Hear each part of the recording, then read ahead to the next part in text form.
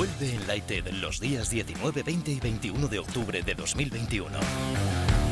La conferencia sobre educación, tecnología e innovación, organizada por Fundación Telefónica, EA University y South Summit, llega a su cuarta edición. Expertos mundiales responderán al reto de cómo lograr reducir las brechas educativas. Un evento global con un formato híbrido retransmitido en español, inglés y portugués. Desde 10 países en 4 platós. El auditorio del espacio Fundación Telefónica de Madrid, el auditorio de la Torre EA University de Madrid, el Teatro Vivo de Sao Paulo de Brasil y el Estudio Movistar Televisión de Santiago de Chile. No te pierdas enlightED Hybrid Edition 2021, donde podrás participar en mesas redondas, conversatorios y talleres. Y un año más, conoceremos los proyectos más inspiradores entre los triunfadores de los enlightED Awards con más de 700 candidaturas internacionales. Inscripción gratuita en enlightED.education.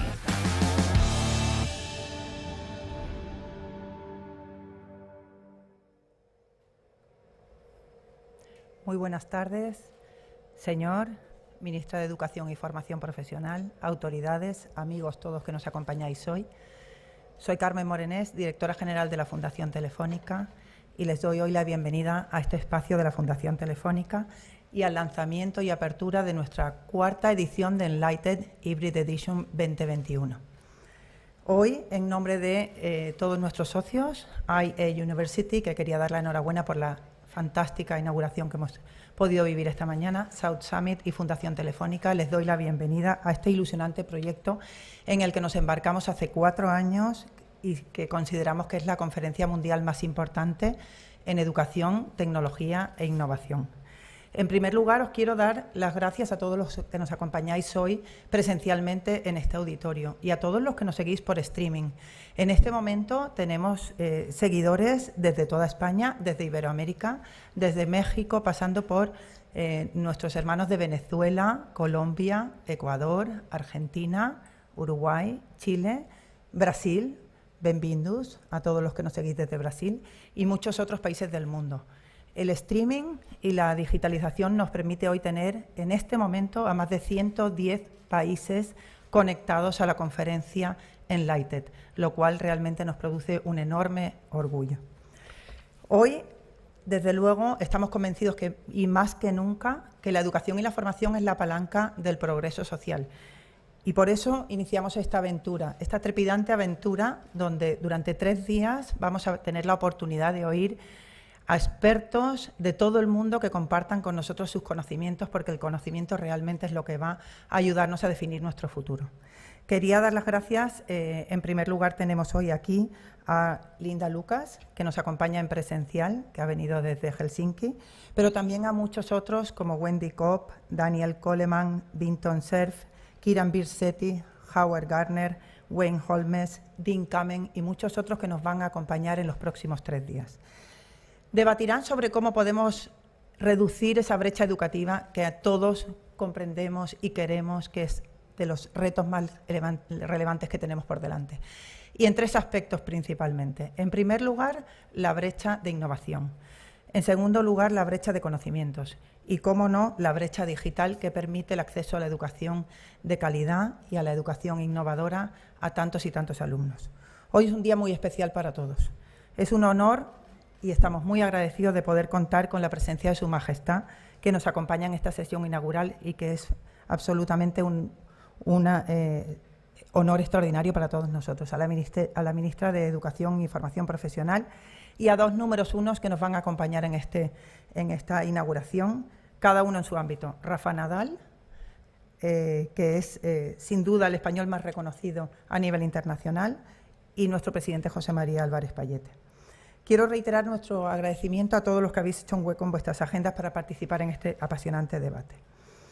Hay elementos que están presentes en estos momentos en el mundo que vivimos y van a marcar claramente nuestro futuro, porque desde enlightED siempre hemos estado ligados al presente, pero mirando hacia el futuro que queremos tener. Y por eso doy paso, en primer lugar, a la ministra de Educación y Formación Profesional, que pueda compartir con nosotros la apertura de este enlightED. Muchas gracias.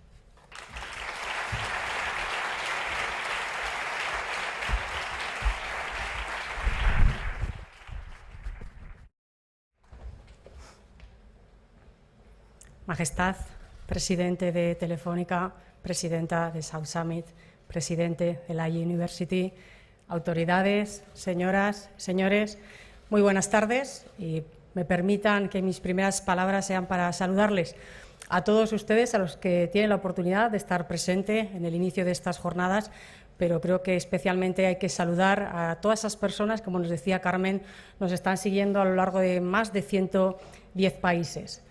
Para mí es una oportunidad y aprovecho, por supuesto, también para agradecer que me hayan permitido iniciar este ciclo de importantes conferencias en el día de hoy. Fundamentalmente porque creo, lo comentaba además a la entrada con su presidente, que en estos momentos no hay nada más oportuno que hablar sobre innovación, sobre tecnología y sobre educación. Y además poderlo hacer dando la voz a expertos a nivel internacional. Fundamentalmente porque creo que estamos en un momento en el que necesitamos todo el talento, toda la experiencia y, sobre todo, todo el buen juicio que podamos reunir para navegar en ese rumbo adecuado en estos momentos de transformación y de justificada inquietud social.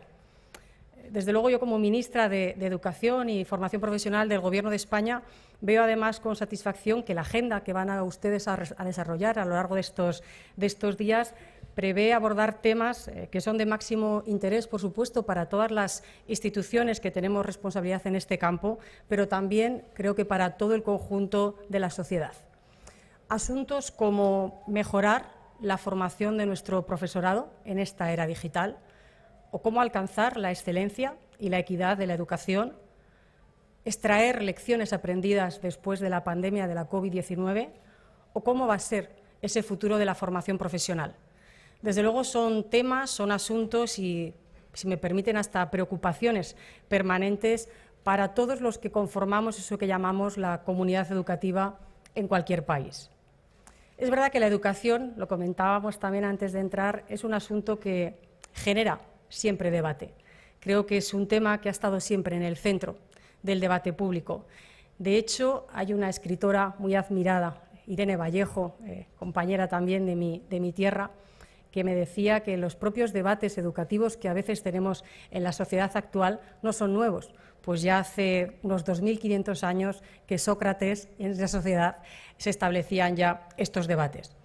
Pero no es menos cierto que en este inicio ya del siglo XXI estamos en un momento inédito en el que el conocimiento científico y el conocimiento tecnológico se han convertido en el principal motor social y económico en todo el mundo. Desde luego, nunca como hasta ahora habíamos acumulado tantos conocimientos, pero es verdad que son conocimientos crecientemente fragmentados, en constante cambio y, sobre todo, están avanzando, si me permiten, hacia una inagotable hiperespecialización. Por tanto, me atrevería a decir que es necesaria una transformación radical, sobre todo del qué se aprende, del cómo se aprende, pero sobre todo del para qué se aprende. Y el reto que tenemos todos los sistemas educativos es preparar a las nuevas generaciones para el mundo que está emergiendo y no para ese mundo que poco a poco está dejando ya de existir. El modelo de enseñanza, que está basado única y exclusivamente en acumulación de conceptos desde un punto de vista enciclopédico, ya no es suficiente para el paradigma social actual, porque lo que ahora realmente cuenta es la capacidad de aplicar los conocimientos y, sobre todo, de afrontar una permanente necesidad de nuevos aprendizajes. Para una sociedad y unos empleos como los que tenemos ahora, que son cada vez más cambiantes, más dinámicos, no valdrá solo con reproducir los contenidos que hemos aprendido. Sirve, sobre todo, darles utilidad, darles sentido. Es decir, ser capaces de aplicar esos conocimientos que hemos adquirido para solucionar problemas concretos. Yo estoy segura que a lo largo de estas jornadas y en las distintas intervenciones se hablará de las fascinantes posibilidades que la revolución digital está abriendo para conseguir lo que queremos, que es una educación mucho más personalizada, o una revolución que sea capaz de desarrollar el talento y la creatividad de nuestros alumnos a niveles que nunca habíamos imaginado. Una revolución que, por supuesto, nos va a permitir, nos está permitiendo, de hecho, superar las barreras de la distancia y del tiempo. y, desde luego, una revolución que nos conecta, en definitiva, con todos los saberes y, sobre todo, con todas las culturas de la humanidad. Todo ello es indiscutible, pero creo que también tenemos una obligación de reflexionar acerca de cómo vamos a gestionar ese vendaval de innovación de forma que el resultado final sea un resultado positivo para cada uno de los alumnos, para cada una de las alumnas y, por tanto, para la sociedad en su conjunto. La pandemia de la COVID-19, como todos sabemos, planteó a los sistemas educativos de todo el mundo un reto formidable para que, desde luego, no estábamos suficientemente preparados. Hablando además del caso español, podemos decir con absoluto orgullo que la respuesta de toda la comunidad educativa, de los profesores, de los estudiantes, de los equipos directivos, de las familias, fue absolutamente encomiable y ha sido realmente exitosa y ejemplar. Ha sido ejemplar y exitosa sobre todo por la rapidez y la eficacia en la que se recuperó la presencialidad en nuestras aulas, desafiando la incertidumbre, desafiando el miedo y desafiando también los malos augurios de algunos. Pero es cierto también que en esos meses en los que las escuelas estuvieron cerradas, siguiendo las normativas sanitarias, debemos admitir que el resultado no fue tan brillante, a pesar, por supuesto, de ese esfuerzo descomunal que hizo la comunidad educativa. Lo sucedido durante la pandemia en el mundo de la educación, al igual que ha ocurrido en el mundo de la empresa o de la cultura o incluso de otros servicios públicos, creo que nos ha enseñado que la digitalización no consistía solamente en tener buena conectividad y suficientes dispositivos. Hemos demostrado que también necesitamos aumentar sensiblemente competencias digitales del profesorado, pero también de los estudiantes y, quizá todavía más importante si cabe, cambiar las metodologías pedagógicas. Eran procesos que ya estaban en marcha, pero que ciertamente la pandemia los ha acelerado. Por eso es verdad que desde el año 2020-2021 estamos haciendo un esfuerzo extraordinario a través de los fondos de recuperación y resiliencia para superar esas carencias detectadas y preparar a nuestros centros educativos para afrontar estos retos y estas oportunidades que nos ofrece la era digital. La educación y el desarrollo de las capacidades están dotados en ese plan de recuperación en aproximadamente 7.300 millones de euros, de los que una parte importantísima van destinados directamente a ese plan de digitalización y competencias digitales del sistema educativo. Y más allá del éxito que tengamos en esa adaptación a las exigencias y a las oportunidades de esta era digital, entiendo que la lección más importante es que nada puede sustituir a la presencialidad, al menos en las primeras etapas educativas. Nada puede sustituir el contacto directo, el contacto cotidiano entre el profesor y los alumnos y entre los propios estudiantes. El juego con tus compañeros en el patio, el aprender, en definitiva, a vivir en sociedad y entablar las primeras relaciones fuera del núcleo familiar. De hecho, como saben, hay diversos informes que nos advierten que, si bien la presencialidad, como saben, durante el curso pasado permitió minimizar las pérdidas de aprendizaje, las restricciones en las actividades sociales y lúdicas fuera del aula causaron un impacto importante en el bienestar físico, psíquico y emocional de nuestras niñas y de nuestros niños. Y es evidente también, al mismo tiempo, que en el bachillerato o en las enseñanzas superiores, la mayor autonomía personal de los alumnos ha permitido obtener un buen rendimiento de las enseñanzas online. Dicho esto, yo creo firmemente que la digitalización está aportando ya nuevas y valiosísimas posibilidades para alcanzar ese horizonte de educación expandida, dentro y fuera del aula, y a lo largo de toda la vida a la que nos conduce inexorablemente la sociedad del conocimiento. Estamos hablando de una educación más flexible, que, por ejemplo, nos permita compensar algo fundamental, que son esas limitaciones que tienen las escuelas en el mundo rural, en esos territorios poco poblados, un problema especialmente acusado, como ustedes saben, en varias de las provincias de nuestra geografía española. Sin embargo, debemos estar alerta de que, para que ese proceso sirva realmente para reducir la desigualdad en el acceso a la educación y no al contrario. Hoy sabemos que la digitalización, con todo su extraordinario potencial, no conduce espontáneamente a una sociedad más justa y más equilibrada. Sabemos que en la fase en la que nos encontramos de adopción digital, la falta de equidad se agudiza en el sistema educativo.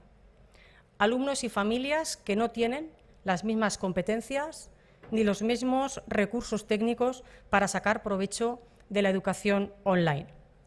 Y también les diré que asumo que somos las administraciones públicas competentes las que tenemos la responsabilidad de acelerar en lo posible esa adopción digital. Pero no deberíamos en ningún caso dar la espalda a la evidencia de que hay cambios sociales que necesitan tiempo, que no admiten atajos y que en ese entretanto no podemos permitirnos dejar a nadie atrás. Soy una mujer optimista, además de aragonesa, no sé qué va antes o qué va primero, pero estoy convencida de que la innovación y la tecnología nos están proporcionando verdaderamente una magnífica oportunidad y lo harán todavía más en el futuro. Herramientas fabulosas para que cualquier niño en cualquier parte del mundo tenga acceso a un universo ilimitado de información y conocimiento para que pueda soñar su propio futuro. Todos los sistemas educativos estamos cambiando en esa dirección. Avanzamos hacia un modelo de desarrollo de competencias para que nuestros hijos, para que nuestras hijas aprendan a aprender, aprendan a crear, aprendan a trabajar en equipo, a comprender y aplicar los conocimientos adquiridos, a tener pensamiento crítico y a ser, sobre todo, ciudadanos responsables y solidarios. Es comprensible que todos estos cambios que nos trae la era digital generen inquietud y dudas. Siempre sucede. Pero creo que cuando nos asolen estas dudas y estas inquietudes, debemos recordar lo que dice el creador del informe PISA, Andreas Schleicher. La educación consiste en preparar a los estudiantes para su futuro, no para nuestro pasado. Ese es el camino que también estamos recorriendo en España y debemos hacerlo con la confianza que nuestro sistema educativo nos da. Desde que nuestro país, además, recuperó la democracia y sin lugar en el mundo desarrollado, ha venido contribuyendo de una manera excepcional al desarrollo económico, social y cultural de nuestro país. Por tanto, no tengamos ninguna duda de que ahora, al frente de este reto apasionante de la transformación digital, también lo hará. Muchísimas gracias.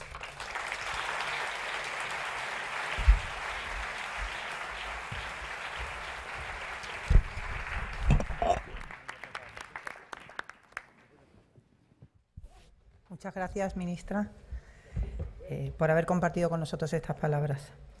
Tengo el placer de invitar a subir al escenario a José María Álvarez-Pallete, presidente de Telefónica, y a Rafa Nadal, uno de los mejores tenistas de la historia, además Premio Príncipe de Asturias, y a Eva Fernández, directora de comunicación de Telefónica, que va a moderar este debate. Muchísimas gracias.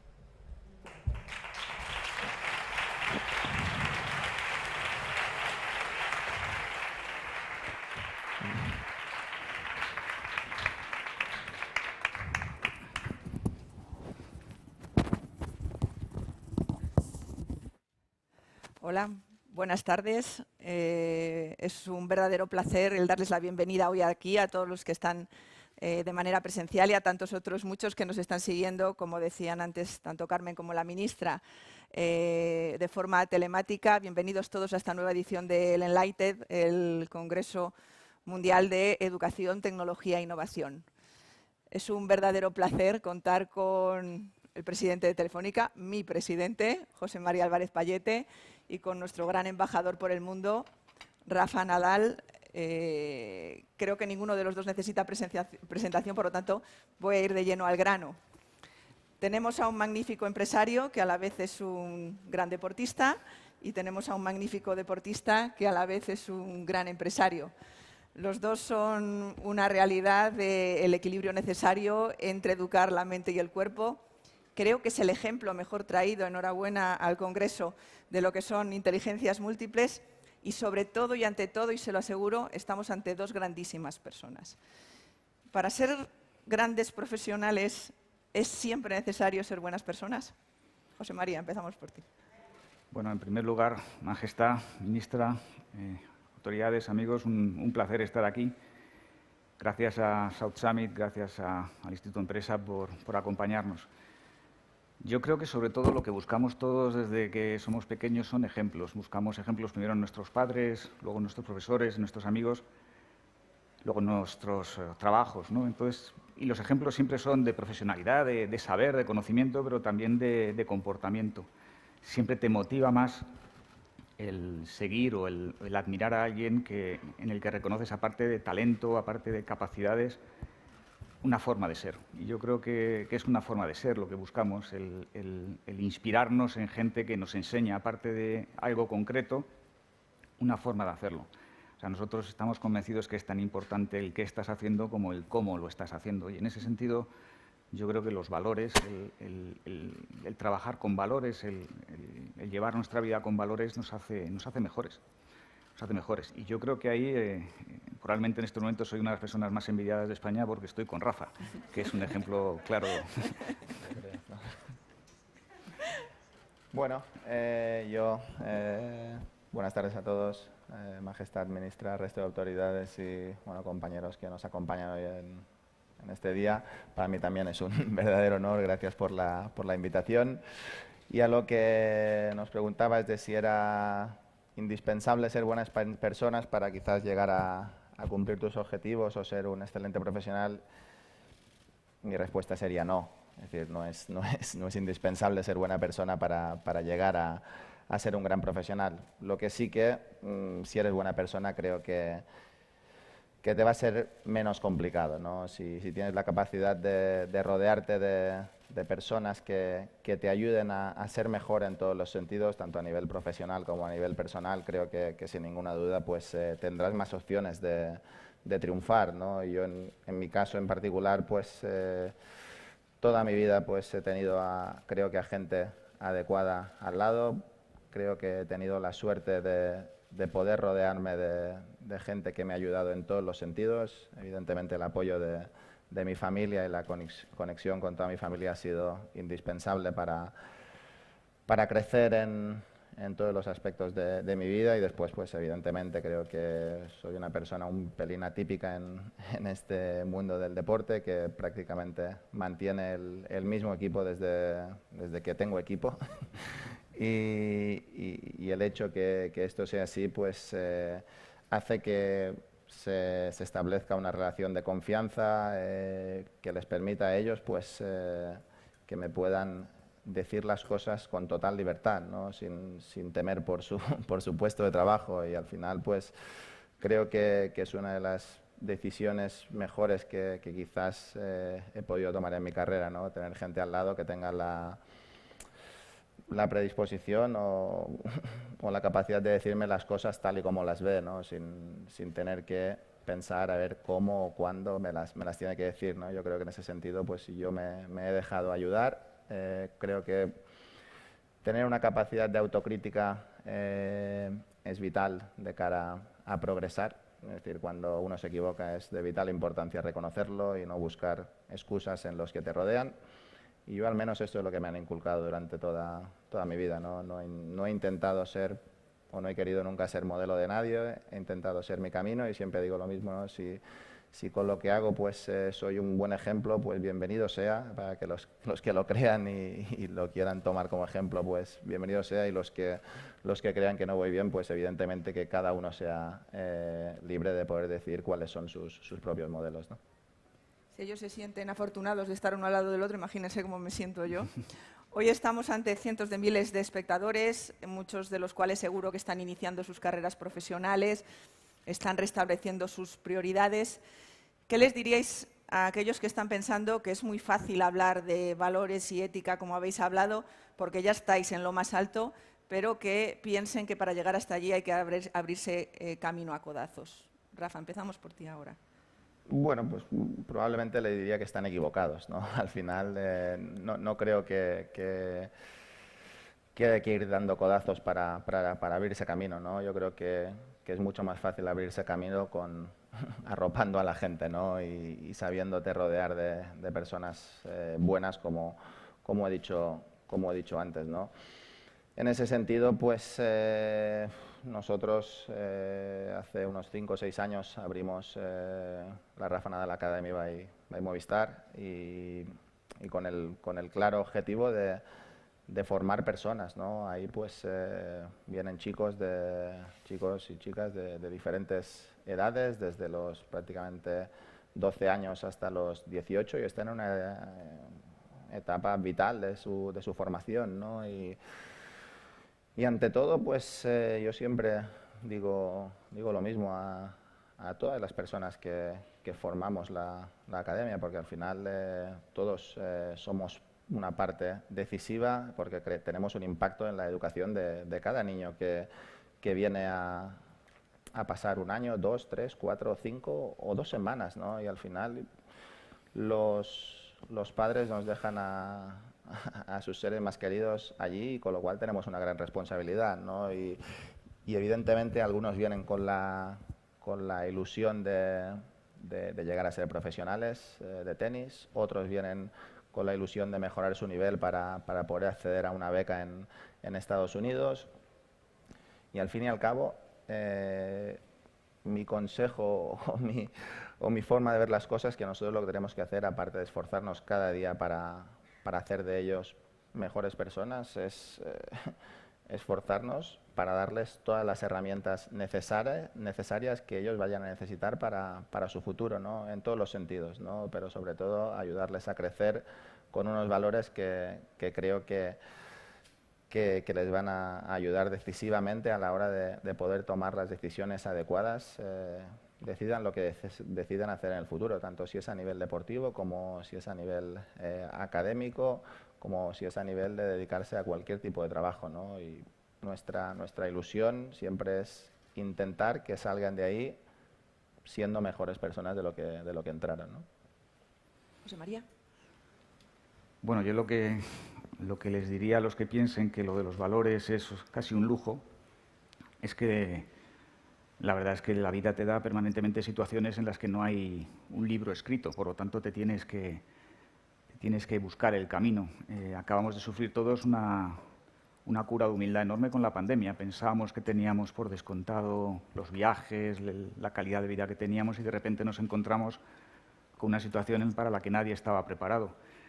Yo en Telefónica lo que puedo decir es que no había un manual de cómo se comporta una compañía de telecomunicaciones durante una pandemia. Y por lo tanto, en terreno inexplorado, al final tienes que recurrir a algo. Y en nuestro caso fueron los valores. Nosotros somos una compañía con vocación de servicio público. Tenemos un lema de que queremos hacer nuestro mundo más humano, conectando la vida de las personas, y a eso nos dedicamos. O sea, lo que quiero decir es que muchas veces en la vida te encuentras en situaciones en las que no hay un libro de texto, no hay un maestro, no hay una referencia. Y a nosotros, a mí en concreto, me ha ayudado mucho el tener unos valores, el saber cómo creo que debería comportarme en esta situación. Los valores pueden ser desde calidad de servicio o voluntad de servicio hasta compañerismo, o entrega o solidaridad, ¿no? Lo estamos viendo también con el tema del volcán en La Palma, ¿no? Permanentemente tienes situaciones para las que no estás preparado, para las que la vida no te ha dado formación. Y esa formación al final la tienes que buscar en los valores. Telefónica tiene 97 años de historia, hemos vivido muchísimas cosas, pero no había un libro de estilo para una pandemia. Y sin embargo hemos conseguido no ser un problema durante la pandemia, sino ayudar a solucionar cosas. No hubo que explicarle a cada uno de los 110.000 empleados de Telefónica qué es lo que tenía que hacer. Salió de dentro. Entonces yo creo que los valores ayudan a, pues como decía Rafa, a vivir mejor, a tener una vida distinta, una vida mejor. Hablando de pandemia, acabamos de vivir un tiempo donde parece que la vida se ha quedado en suspenso, se nos ha trasladado la vida literalmente a las pantallas, el pulso a las redes. Seguro que todos nos estamos preguntando cómo hubierais reaccionado o qué hubierais hecho si de la noche a la mañana, cuando erais estudiantes, os mandan a casa y os dicen: a partir de ahora tenéis que seguir el curso a través de una pantalla. José María, ya que me estás mirando así, pero empezamos por ti. Bueno, yo es que soy más mayor que Rafa, y por lo tanto en mi época hubiera sido muy distinto. En mi época eran las pizarras, pero las pizarras de tiza, y los profesores de toda la vida, ¿no? Hubiera sido muy distinto. Yo creo que cuando uno compara esta pandemia con la pandemia anterior, la mal llamada gripe española de 1919, en aquel momento la vida se paró. Aquí nos hemos refugiado en el mundo digital. cada semana de confinamiento ha sido como un año de adopción digital, pero no porque hayamos querido, es porque no nos ha quedado otro remedio. No hay dos vidas, una vida analógica y otra vida digital, solo hay una vida. La red nunca se pensó para que el 100% de la población estuviera en casa teletrabajando, educándose, entreteniéndose, comprando, y sin embargo funcionó. Lo que quiero decir con esto es que la pandemia ha cambiado muchas cosas y la educación es desde luego una de ellas. Ha cambiado la forma de trabajar, ha cambiado, nos hemos dado cuenta todos que se puede teletrabajar. Jamás nos hubiéramos atrevido en Telefónica a mandar a 110.000 personas de un viernes a un lunes a ver cómo funcionaba trabajando desde casa, y aquí no nos quedó más remedio. Entonces nos tenemos que dar cuenta que hemos quemado muchas naves. La vida ya no volverá a ser como antes, y en educación es desde luego así. Yo personalmente creo que la tecnología va a ser buena, es buena, siempre ha sido buena en la historia de la humanidad, pero cuando ponemos a las personas en el centro. Este no es un mundo de máquinas, este es un mundo de personas. Y en la educación tenemos que recordar eso, porque hay cosas que no son digitalizables. La empatía, el compañerismo, lo que se aprende en los recreos del colegio, eso no es digitalizable, eso no se lo podemos dejar a la tecnología, ¿no? No se lo podemos dejar a los algoritmos. Los algoritmos, si no hacemos nada, aprenden con sesgos. Las personas intentamos mitigar esos sesgos. Entonces yo creo que es un mundo apasionante, es un mundo donde vamos a tener toda la tecnología que queramos, pero es un mundo en el que no podemos dejar que la tecnología campe a sus anchas, y desde luego no en el mundo de la educación. Rafa. Yo también tenía los profesores y las pizarras con tiza, ¿eh? También soy mayor ya casi. Pero bueno, yo creo, bueno, yo igual que José María, aunque quizás sea un pelín más joven, si yo cuando hubiera tenido 15 años me mandan a casa y hay que empezar a trabajar de una manera totalmente diferente a lo que estamos acostumbrados, pues probablemente hubiera sido imposible, ¿no? Creo que para mí actualmente me sería imposible también, pero sí que es verdad que bueno, ya llevamos tiempo conviviendo con la tecnología, ¿no? Con lo cual creo que los jóvenes, los profesores, de alguna manera ya estaban más familiarizados con la tecnología, ¿no? Aún así, pues reconozco que todos ellos han hecho un esfuerzo tremendo, muy admirable, y desde aquí pues darles las gracias, porque de alguna manera han hecho que no se parara un mundo tan importante como la educación, ¿no? Y en ese caso, gracias a Telefónica, pues han podido mantenerse conectados a través de las redes, a través de una pantalla, pues han podido seguir cada uno con sus estudios, ¿no? Yo en mi época, cuando tenía que compaginar estudios, deporte, todo era muchísimo más complicado, ¿no? Al final yo recuerdo haber dejado de competir en muchísimos eventos porque tenía que sacar las notas adelante, ¿no? Esta era mi realidad, ¿no? Y estar todo el día de un sitio para otro como para poder sacar todo adelante, ¿no? Y compaginar las cosas de una manera, diría que muchísimo más complicada de lo que tienen las cosas a día de hoy los chicos, ¿no? En este sentido, los jóvenes que a día de hoy se dedican a intentar ser profesionales del deporte, pues tienen la suerte de poder viajar a cualquier torneo que deseen, y a través de la pantalla, con la conexión que tienen diaria con todos los profesores, con todo el temario, pues pueden seguir con sus estudios, ¿no? Y esto creo que es un avance vital para que puedan mantener sus carreras deportivas o sus sueños deportivos sin tener que perder una cosa indispensable, a mi modo de entender, como es la formación, ¿no? Creo que la educación es la base de una sociedad próspera, de una sociedad que vive en un estado de bienestar, y en ese sentido pues creo que en mis tiempos pues se conseguía de una manera completamente distinta, ¿no? Al final creo que se conseguía con mucho esfuerzo, a día de hoy también, es decir, para los jóvenes también es un esfuerzo muy grande, pero diría que de alguna manera, gracias a la tecnología, pues todo se hace un poquito menos complicado, ¿no? Y cuando estás en la otra punta del mundo, tener acceso a tu familia, a tus amigos a través de una pantalla, poder estar conectado con ellos en cualquier momento del día, creo que hace que la vida sea mucho más agradable y sobre todo, mucho más fácil a la hora de poder tomar decisiones adecuadas, porque sabes que siempre tienes al alcance de la mano la persona que necesites en cada momento. Hablaba la ministra al inicio de la importancia de los modelos educativos y también han puesto en evidencia que la época pospandemia se ha cambiado todo se ha acelerado, la tecnología sin duda lo que ha hecho es modelar una formación y una manera de aprender continuada y diferente. Yo os quería trasladar, Rafa, a ti más en el ámbito como gran referente del deporte, a ti como gran referente directivo y empresario. ¿Qué responsabilidad se tiene cada uno en vuestro ámbito para trasladar a las nuevas generaciones que es necesario ese aprendizaje continuado y que para esto no hay ni tiempos muertos ni descansos? Bueno, yo creo que en este mundo hay tiempo para todo, ¿no? Porque al final creo que cuando uno tiene las cosas bien organizadas, pues tiene tiempo para pasarlo bien, para aprender, para hacer cualquier tipo de cosa, ¿no? Lo que pasa es que uno siempre tiene que marcar cuáles son las prioridades, ¿no?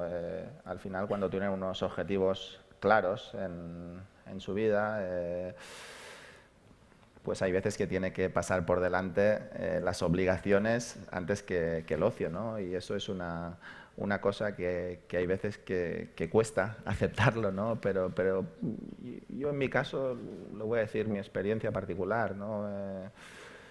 Cuando la gente me dice, bueno, tú, ¿qué grandes sacrificios habrás hecho en tu vida cuando eras joven para poder llegar a...? Yo digo, bueno, para mí no eran grandes sacrificios, porque para mí era lo que yo quería en aquel momento, ¿no? Con lo cual, cuando uno hace lo que a uno le gusta, lo que a uno le motiva, lo que uno aspira, pues lo hace con determinación, con ilusión, y todo eso que para otra gente parece que es un gran sacrificio, para mí nunca fue un gran sacrificio, ¿no? Y en ese sentido digo lo mismo, ¿no?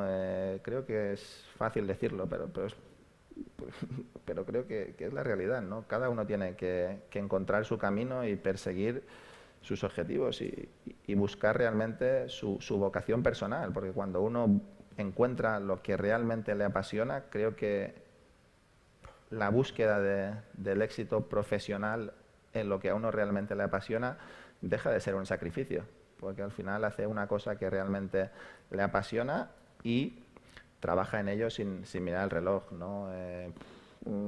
Yo realmente creo que me he esforzado durante toda mi vida, sí, pero también he encontrado tiempo para poder vivir, ¿no? No creo que uno, para poder llegar a ser un excelente profesional, tiene que dejar de vivir y de perderse etapas de su vida, ¿no? Yo creo que una de las cosas de las que estoy más orgulloso es que en cada etapa de mi vida creo que he vivido aquella etapa, ¿no? Sí, es verdad, los sábados cuando mis amigos estaban de fiesta cada sábado y cada viernes, pues yo a lo mejor salía 1 de cada 4. Bueno, pero lo hice, o lo he hecho, ¿no? Y la realidad es marcar unas prioridades, ¿no? Y en ese sentido creo que dejarte aconsejar, tener la capacidad de escuchar a las personas más mayores, a las personas que tienes alrededor, creo que te ayuda muchísimo a tomar las decisiones adecuadas, ¿no? Creo que a día de hoy es verdad que la tecnología nos ayuda decisivamente, pero el hecho de tener todo tan al alcance de la mano, cualquier información al alcance de la mano, quizás a veces hace que perdamos, nos creamos que lo sabemos todo, ¿no? Y al final, por experiencia, hay muchísima gente que tiene experiencia en esta vida superior a la nuestra, ya sea por edad, ya sea por conocimientos, y yo creo que es muy importante dejarse ayudar. José María. La verdad es que estaba escuchando y poco puedo añadir. Solamente decir que si hiciéramos una encuesta en esta sala, nosotros la hemos hecho en alguno de los países donde trabajamos, y os preguntáramos a todos los que nos están viendo a qué dedican su día, cuántas horas dedican a dormir, a comer, a informarse, a trabajar, a desplazarse, a ver entretenimiento, a redes sociales. Lo que nos ha pasado a nosotros cuando hemos hecho esta encuesta es que nos sale que la gente dedica 31 horas al día a estas cosas. Y esto lo que quiere decir es que nos hemos convertido en multiplataforma, es decir, que hacemos más de una cosa a la vez. Y eso también quiere decir que ponemos menos enfoque o menos atención en muchas de las cosas que hacemos. Y eso es un riesgo de dispersión del Cada vez cuesta más, tenemos tantas cosas a nuestro alcance que cada vez cuesta más concentrarse en algo. Y yo creo que para alcanzar tu pasión, yo creo que es muy bueno intentar concentrarte. Y en este ámbito tienes tanta intensidad, tienes tal sensación de vértigo permanentemente. A mí me pasa en el trabajo, pero me pasa también cuando tengo tiempo libre. Quiero hacer tantas cosas que muchas veces no encuentro el momento de hacer cada una de ellas, ¿no? Entonces ahí a mí me ha ayudado siempre, y yo creo que eso es un poco lo que deduzco de las palabras de Rafa, a mí me ha ayudado a tener refugios donde estoy tranquilo, donde me salgo un poco de la vorágine.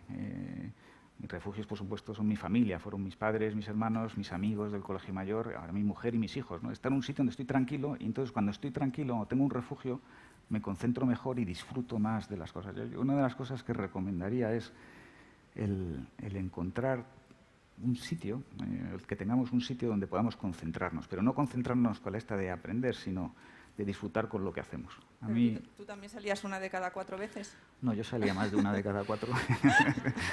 Especialmente en el colegio mayor salía una más de cada 4. Pero luego ya me centré. Luego ya me centré. Hace un par de años tuvimos la suerte de que Rafa Nadal estuviera en la inauguración de 42 Madrid. 42, para aquellos que no lo sepan, es el campus de programación que desde Fundación Telefónica se impulsa en España, y que, nada, en poco tiempo se ha convertido en un referente mundial como centro de innovación, compitiendo con los más grandes. Me consta que hoy aquí hay algunos alumnos de 42. 42 en un sitio donde no hay profesores, donde no hay aulas, donde no hay libros. Iba a decir que no hay alumnos, pero que sí los hay, pero son solucionadores de problemas. Ellos aprenden hablando unos con otros, y si les escuchas, lo que oyes es palabras como colaboración, innovación, superación, tolerancia a la frustración. ¿Qué es lo que ha pasado para que palabras como colaboración, creación, superación se hayan convertido en algo tan innovador? Empezar quien queráis. Si quieres, empiezo yo con el caso concreto de 42 y luego le paso a Rafa, porque Rafa nos acompañó en aquello y pudo vivirlo, ¿no? Vamos a ver, 42 es un ejemplo de cómo la tecnología está revolucionando el mundo de la educación, en el sentido que, como bien decías, no hay aulas, no hay profesores, no hay un temario concreto, no hay un título oficial. Y, sin embargo, cuando lanzamos la primera convocatoria de 42 para 300 plazas, se nos apuntaron 18.000 personas. ¿Por qué? Porque 42 básicamente está basado en una plataforma que, a través de inteligencia artificial, identifica las necesidades del mundo laboral, en este caso concreto en la programación, y las va actualizando permanentemente. Por lo tanto, es un cuerpo de conocimiento que se va actualizando, y donde además el alumno va construyendo su propio camino. Hay 7 niveles comunes, pero a partir de ahí tú puedes ir construyendo tu camino hacia ciberseguridad, algoritmos de aprendizaje profundo, de diseño de aplicaciones multiplataforma, en fin, tú puedes ir. Y eso está basado en que te corriges entre compañeros, y por lo tanto tienes que... Y luego no hay una forma de aprender, y por lo tanto dependes de cómo vayan avanzando los demás. Hay gente de entre 18 y 60 y tantos años, no tienes que tener ningún conocimiento previo de programación, y sin embargo no tiene paro. Esto viene de Francia, que es donde se creó, hay 20 y tantas academias ya en el mundo. Creo que esto muestra un poco cómo es la revolución del mundo de la educación. ¿Por qué? Porque no solo se aprende programación, se podría aprender más cosas. Se aprende una forma de aprender, se aprende a aprender. Y volvemos a los valores. Si tú no sabes, el compañero te ayuda y viceversa. Y tú tienes que dedicarle tiempo a corregir a tu compañero y tu compañero a ti. Se aprende tolerancia a la frustración. La primera vez, la primera semana, lo bueno es ir ahí a hablar con ellos, con los alumnos, que son los que te lo explican, ¿no? Pues muchos de ellos no han trabajado nunca con un Mac, no saben cómo entrar en el programa, es decir, y eso te puede frustrar, y la vida te frustra muchas veces. Entonces yo creo que te enseña una serie de valores, te enseña una serie de capacidades, más allá de la programación, que te son tremendamente útiles. Pues yo creo que es una nueva vía, no sé si todo el mundo de la educación va a ir por ahí, pero es una nueva vía en un nuevo mundo, realmente donde se disfruta es estando allí y hablando con ellos, porque uno se da cuenta de lo que es aquello cuando está allí. Y a mí me ha abierto los ojos a cómo la tecnología irrumpe masivamente en un mundo que ha sido muy tradicional hasta ahora, que es el de la educación.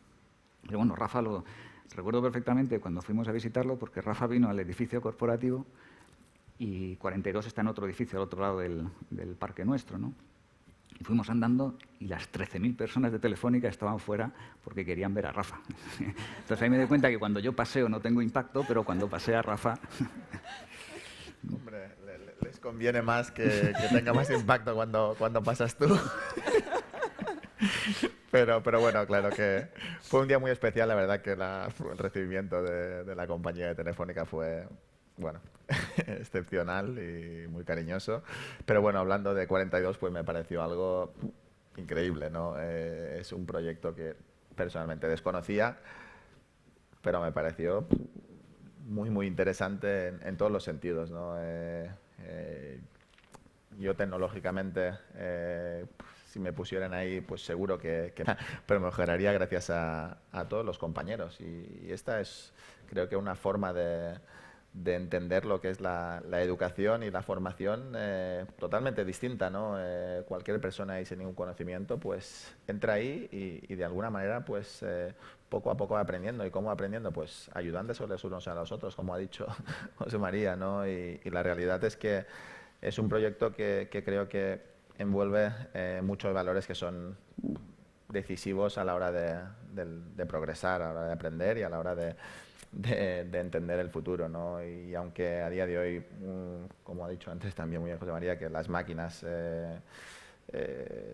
tenemos que convivir con ellas y tienen una parte, tienen un impacto decisivo a día de hoy en nuestra vida, el factor humano nunca se puede perder, ¿no? Y en ese sentido, pues ahí el factor humano es decisivo, aunque se trabaje a través de máquinas.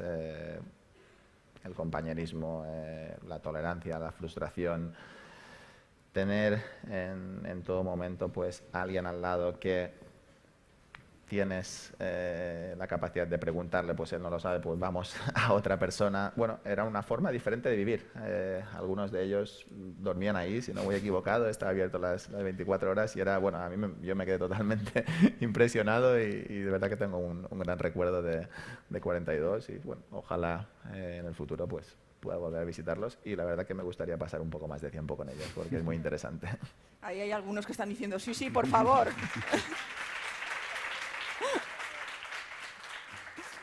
Bueno, de 42 vamos a pasarle la bola liftada, ¿no?, a Rafa Nadal y vamos a hablar de la Rafa Nadal Academy by Movistar.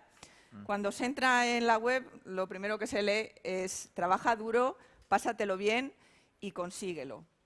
Tenemos que repetirnos muchas veces que perseverancia y superación valen la pena en la vida, en el trabajo, en el deporte. Rafa. Para mí siempre vale la pena. No sé si hay que repetírselo o no repetírselo. Lo que hay que hacer es ponerlo en práctica, ¿no? y sentirlo así. Es verdad que cuando uno se repite muchas veces las cosas, al final se las termina creyendo, supongo, ¿no? Pero sí que es verdad que el esfuerzo siempre vale la pena en cualquier ámbito de la vida, entiendo yo, a mi modo de verlo, ¿no? Más allá de que después consigas tus objetivos o no. Pero al final, con el esfuerzo, creo que el esfuerzo y la dedicación, y creo que la humildad, pues siempre consigues algo muy importante, que es progresar. ¿Hasta dónde vas a poder progresar? Bueno, hay una cosa que aunque quede muy bonito siempre, que a través del esfuerzo y de la dedicación pues puedes llegar donde te propongas, no es así. Es decir, si no hay un talento innato detrás, pues hay límites y cada uno tiene sus límites, ¿no? Yo tengo mis límites en el deporte, pero mi límite en el deporte ha sido a un nivel muy alto, pero mi límite en otra faceta de la vida pues va a ser un límite mucho más bajo. Pero dentro de ese límite mucho más bajo podré acceder a ese límite a través del esfuerzo. ¿Y por qué vale la pena? Porque al final no hay, a mi modo de entender, mayor satisfacción personal que el volver a casa sabiendo que uno ha hecho todo lo que ha podido para conseguir sus objetivos, ¿no? Y cuando eso ocurre, pues más allá de que si al final has conseguido ese objetivo, principal que te habías programado o que te habías propuesto, pues si no lo has conseguido te vas con el objetivo, creo que más importante de todos, que es el haberlo intentado y volver con la gran satisfacción personal de haberte esforzado y dejarte todo para ello. En la academia, pues nosotros lo que tenemos que intentar es esforzarnos cada día, todos los formadores, para intentar que los chicos entiendan el mensaje, ¿no? Que los niños, pues, cuando estén entrenando se esfuercen al máximo, cuando estén estudiando se esfuercen al máximo, pero que también sean libres para pasarlo bien. Es decir, no estamos solo creando un lugar de soldados que piensan en trabajo, trabajo y trabajo. No, como he dicho antes, ¿no? Hay que aprender a saber tomar las decisiones adecuadas, ¿no? Y saber cuándo sí, cuándo no. Y eso es un esfuerzo diario de todos los que tenemos que formar a jóvenes, ¿no? Yo en mi caso a día de hoy no estoy en esa faceta, aún sigo intentando aprender. Esta es la realidad. Yo me voy a entrenar cada día con la ilusión de aprender y eso es lo que he hecho esta mañana, es lo que voy a hacer mañana por la mañana cuando vuelva a entrenar, porque no entiendo la vida de otra manera, ¿no? Trabajar o entrenar por entrenar sin un objetivo de ser mejor, aunque luego no lo consigas, creo que no tiene sentido, creo que es aburrido, ¿no? Y en ese sentido creo que es importante al menos ir a trabajar o ir a entrenar cada día con el objetivo de mejorar algo. Yo creo que eso mentalmente te ayuda muchísimo a estar despierto, a estar activo y es vital para mí en cualquier aspecto de la vida tener objetivos. Sin objetivos las cosas son mucho más complicadas. José María. Pues claro, no puedo estar más de acuerdo. Además, al final comentaré una experiencia que tuve el día de la inauguración de la academia con Rafa, ¿no? Yo creo que el perseverar es en el fondo intentar cada día ir un poquito más allá, tener la sensación de que has intentado algo nuevo, de que has intentado hacer algo mejor, de que has intentado hacer mejor tu trabajo o que has intentado mejorar algo que te ha hecho un pelín mejor persona en el ámbito profesional, intelectual o afectivo, ¿no? Perseverar en el fondo es ir aprendiendo. Cada día es un desafío. Claro, cuando una compañía como la nuestra, que tiene 97 años de historia, pues es una compañía ya grande y demás, el cambiarla, el tener la sensación de que tu tiempo en Telefónica sirve para que la compañía cambie y esté preparada para los próximos 40 o 50 años. Yo creo que es muy distinto que cualquiera de los que trabajan en Telefónica sientan para qué están trabajando que simplemente el hacer un trabajo rutinario día a día. Yo sí que creo que el perseverar en un objetivo es lo que te hace mejor, es lo que te hace mejor como persona y lo que te hace mejor como organización. Yo creo que si alguien mira la historia, yo lo siento, pero es que ya hablo de mi compañía, pues estoy muy orgulloso de ella. Si alguien mira la historia de Telefónica, 97 años de historia, Telefónica no debería estar donde está, porque compite con monstruos que tienen países, están en países mucho más grandes y tal, pero sin embargo está donde está, y no solo por los últimos años, es por toda la historia, porque siempre ha habido una forma de hacer las cosas, siempre ha habido una ambición de llevar la compañía un pelín más lejos, y eso es perseverar en cualquier ámbito de la vida, que no significa que siempre vayas a ganar, pero sí que significa que por lo menos te vas con la sensación, acabas el día con la sensación de que, bueno, pues lo he intentado llevar el límite un poco más allá. Y aquí voy a contar la anécdota con el día de la inauguración de la academia, que Rafa me invitó y la verdad es que disfruté un montón. Y la anécdota es que estaba en la inauguración Roger Federer y yo no había visto nunca ya es un lujo estar con Rafa, estar con los dos, ya es el máximo lujo de cualquiera que le guste el deporte, ¿no? Pero vi cómo se hablaban entre ellos. Son probablemente no, los dos mejores tenistas de la historia, a punto. Pero Roger en el discurso, cuando dijo unas palabras, dijo que él había sido un campeón de verdad cuando se había enfrentado a Rafa, porque a Rafa no va a perder, a Rafa hay que ganarle. Si quieres ganar, tienes que ganar. Y eso es perseverancia, o sea, no significa que vayas a ganar, pero el otro tiene que dar lo mejor para por lo menos competir contigo. Yo creo que eso es lo que debemos aspirar en la vida. Da gusto escuchar estas palabras y todos los que trabajamos en Telefónica nos sentimos doblemente orgullosos de pertenecer a la compañía, sin duda. Estamos terminando, yo les decía que estamos en el enlightED, que es una conferencia mundial de tecnología, educación e innovación. Hemos hablado de educación, hemos hablado de tecnología, hemos hablado de innovación. En esta edición en concreto se está centrando el enlightED en intentar resolver los problemas de la brecha digital. Vosotros que viajáis por todo el mundo, sois testigos privilegiados de todo lo que os está ocurriendo. ¿Pensáis realmente que se están haciendo las cosas bien, que como sociedad estamos construyendo un mundo mejor? Si quieres, empiezo yo, Rafa. A mí me va perfecto. Vamos a ver, yo creo que tenemos que ser conscientes de que estamos viviendo, como seres humanos vivos en un momento del tiempo, esta generación, como generaciones somos privilegiados, porque nunca ha habido una acumulación de tecnología tan intensa en un momento del tiempo como lo que estamos viviendo ahora. Esto es como 4 veces la revolución industrial. Y además está ocurriendo de forma muy rápida, muy rápida. Y eso significa que tenemos, hablamos antes de la capacidad de asimilar ese conocimiento y de concentrarnos y demás, pero tiene otro desafío, y es cada vez que ha habido una acumulación de tecnología en la historia de la humanidad, lo ha cambiado todo. Ha cambiado la política, la cultura, la economía, el orden social, y no siempre de forma tranquila. ¿Por qué? Porque siempre hay asimetrías de conocimiento, hay gente que lo ve, gente que no lo ve. Esta revolución, además, como está basada en datos, es muy abstracta, es muy difícil de comprender. Y, por lo tanto, se produce una desigualdad de oportunidades, por lo menos al inicio. Y eso, al final, como no lo aplanemos, pues traerá problemas como sociedad, porque no hay las mismas oportunidades, a no ser que las creemos como entendimiento, como contrato social. Entonces, yo creo que el gran desafío que tenemos ahora es cómo conseguimos que la tecnología llegue a todos de la mejor manera posible, y si no, que tengamos la pausa para diseñar cómo queremos que ocurra. Yo creo que es el momento de diseñar un nuevo contrato social entre nosotros. Ya ocurrió en la revolución industrial y yo creo que estamos en un momento parecido.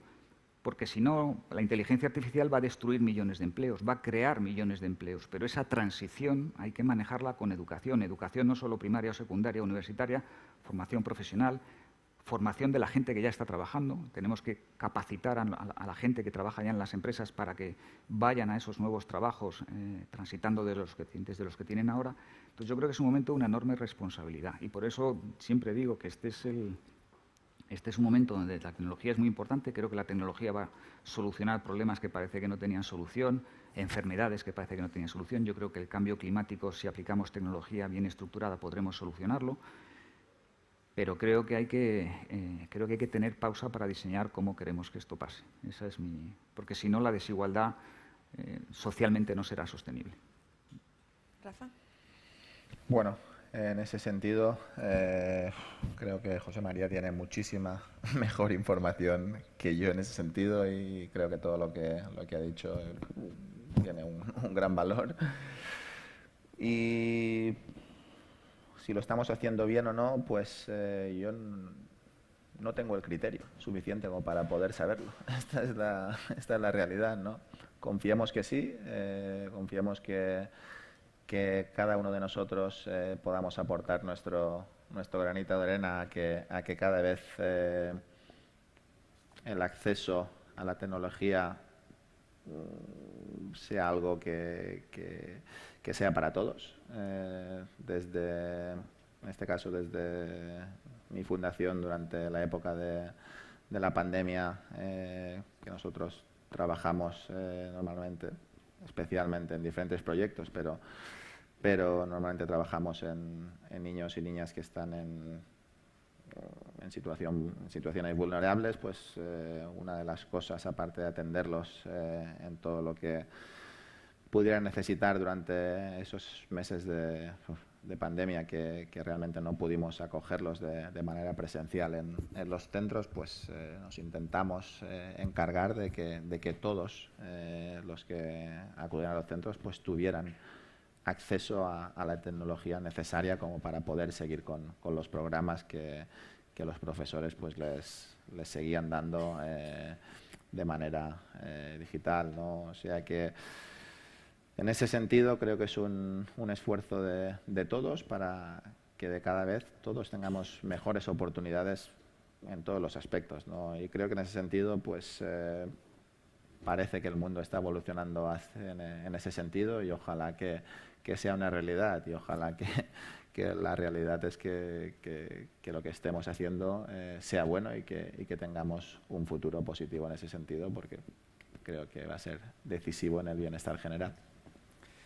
Pues dado que nos queda un poco de tiempo y con vuestro permiso, a mí sí que me gustaría dar la posibilidad, que seguro que en el auditorio hay gente que le apetece hacer alguna pregunta, seguro súper interesante, a cualquiera de nuestros invitados. Por allí. Hola. Hola. ¿Se me escucha bien? Sí. Hola. Esta pregunta es para Rafa. Hola, Rafa. Hola. ¿Qué te lleva a dedicar tiempo, dinero y energía para impulsar proyectos sociales en la Fundación Rafa Nadal? Muchas gracias. Bueno. Además estás de aniversario, ¿no? 10º aniversario de tu fundación ya. Sí, este año. Pues, ¿qué me llevo? Bueno, pues una razón muy simple, ¿no? Ya más allá de hablar de lo que hacemos en la Fundación, que si quieres después lo hablamos, no hace falta aquí que haga una exposición de lo que hacemos. Lo que me llevó a tomar la decisión de crear una fundación y a lo que nos queríamos dedicar, que es a los niños, y no especialmente a los niños, como he dicho antes, en situaciones vulnerables. Es primero que siempre me he sentido un afortunado de la vida, ¿no? Creo que la vida me ha tratado muy bien, creo que he tenido la gran suerte de haber nacido donde he nacido y aparte pues que la vida me ha sonreído prácticamente en todos los aspectos desde hace muchísimos años, ¿no? Y en ese sentido no creo que es justo que haya que devolver algo a la sociedad, ¿no? Y yo sé que con lo que hacemos en la Fundación, que a día de hoy estamos ayudando aproximadamente a algo más de 900 familias, pues ni mucho menos es decisivo en lo que es el mundo, ¿no? Pero si de alguna manera sirve, claro que es algo decisivo para esos niños y niñas, sin ninguna duda, ¿no? Pero si lo que hablamos en el mundo en general tiene un impacto prácticamente nulo, ¿no? Pero si eso de alguna manera tiene un impacto en otras personas, creo que las personas que la vida nos trata bien, que la vida nos sonríe, pues creo que tenemos la obligación de ser ejemplos para la sociedad, ¿no? Y en ese sentido creo que hay pocas cosas que a uno le den mayor satisfacción que ayudar. Creo que la generosidad es un valor muy importante dentro de este mundo y no queda más remedio que apoyarnos los unos a los otros, ¿no? Y que no todos tenemos la misma suerte y nosotros lo que intentamos pues es intentar que no solo dependa de la suerte. Al final intentar dotar a los niños y niñas que están en estas situaciones complicadas de herramientas que sean necesarias, inculcarle valores, que tengan un espacio donde puedan compartir cosas positivas, que las cosas que viven fuera del colegio, pues la mayoría de ellas han sido negativas, con lo cual darles la posibilidad de tener un futuro con esperanza, ¿no? Y eso lo hacemos a través de la educación y del deporte, ¿no? Que creemos que son dos herramientas transformadoras vitales para que estos niños pues, puedan tener unas oportunidades totalmente distintas a las que hubieran tenido si no hubieran podido acceder a eso, ¿no? Y bueno, tenemos ejemplos de éxito que realmente lo único que hacen es reforzarnos y seguir con muchas ganas de poder ampliar, ¿no? Tenemos varios centros y pronto vamos a tener otro aquí en Madrid, que cada centro que abrimos pues es un pasito adelante que nos llena de satisfacción. ¿Alguna pregunta más por este lado? Aquí. Hola, buenas tardes. Pregunta para José María. En este mundo tan cambiante en el que vivimos, ¿qué priorizamos, la inteligencia artificial o la inteligencia emocional? Gracias. Toma. ¿Sabes? Para empezar, creo que no son exclusivas. Es más, creo que la inteligencia artificial sin la inteligencia emocional no funcionará. Es lo que hablábamos antes, ¿no? Nunca ha habido tanta acumulación de tecnología, pero si dejamos a los algoritmos, por hablar del caso concreto, los algoritmos que aprendan solos, aprenderán con los sesgos de las bases de datos donde se hayan creado. Por lo tanto, si queremos eliminar sesgos de género o de cualquier tipo, tenemos que meter un componente humano a lo que hacemos. Yo personalmente creo que este es el momento de... Tecnología vamos a tener toda la que queramos. Tenemos, además, no es una, son muchas tecnologías retroalimentándose, desde la inteligencia artificial, algoritmos, pero el 5G ya está aquí, la fibra, lo que es todo el tema de edge computing, todo el tema de ciberseguridad, la computación cuántica que ya está aquí. Es decir, son muchas cosas, la impresión 3D, son muchas cosas que además cada una se retroalimenta a la otra y por lo tanto el ritmo es frenético. La ley de Moore se está más que cumpliendo, es exponencial y el ser humano no está programado para ser exponencial. Nosotros nos cuesta mucho trabajo pensar exponencialmente, pensamos siempre linealmente o con un poco más de lo que tenemos, ¿no? Proporcionalmente, una proporción geométrica o aritmética, ¿no? Entonces el problema que tiene esto es que tenemos que meterle un componente humano. Por lo tanto, yo creo que este es el momento de las ciencias sociales. Este es el momento de... Yo creo que necesitamos filósofos digitales, necesitamos sociólogos digitales, antropólogos digitales, necesitamos abogados digitales, economistas digitales, médicos digitales. Necesitamos el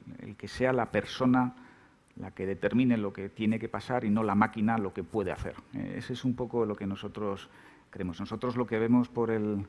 que pasa por nuestras redes es que muchas veces es difícil hasta de comunicar. A nosotros el tráfico de datos nos sube un 50% cada año. Imagínate una fábrica de coches que tuviera que producir cada año un 50% más.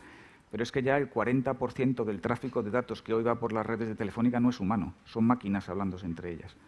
Y el 25% del tráfico total son bots malos, es suplantación de identidad, phishing y ese tipo de cosas. Entonces yo creo que tenemos que meter un componente humano de pacto social, de contrato social del que hablaba antes. Y por lo tanto, no sé si la palabra es inteligencia artificial, pero creo que, como decía también antes, hay cosas que no son digitalizables. La empatía, el compañerismo, la solidaridad, ese contrato social. Por lo tanto, yo valoro mucho, cada vez más en esta época, las ciencias sociales. Creo que leer sobre ciencias sociales nos vendría bien a todos. Y esto no es una forma de quedar bien, es que sinceramente es un tema que me preocupa. Yo no sé si hay alguna pregunta más. Uy, Majestad, por favor, un micrófono a don Felipe. Muchas gracias. Bueno, en primer lugar, enhorabuena, porque la verdad es que da gusto escucharos desde vuestras distintas perspectivas y con esa capacidad de inspirar. Y por eso estáis ahí, por eso os estamos escuchando, ¿no? Pero sí que quería, puesto que se habla de innovación, de educación, de talento, y hay tantos elementos en juego, como bien habéis explicado.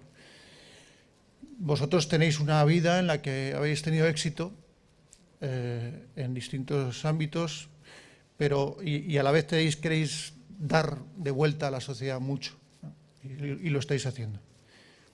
Entonces, la pregunta es un poco cómo en vuestra faceta esa de volver o de hacer cosas más allá de lo que os ha llevado al éxito, cómo incorporar innovación, es decir, es una herramienta para mejorar muchas cosas, pero también la incorporáis para vuestra propia organización y para después, en caso de una academia, devolver a la sociedad gente con mejor formación, ¿no? Y, por tanto, cómo incorporar innovación y cómo detectar talento. Talento para regar, para hacerle mejorar y hacerle llegar a su máximo, como decía Rafa, como detectar un talento y proveerle de herramientas para llegar a sus máximos. En fin, es muy genérico, pero creo que hay materia para que podáis elaborar. Gracias, Majestad. Rafa. Bueno, muchas gracias, señor, por la pregunta. Bueno, creo que el mundo ha cambiado. La tecnología creo que lo ha cambiado prácticamente todo. Ha cambiado las reglas del juego en todos los sentidos, ¿no? Y en el mundo del deporte también. Yo no me formé con tecnología. y a día de hoy la utilizo a título informativo, lo reconozco, ¿no? Yo no utilizo la tecnología diariamente como herramienta para encarar mis partidos, ¿no? Si para algo la utilizo, pues es a nivel estadístico, a nivel de poder analizar un poquito mejor mis rivales, cosa que cuando tenía 16 años no había la posibilidad, ¿no? A día de hoy pues te conectas a las páginas y encuentras información de tus rivales, ¿no? Pero las reglas del juego han cambiado y en la academia así lo entendemos. Los jóvenes sí que ya han crecido, se están formando con la tecnología. Y lo que intentamos hacer, pues, es sin perder en ningún momento lo que es el contacto humano, porque para mí es decisivo. Para mí, cuando se pierda eso, daremos un paso atrás. Pero sí que a los chicos a día de hoy hay que convencerles, y la manera de convencerles, pues, es mostrándoles los datos, ¿no? Yo, pues, cuando entrenaba, bueno, yo como era muy obediente, no me afectaba, me decían eso lo haces mal, pues lo hago mal y lo hago así, pero a día de hoy tienen la suerte de que a través de vídeos, es decir, los chicos les están grabando muchos entrenamientos, cuando dicen eso lo hacen mal, puede ser que no lo vean en ese momento, pero después, cuando se lo enseñas, pues al final lo terminan entendiendo, ¿no? Tienen nutricionista que les pesa antes de entrenar, después de entrenar, para analizar la cantidad de líquidos que necesitan en cada momento para rendir al máximo nivel. Tienen todos los estudios de fisioterapia, de preparación física, que al final están basados en plataformas tecnológicas que van introduciendo todos los datos ahí, que todos los profesores están en continuo contacto, que hacen que puedan sacar el mayor rendimiento de cada jugador a nivel fisiológico, ¿no? Al final, encontrar la perfección en cada cosa, lo que ellos necesitan trabajar. Todo eso sin una pasión, sin un esfuerzo, sin una determinación y sin las personas adecuadas al lado, está vacío, ¿no? Pero sí que es verdad que a día de hoy nos apoyamos de una manera decisiva en la tecnología, porque si no sería ir a contracorriente. Pues señor, si todas las preguntas imponen, una pregunta de Su Majestad impone mucho más. O sea, yo creo que la responsabilidad que podemos tener es precisamente que el talento tenga la mejor innovación para poder avanzar, ¿no?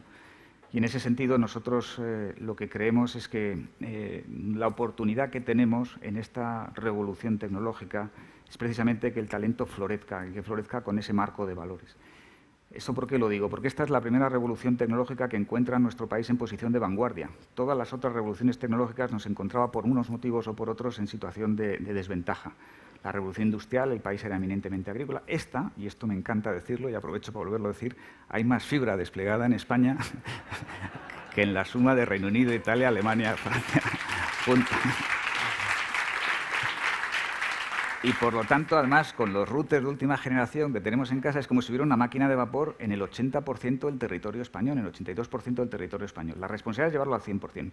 Pero teniendo eso, tenemos que poner, y teniendo una generación tremendamente capacitada, formada, y un sistema educativo que funciona, que seguro que puede mejorar, pero que funciona, es dotar, a través de la responsabilidad que pueda tener Telefónica, de las mejores plataformas para que eso ocurra. Nosotros lo que estamos haciendo ahora, estamos convirtiendo la sede telefónica, que son 140.000 metros cuadrados, en uno de los mayores, si no el mayor hub tecnológico de Europa. Porque ahí vamos a tener, o tenemos ya, centros de experiencia, por supuesto, en redes de fibra, en redes de 5G, en inteligencia artificial, en algoritmos de aprendizaje profundo, pero también en edge computing, en ciberseguridad, en cloud, en Internet de las cosas, en vídeo.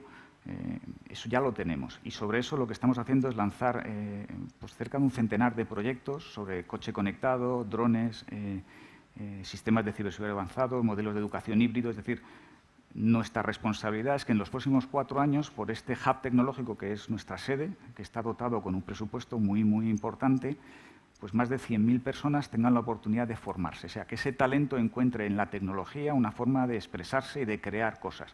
Creo que esa es la enorme oportunidad que tiene nuestro país. Y la responsabilidad que tenemos, así como Rafa lo está haciendo desde su academia, en el fondo la academia de Rafa lo que hace es que el talento de la gente florezca en función de la experiencia que ellos tienen. Nosotros sentimos esa misma responsabilidad y ambicionamos a tener, pues, si no el mejor o el mayor, uno de los mayores hubs tecnológicos de Europa. Esa es nuestra responsabilidad y eso es lo que intentamos hacer en todos los países donde estamos, que el talento tenga la innovación para poder crear cosas. Y yo creo que es una responsabilidad y creo que como país es un desafío apasionante. Pues con el broche magnífico no se podía pedir más de la pregunta de Su Majestad. Pues daros las gracias, ha sido un auténtico placer darles las gracias a todos ustedes y damos por concluida esta primera parte de el enlightED 2021. Muchísimas gracias a todos.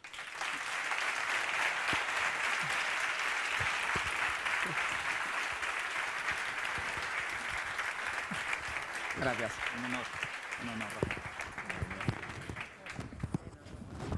Señor. Ha salido bien, ¿verdad?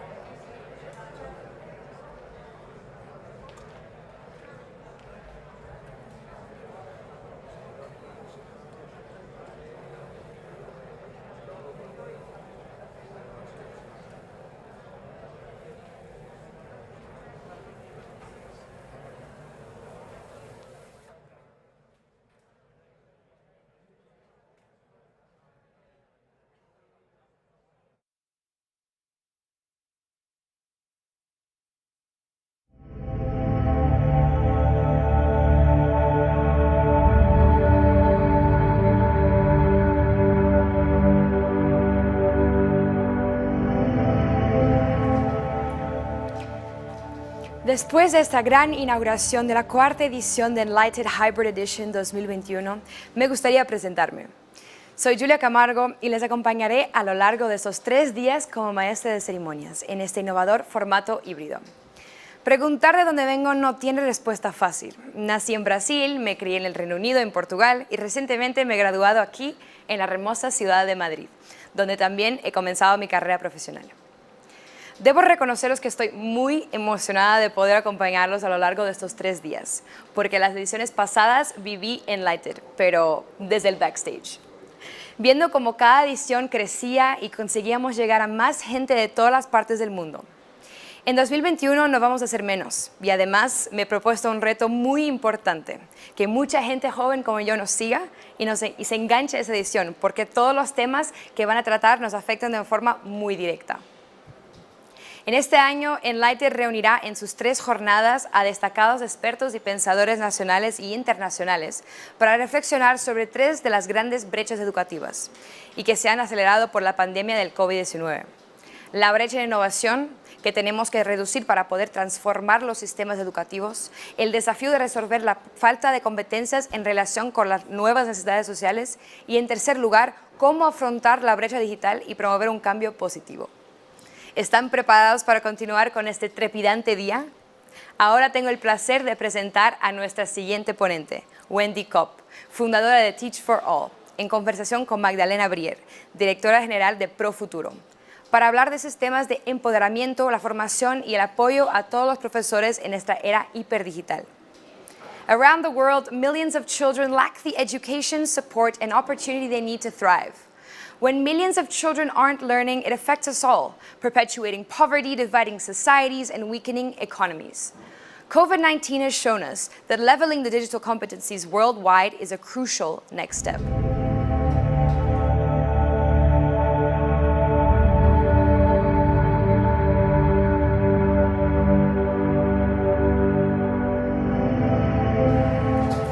Welcome Wendy and Magdalena to enlightED 2021. We can't wait to hear your insights. The floor is yours.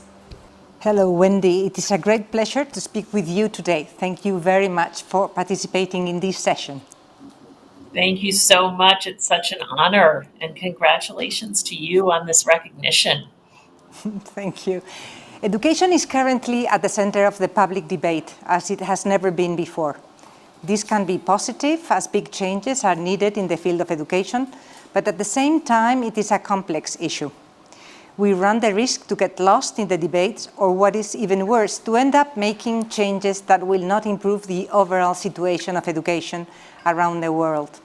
Our challenge today at this session is to hopefully contribute with some ideas and proposals that can be useful for this ongoing global debate about education.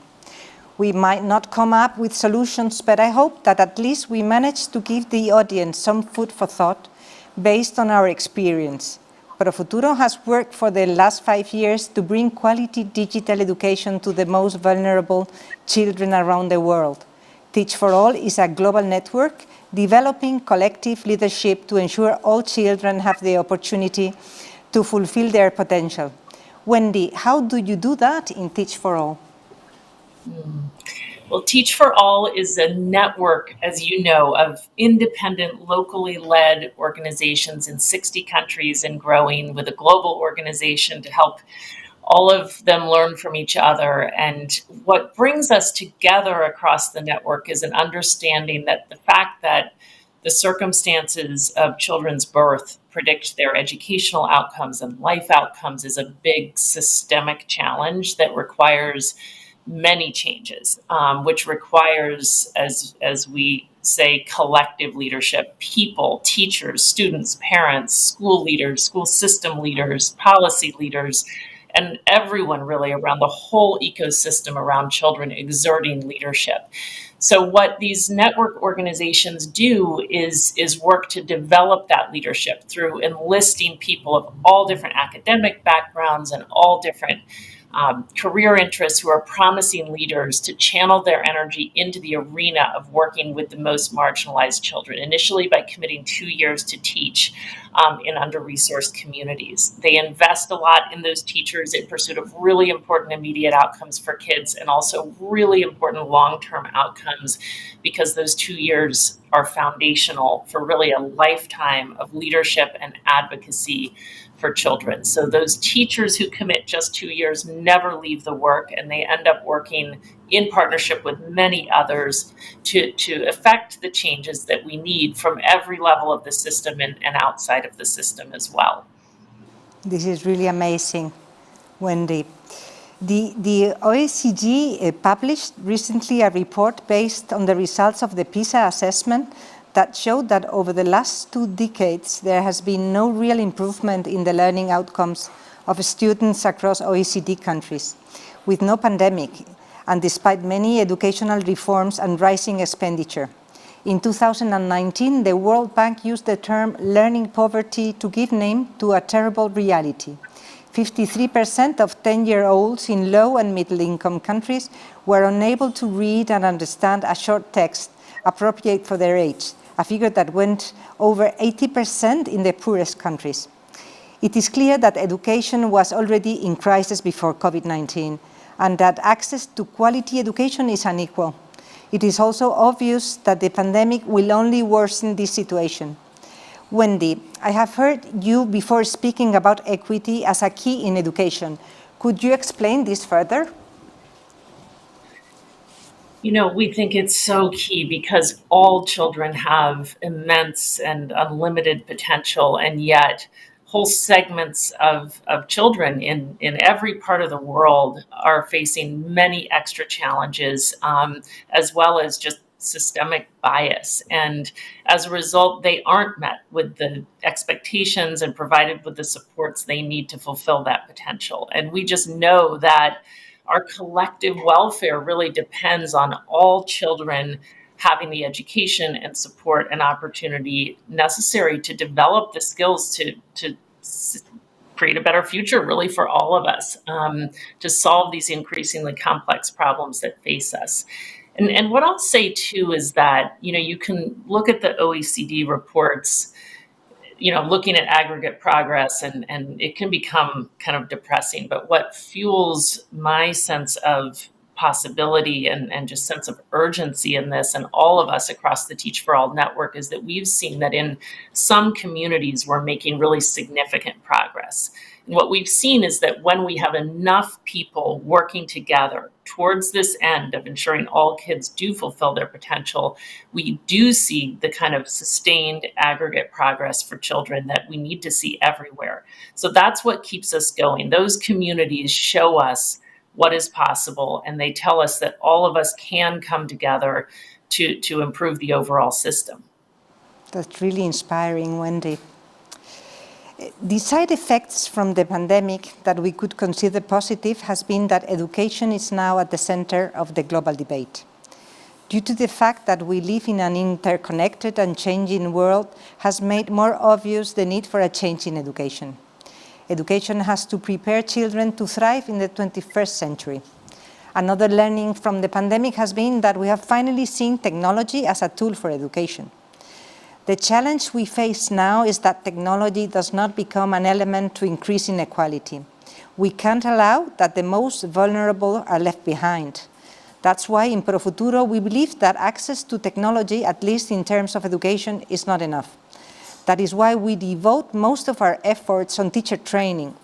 Over the past 5 years, we have trained over 900,000 teachers in 40 countries in Latin America, the Caribbean, Africa, and Asia.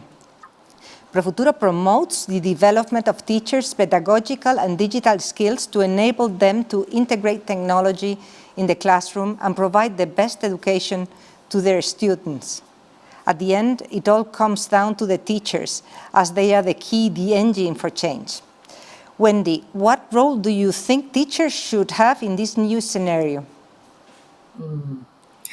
Well, let me just say that across our network, we are so grateful for ProFuturo's initiative and your perspective on this, which we completely share. I think what we've seen in this era is that maybe we had underestimated the potential of technology to accelerate learning, to make learning more accessible. I think we had pre-pandemic. And what we've seen in this era is that it has so much potential. We can better differentiate learning to meet students' different needs. We can make it possible for everyone to access learning all the time. There are so many potentials. And yet, as you say, I've had the privilege of talking with so many teachers across our network who are leveraging the available technology to keep their kids learning, as well as to talk to some of the alumni of our program who have pioneered some of the most inspiring ed tech innovations.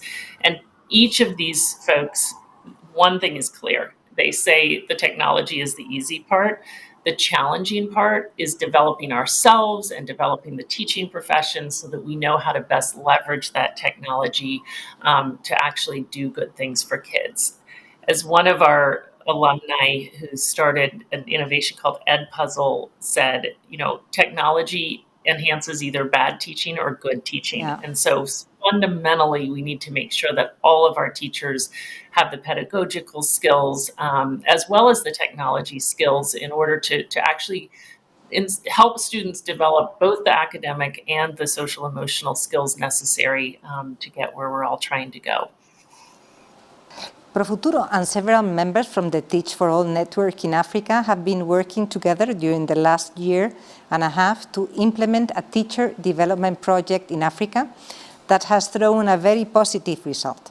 Amazing, we could say, if we consider that it has been running in the middle of the pandemic.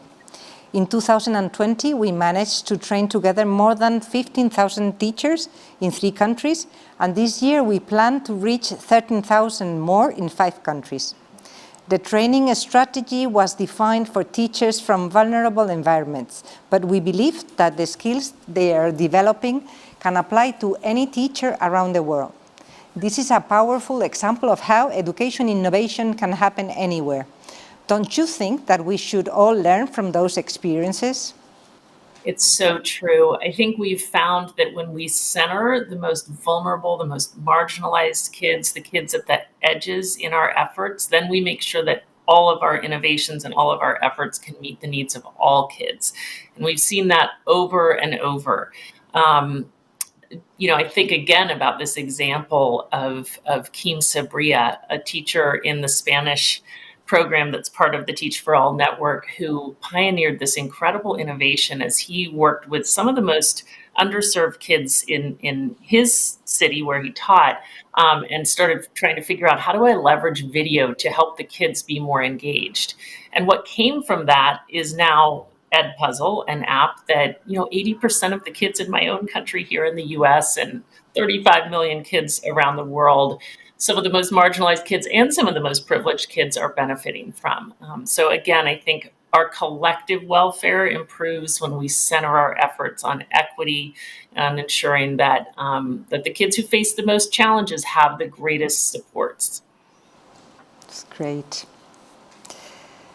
The reason why we are now having this conversation in a virtual format is that we are still in the middle of COVID pandemic that constrains some of our day-to-day activities, but also because the pandemic has changed the way we do things, the way we meet, the way we work, and also the way we learn. But I believe that schools and teachers keep on playing a central role. I recently read a document produced by the Futures of Education Commission of UNESCO that said, while learning may occur widely, there is nothing spontaneous about education. Education requires intentionality, planning, and systematization because it does not happen naturally or spontaneously. Wendy, what is your vision and your hope for the future of education? My hope is that all of us in education, all of our teachers and educators understand that really the future is in our hands. I think in this era that has shown us just how uncertain the world is, just how much the challenges facing us are growing, it just becomes so clear that the kids in our classrooms today will need to be developing as leaders who can solve these increasingly complex problems, can navigate change and uncertainty. So that means that we need to be developing them with the agency, the awareness, the critical thinking and problem-solving skills, the sense of empathy and connectedness and well-being to live into that and to shape a better world and a better future. So my hope is that we can leverage the tremendous possibilities that have emerged. I mean, even as this era has exacerbated the inequities and really compounded the challenges facing the communities in which we're working around the world, we have also seen so many new possibilities, the potential to leverage technology, the potential to engage students and parents much more deeply in shaping the learning experience, the potential to much better integrate a focus on student well-being and social emotional development at every turn of every school day. And so my hope is that we'll leverage all those new possibilities to reimagine the whole system so that this generation growing up today and future generations are all the more likely to thrive and to build a better future. It's a great dream, Wendy. I also dream in that sense that we can leverage all we have learned in this pandemic. It has been a real pleasure. You're really inspiring. This conversation has been really enriching for us. I hope that we keep on sharing knowledge and experience among both organizations so that our common work keeps on improving the quality of education for all. Wendy, thank you very much. Thank you so much for such an enriching partnership and learning journey. We so look forward to the future together. Thank you very much.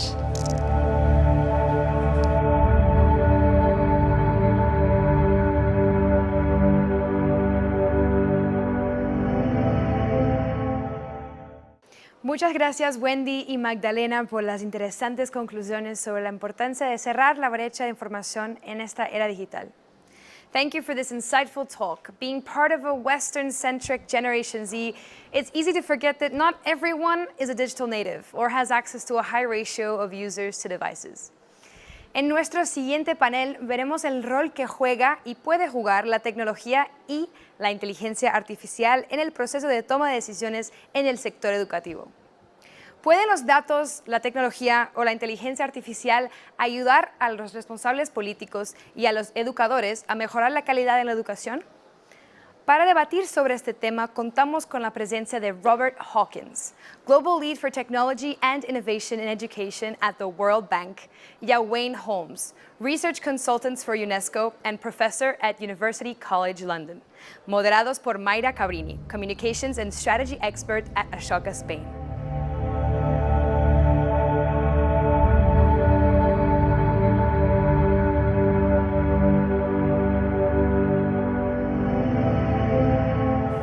Welcome, Robert, Wayne, and Mayra. The floor is yours. Thank you.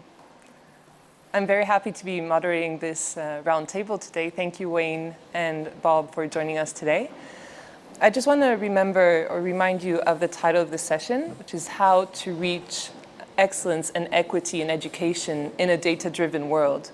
So before we start, I'd love to get a feeling from you of how do you understand and how do you interpret equity and excellence in your own words? So Wayne, would you like to start?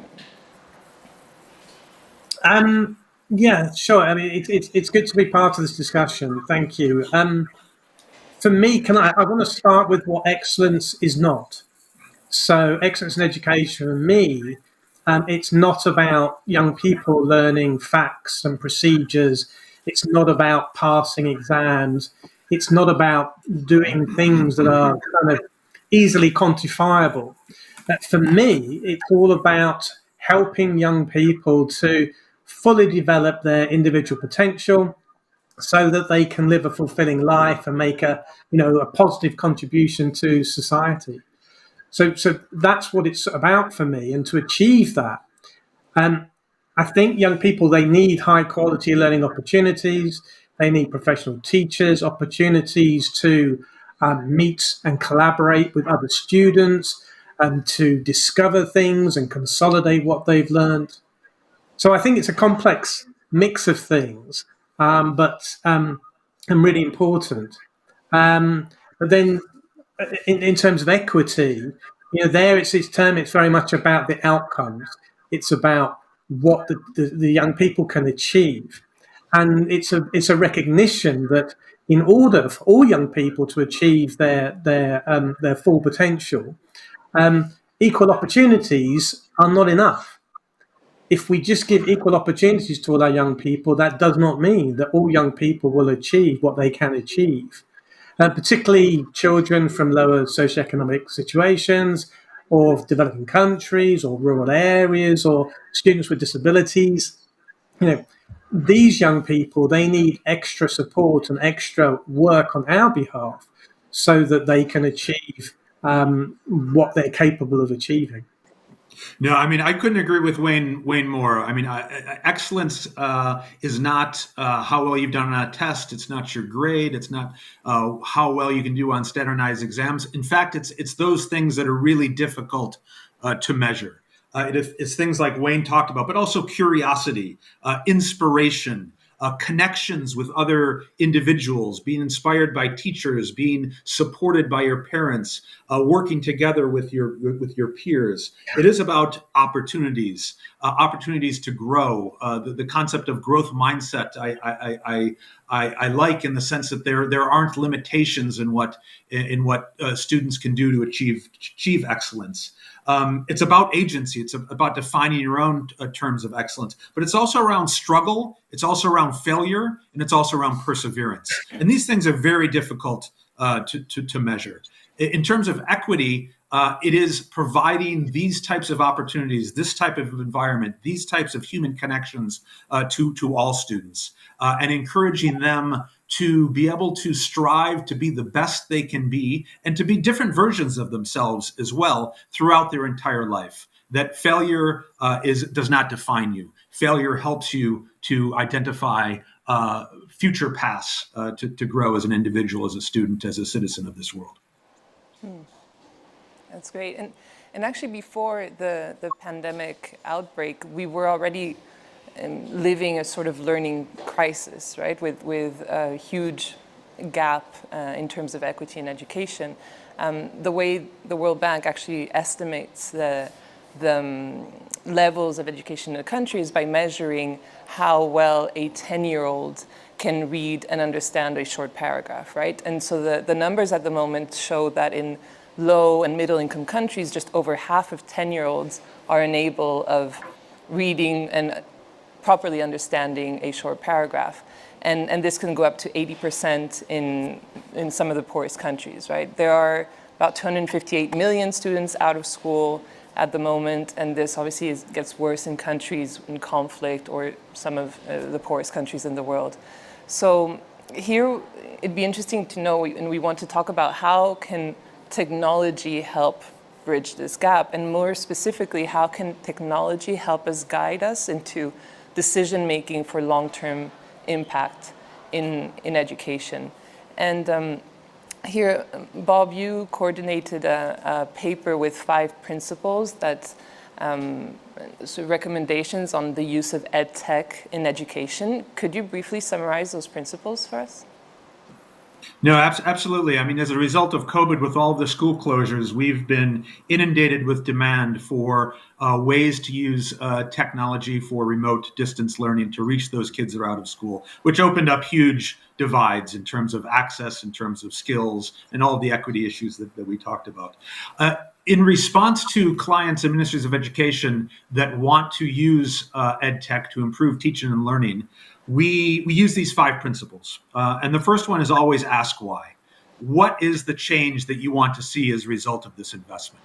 How are the skills of students going to be changed? What will be the dynamic between teacher and student that you hope to achieve? How will the curriculum be more enriched through these investments? So being very specific on having education and educational outcomes and change in the classroom lead the decision to invest in ed tech as opposed to the technology. That's principle 1.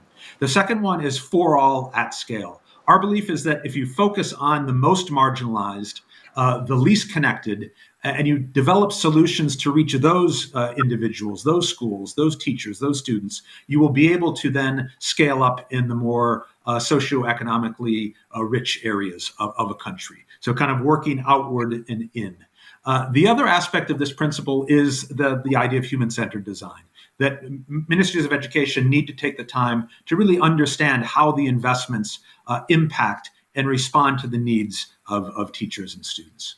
The third principle is empower teachers. At the end of the day, education is a social endeavor, and teachers are at the center of that engagement.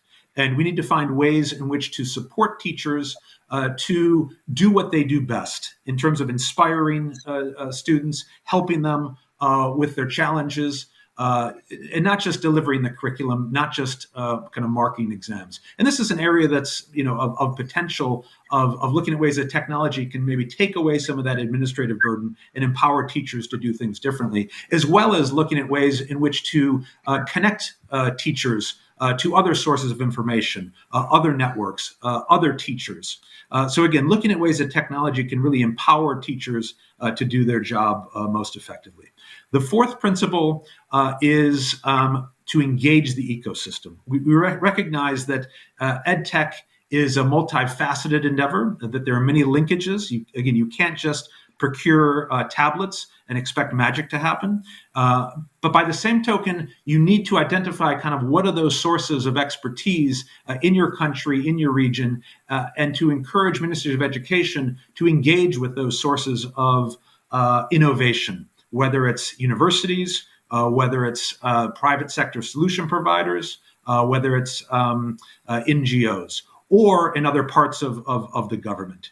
For instance, working with the Ministry of Telecommunications on zero rating for content is kind of one example of working across ministries. So looking at kind of the broad ecosystem and being able to leverage that as a network to support education. And then finally, the fifth principle is be data-driven, that there's great opportunities to more effectively use data to not just measure impact at the system level, but also for learning analytics, learning outcomes, and looking at trying to, while previously I said that these, most of the important aspects of excellence are hard to measure, there are still opportunities to look at how we might begin to measure some of these 21st century skills, for example. But also the idea of using data, using evidence globally is helping ministries not to reinvent the wheel, to engage with that broader ecosystem globally, and also to be iterative in their approach, and for Ministry of Education to be learning organizations, to continually attempt new interventions, gather the data on those interventions, and adapt their implementation. And on that last point, exactly, of being data-driven and how that can be useful in policy making. Wayne, you've contributed to a document, a series of recommendations also on the use of artificial intelligence in education for policymakers. So what is the role of AI in education? I mean, that is a huge area to begin with. And the reality is that AI is being used increasingly in education in a variety of different ways. The way I think of it is there's actually three different levels we can think of, or three different operations. One is what I refer to as learning with AI. So it's the use of AI tools to support teaching and learning. And that can be divided itself into system-facing, student-facing, teacher-facing. The next area is learning about AI. So learning how AI works, how to create it. And I'm not just talking about universities here, I'm talking about young children right the way through, having opportunities. And the third area, huge overlap with what I've already said, but this is about preparing for the fact that we are living in a world which is increasingly dominated by AI.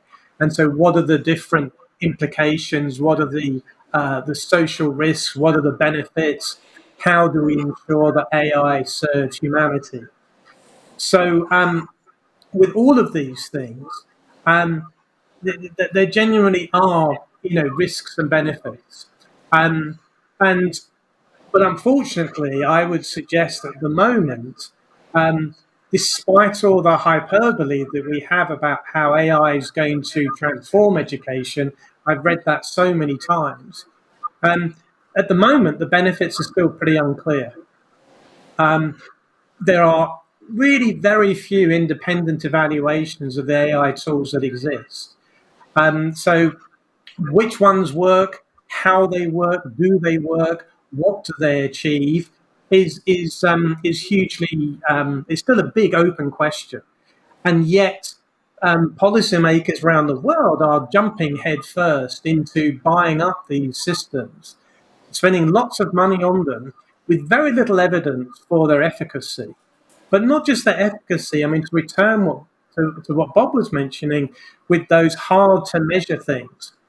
AI is pretty poor, or at least the current versions that we see, they're pretty poor at helping young people to develop those skills. Where they're much more focused is on things like mathematics or physics, things that are very clearly delineated, that the AI can work out, well, this is a right answer, this is a wrong answer, and so on and so forth. But that's leading to education becoming much narrower, rather than taking the opportunities to make education broader, to consider some of these wider things. And from what Bob was saying about the 5 principles, the first 4 absolutely 100% behind. I think they're really good and really important. The 5th one, I understand the ambition, but I'm not convinced. I think the problem is that the data that we currently have is incredibly limited. What's available is very specific. It's either high-level stuff, things like how many students go to school, student-teacher ratios in the classroom, what the examination results are for these very limited things. But it doesn't go further than that. And when it does, it's often proxies, and the proxies themselves can be quite weak. So, for example, it's very important to understand the impact of lower socioeconomic based young people in the education system. But the problem is we don't have real measures for that. We have proxies for that. And sometimes the proxies can be useful and accurate, but very often they're not, and that can send us off in the wrong direction.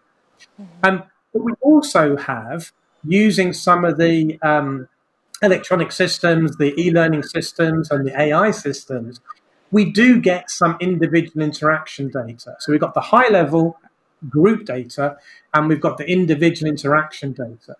But the problem with that data, the individual interaction data, is it's incredibly fragmented. Every system curates different data, collects different data, makes different decisions based on that data. It's not standardized.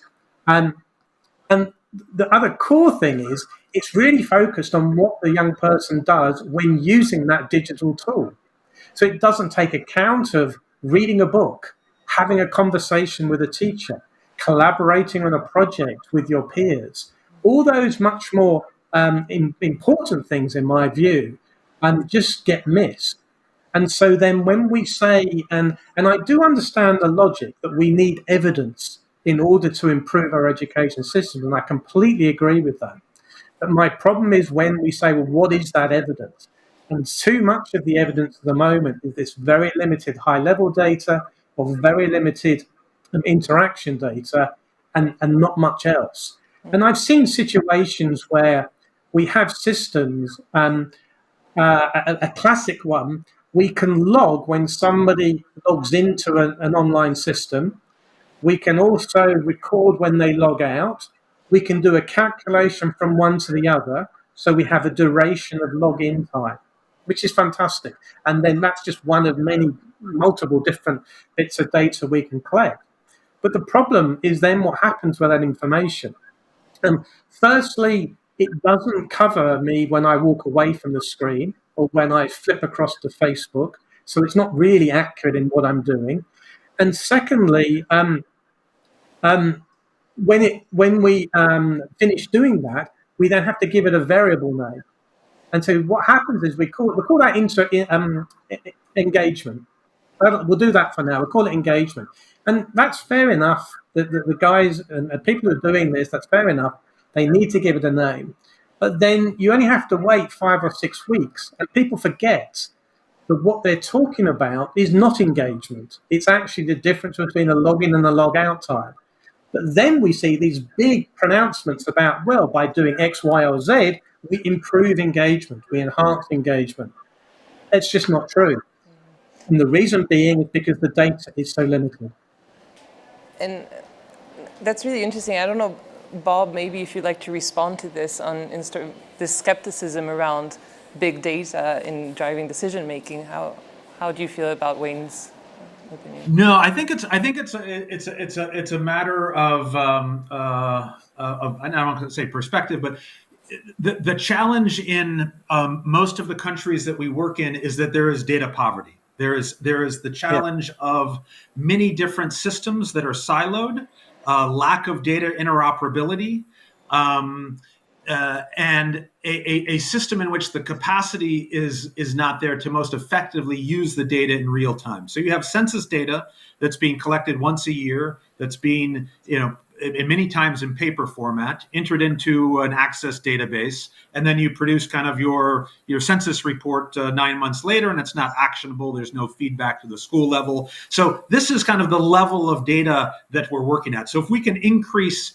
that access to data a bit, it could have large impacts on just understanding simple things like how many students you have in your schools, how many teachers you have, where the teachers are, what their background is. So we're not at the big data level. When I talk about kind of be data driven, it is focusing on some of the very nuts and bolts, simple aspects and the challenges around being able to kind of aggregate and use data more effectively. There's also the issue of in some cases, collecting too much data, not asking the right questions, of really kind of interrogating what you really want to know about your system and focusing on those very specific data points. So it's a huge challenge in all of the countries that we work with. But beyond that, there are opportunities that many countries are looking at to use data for early warning systems, for example, to be able to have some data on at-risk students of dropping out. which is a huge challenge. The other example that is promising is teaching at the right level. So many of the students are in grade 7th math, but only have a grade 4 knowledge. So again, can technology be used at the learning level to more effectively support those students to get up to grade level, for instance, in math? And there's been some promising studies there. So these are some of the areas that we're looking at the use of data, but it's at a very basic level to get the basic information about how your system is functioning. And to keep with that, so it's sometimes difficult to talk about technology bridging the gap when 40% of the population in the world does not have access to internet, for example. So is technology, really the solution to bridge the gap? Is it just part of it? And also, what does this mean for a 12-year-old schoolgirl in Uganda, and what does this mean for a 6-year-old in Brazil, right? So how does this affect the day-to-day lives of students and teachers and parents, right? And Bob, maybe you can continue there.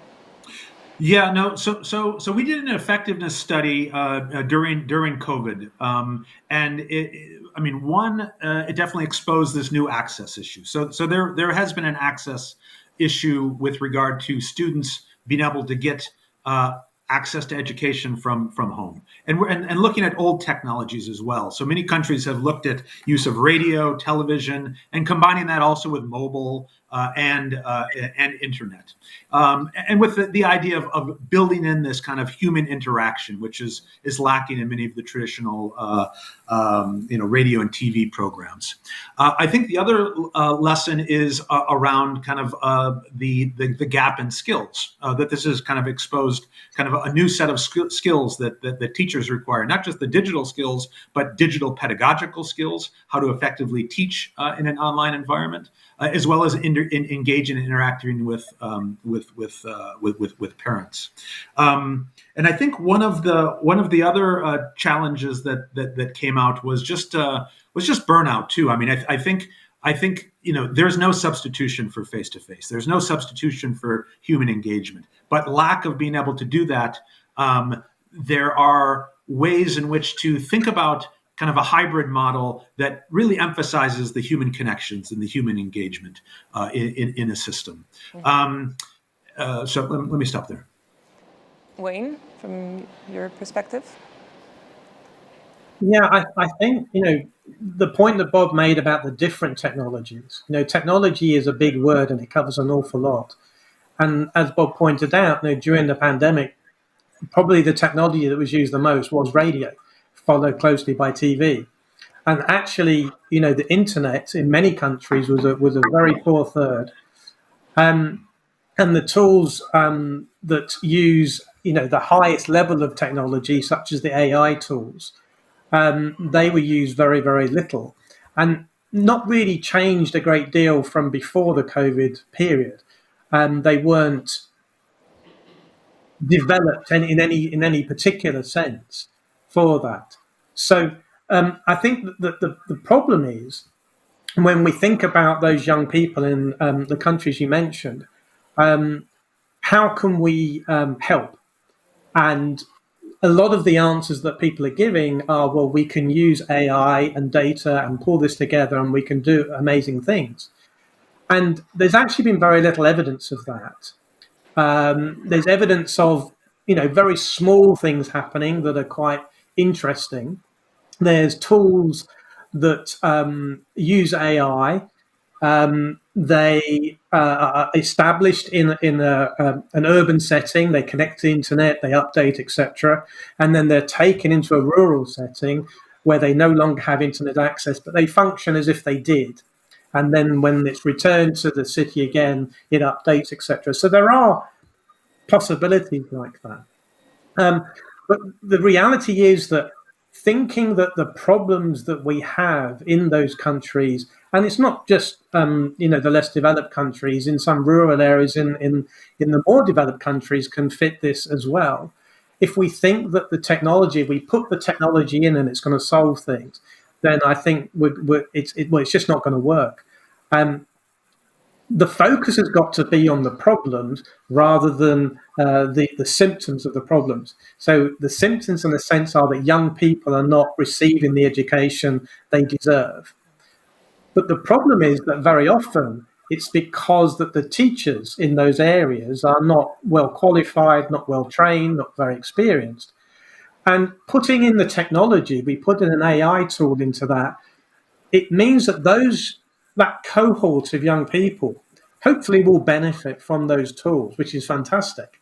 But it doesn't solve the real problem. And so we're going to need technology for the next cohort and the next cohort.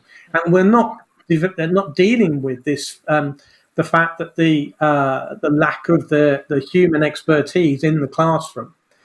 So rather than thinking when there is a problem like that, we can solve it just by putting tech in, we really ought to be thinking about how do we solve this? And what we should be doing in those kind of circumstances is working out how we can improve and enhance the qualifications, the experience, the expertise of those humans, teachers in those classrooms. Now, one of the ways in which that could happen is if we had AI-driven tools to help in that process. So, for example, there's an experiment connecting farmers in sub-Saharan Africa. So it's using an AI-backed tool that allows small farmers to connect with other people, other farmers, so they can share experiences, talk about the market, etc., etc. It's a brilliant thing. But why don't we have something like that for teachers? So that an inexperienced teacher in one rural setting can speak with teachers in other rural settings and with experts in the cities. So we could use AI to help develop those teachers. And yet in the research area, there's virtually no research into how do we use AI to support teachers directly. It's all about how do we use AI to essentially do teacher functions, which inevitably has the possible outcome of replacing teachers. Now, that's never one's intention, nobody's intention to do that, but it's a possible consequence. So we've got to be clear about what we mean about the technology. We've got to be clear about what the problem we're trying to solve and not just pick off the symptom, but go to the heart of the problem and try and develop technologies that can help us support that and deal with that. For me, that's the longer term way of dealing with these things. Mm-hmm, exactly. And you both mentioned the importance of the human connection, right? So we all know that it takes a tribe to raise a child, but what does a tribe look like in this digital age? And can technology replace the full ecosystem in a child's life? Bob. No, I'm just to build off of Wayne's last point on teachers, that I think the most effective use of technology is, again, building these human connections, of supporting teachers, for instance, through coaching at a distance, where there's some good examples of the efficacy of this tool, or the proliferation of WhatsApp, just to create networks to kind of share ideas, to reduce isolation in many cases that teachers were feeling. There's kind of an interesting example in Israel of kind of an app to find a scientist to bring into the classroom. So again, the idea of kind of enhancing these human connections and the ability of technology, to answer your question, to kind of expand the opportunities for teachers to tap into additional networks, additional expertise, additional content, so that you move away from the model that they need to be kind of the sole source of knowledge and information in a classroom to deliver to 30, 40 students. To being able to look at ways in which technology can support them to do different functions, to can help them to work in teams, to can put them in touch with a mentor, to help connect them with other sources of knowledge and information, to help them to better use, again, data to kind of understand, where are maybe the gaps in their students' knowledge, and be able to gauge more effectively with students and parents. So I think the key element that technology can provide here in terms of the tribe are the connections that weren't possible before. And that's also a cultural change. And this is kind of easier said than done, because there are, people get used to doing things in a certain way, and a lot of this requires kind of change management and convincing that this is a superior way to engage in education and learning. There's one project that we're working on in Turkey that is very explicit about the role of the teacher as an innovator, of working kind of with a broader ecosystem of solution providers, of kind of private sector content and application developers to identify themselves, the teachers, what are the problems in the classroom, to engage with those tools, to test them in the classroom, to evaluate them, and then to determine whether indeed they're solving their educational problem. So marrying kind of those two cultures of education at the teacher level and solution providers, I think is an important aspect of kind of expanding this tribe. Absolutely. So as we need to wrap up, I'd love just to do a final, very quick round. What, in one word or half a sentence, what would be your one recommendation or ask for policymakers in education? Wayne. I think that the thing that I would ask them to focus on is to not get seduced by the exciting hyperbole that we're hearing about all the time. There are tools out there that can be very effective, but I think policymakers really ought to take things a little bit more carefully and need to engage or encourage and fund the kind of research so that we're not just building tools that automate what I think of as poor pedagogic practices, but actually can start addressing some of the issues that Bob's been talking about. I think it's possible, but it's very challenging for policymakers not to get seduced. And you know, while I value the role of the private sector, I do worry when the big tech companies are becoming so dominant. I don't know about you, but I do not want Facebook teaching our children, but that's what Facebook are doing. So I think, yeah, don't get seduced by the technology and look into things more carefully and invest in the research. Thank you. Bob? Yeah, on my side, I would go back to our first principle, ask why. That it's critical that any policymaker really interrogate why they're making this investment and exactly what is the change that they want to see in their system, in the classroom, in the engagement, the human connection between the student and the teacher and the parent, the student, the teacher, the parent, and the community. Thank you so much. So we've reached an end. Thank you so much for a fascinating conversation. I wish it could be longer, but we'll let you go now. Thank you, Wayne Holmes and Bob Hawkins, for joining us. Thanks. It's been fantastic chatting with you today.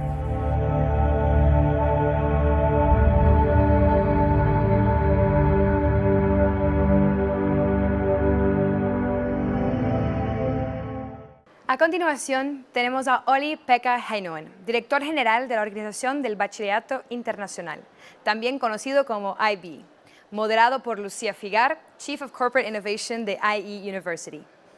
Este panel contará con varias IB World Schools donde debatirán los aprendizajes y las conclusiones que la pandemia ha aportado en la educación.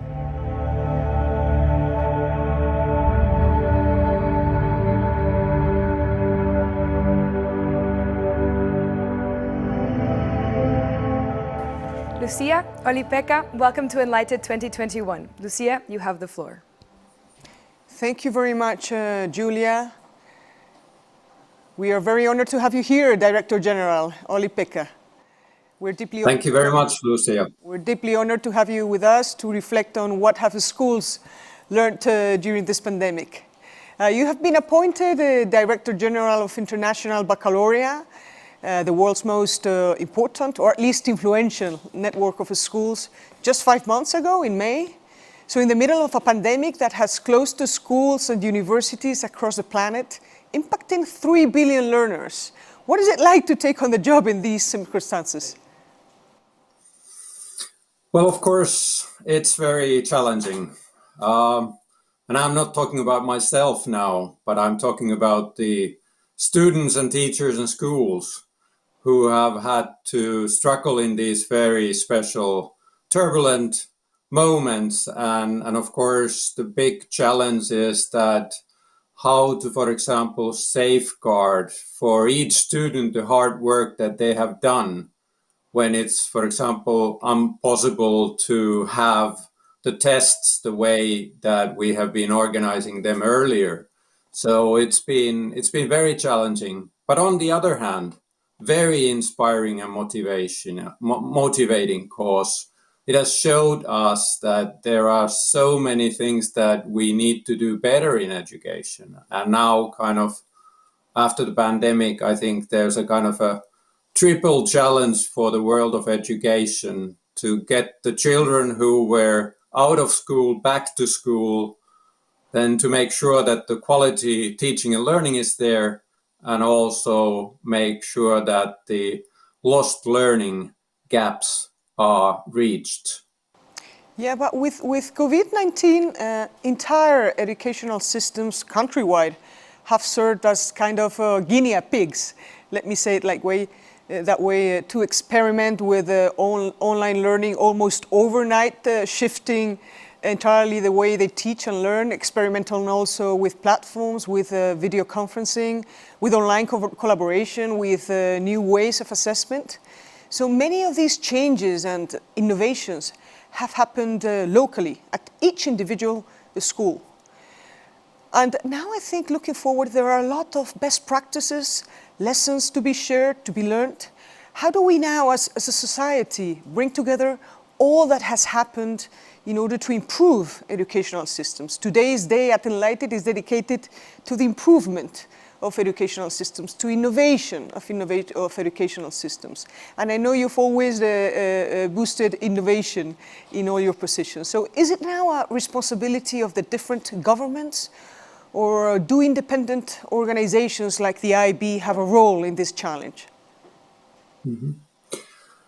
Thank you, José. That's an excellent question. And I think what is important is first that we kind of get the evidence. We kind of look at what we have learned, what are the innovations that have happened locally, and what are the things that could and should be kind of taken in use more widely. Then there's the next step, which is the step that once we have gathered that evidence, that we should act on it. And then we come to the question that you referred to, that whose responsibility is it? And I think that's, in a best possible case, there is no kind of one individual kind of a party who would take the responsibility, but we could have that type of agency, leadership and ownership in the whole education system. I think this pandemic has kind of taught us that we are really dealing with an education and learning and teaching system, and system in that sense that the different parts of it are very strongly interconnected. And I don't think that the kind of traditional way of thinking about kind of top-down regulations, they don't function anymore. We don't get those innovations happening that way, but we need to able to go develop together with schools the best possible solutions. And that is something that IB is very strongly committed, and using, of course, the high expertise of its teachers and educators and schools to kind of take that innovation spirit forward.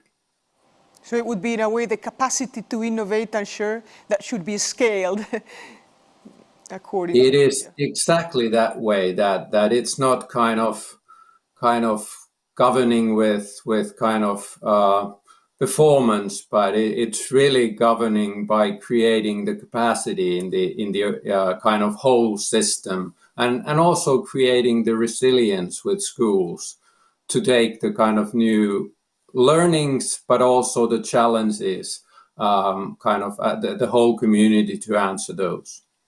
Okay. So, Olli-Pekka, this is your first time at enlightED, and probably, well, aside from the events of IB, one of the first public events you have joined as Director General. And I'm sure the audience would like to know, there's many schools following us. What are your goals for the next few years regarding the International Baccalaureate organization?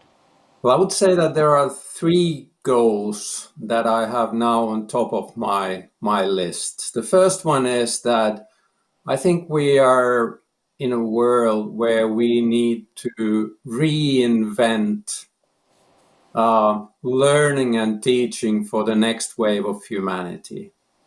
We are tackled with global challenges, and there is clearly a need for us to connect in our teaching and learning to those challenges.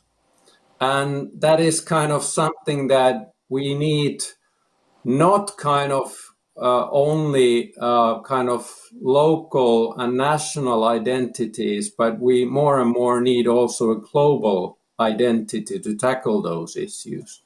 The other thing that I see important is connected what we just talked about, the kind of how to take the learnings of the COVID-19, and that's the kind of stewardship of inspiring and inspired teachers and educators and school communities in the system, to make that kind of system being adaptive and innovative in its character.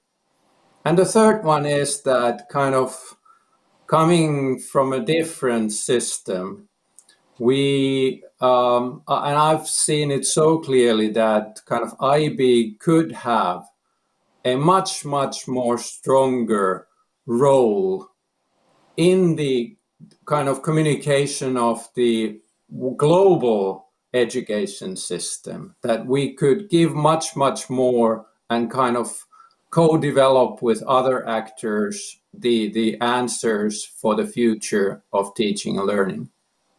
Oh, that's very interesting. So maybe we can exchange points of view also with a few principles that we have here. We are honored to be joined also by 3 highly relevant IB World Schools in this conversation, represented by Principal Andrew Ratu from St. Clair's, Oxford in the UK, President Karma Elliott from UWC in Singapore, Southeast Asia campus, and Director General David Hawley from the International School of Geneva in Switzerland. Welcome to the 3 of you. We're very honored to have you. And I was thinking I could ask you, as you represent different schools and have different regions of the world, the same question, so you can give the audience your own point of view. Many students worldwide, those who don't have internet access, have seen their education disrupted, increasing the equity gap. We've seen also negative effects on student performance, mental health problems, teachers overwhelmed, international student mobility also deeply affected. But I would like to focus on the positive effects of COVID, if any. Do you think that this brutal experience has left any positive effects on schools, teachers, students? And if so, which one would be the most important? May you begin, Mr. Ratu. Of course, I'd be delighted to. Thank you very much indeed for the question. Some thoughts I'd like to offer are some less confident or anxious students have benefited from the increased anonymity of online learning. Wow. So more dominant students haven't been able to monopolize discussion in class. That's something we've certainly found. Online platforms that we've been using like Teams and OneNote have improved feedback on written work, and they provide convenient storage of academic materials. And we'll certainly be continuing to use the online platform alongside face-to-face teaching going forward. And having to step outside the box has led to a greater variety of teaching and learning strategies that our teaching staff have been implementing. I think most importantly, though, to focus on the last part of your question, having to learn online has reinforced the importance of community. Personal contact with friends and fellow learners is really precious. And we witnessed the sheer joy of our students coming back onto campus last term and this term, mostly not having to wear masks, I hasten to add. And there was a palpable sense of release, a sort of exhalation of pent-up stress. And we're a boarding school, so we don't see parents all that often. Paradoxically, our relationship with them has become even better because we've communicated in a multi-channel fashion and taken them more into our confidence than perhaps we had done hitherto. So they really understand, and I think generally appreciate how and why we've made the decisions we've had to make. So for me, finally, community remains central. Oh, very interesting. Karma from UWC Singapore. You were the first to close and the first to open. I mean, Singapore as a system. Now you've had some school closures also this academic year. But let us listen to your point of view regarding the positive effects of COVID. So far, thank you for the question. Thank you very much for having me. So far, since the pandemic hit Singapore, we as a college, we have 5,500 students in the college, have had a couple of weeks of online learning. But obviously within that, a lot of disruption is, and as you say, the disruption to teaching and learning extends in many different ways. And what Andrew has just said really resonates with me as well. I think regardless of whether it's in the UK or in Singapore, I think these factors are all something that are very visible to us as both the impact of COVID, but we can see the positive benefits that come out from them around, building community in difficult and dysfunctional times. I think for me, when I was thinking about this, rather than repeating the things that Andrew said, I also thought, one of the real positive benefits overall, I think, from the impact of the pandemic is it's helped us to focus on how much of a sort of to-do list we still have to do regarding the sustainable development goals and the commitments that we all made there, a couple of years ago or 3 years ago around a decade of change. And actually, that spotlight that is now thrown on the things that we haven't done and the things that we hadn't foreseen were going to be part of that challenge. We see the impact on things like social justice and gender impact, in addition to the things that you've mentioned there. And I think that's a really positive catalyst, actually, to make us sit up and think that, what role does education and teaching more generally play in addressing, as Olli-Pekka said as well, the sort of common challenges and shared solutions as well, that co-creation of teaching and learning for the future that helps to address some of those other areas of impact as well. And also the voice of youth. I think young people, as they've gone online, have been very quick to tell us what works and what doesn't work for them. And also that, what Andrew said there as well around, the activism that's come through from communities in Singapore and the UK and South America and so on, being able to engage with each other around these big issues in a much more sort of activist way, I would say, as well, around bringing the voice of youth to bear on all of these areas as well. So I think that has been, obviously it's a negative influence, but it's a positive impact potentially that we must make sure we don't neglect that opportunity, I think. Thank you very much, Karma. And now I pass the word to David. David, what's your opinion on this topic? Well, thank you. I'm going to try to give a couple of examples of the positive effect of COVID. One, I'll start with the prosaic example and then go to more philosophical. The more prosaic is one of the important aspects in the life of a student is the student-teacher-parent conference, where they get together and talk about learning, what are their learning goals, etc.